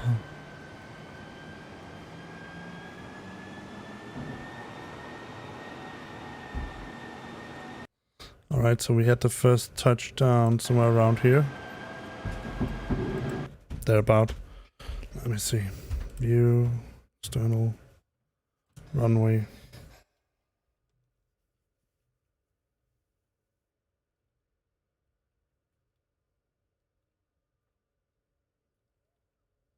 And shift to go away.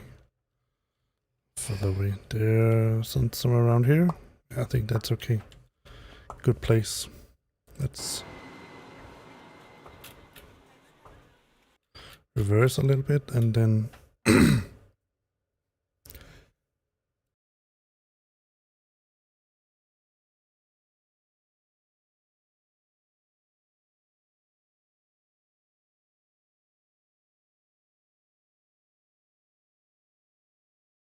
The only really strange thing here is that you can see that these planes are still coming in for landing, even though. So that looks a bit silly. I'm not sure I would want this because it seems. I mean, at some airports, it seems reasonable that the runway is a little bit bumpy, but some place like this, a big international airport like this, I think they would have a very straight runway. But let's see.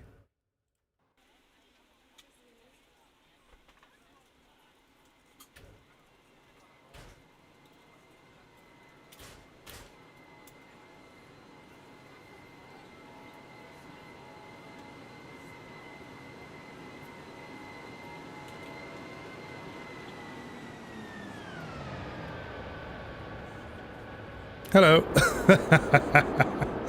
This is so crazy.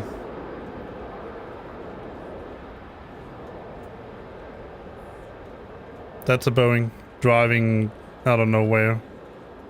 Let's try to get a view from inside. See how that looked.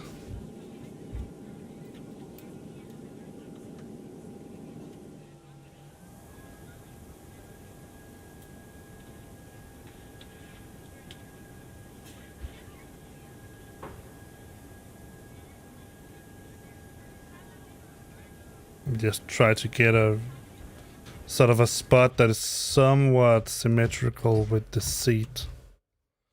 Somewhere around here, and then you can lean a little bit forward and look out. So something around here, perhaps.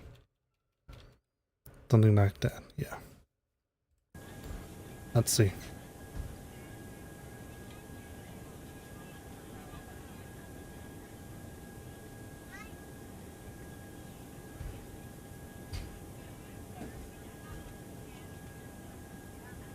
Yeah, there's much traffic here, but it is also a big airport. Hello again.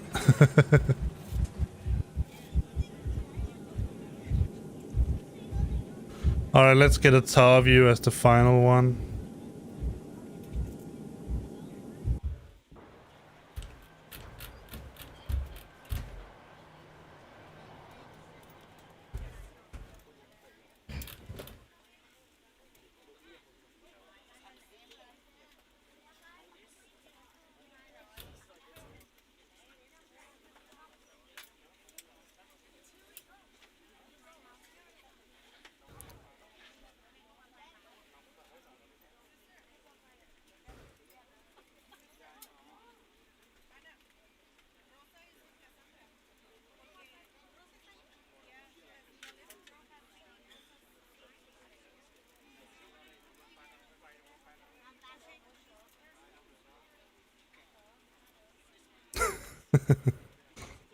They're just all over that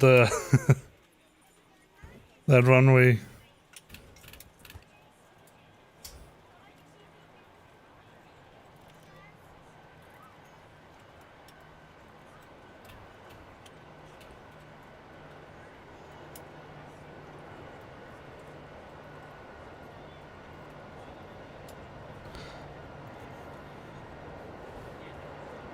Alright, let's follow it in.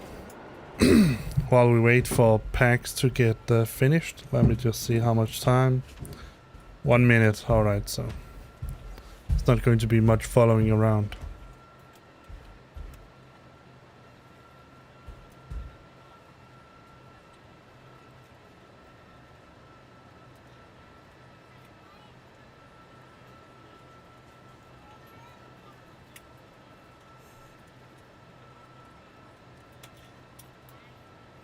Let's just exit from replay.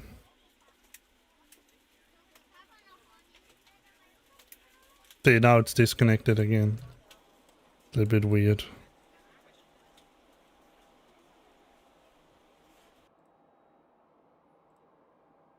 And now it's connected. Alright, so now we're finished with that. Let's going to move it to my own screen, and then we're going to show you packs once again. So let's see what we got, why they were... Oh yeah, we were a little bit late, minus 12 minutes.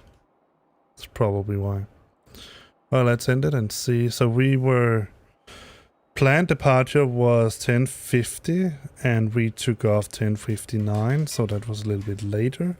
Planned arrival was 13:35 and we were there 13:49. So there was just an unexpected arrival delay. I'm not sure why that was. I wish I ate before we boarded. Why didn't we not get told by delay? Because I didn't know there was a delay. I'm totally telling my friends about this airline. Nice. I'll definitely be recommending you at work. Nothing better than a few mid-flight drinks. Sure. That's it. Alright, let's close packs. Alright guys.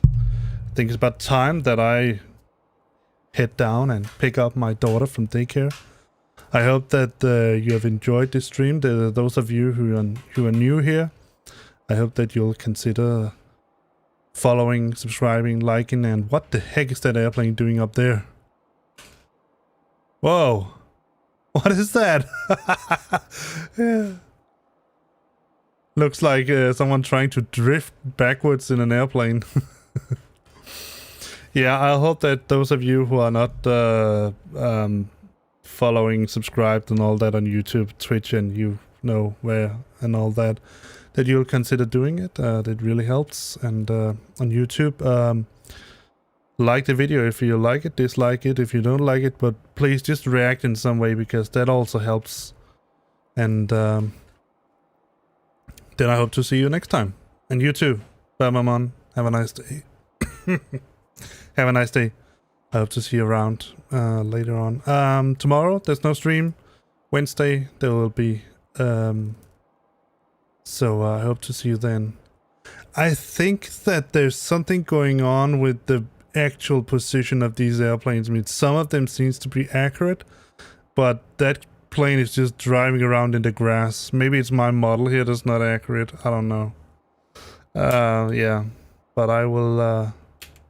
I'll see you later. See you later, guys. Hope you enjoyed it, and let's see what we can find out for next time.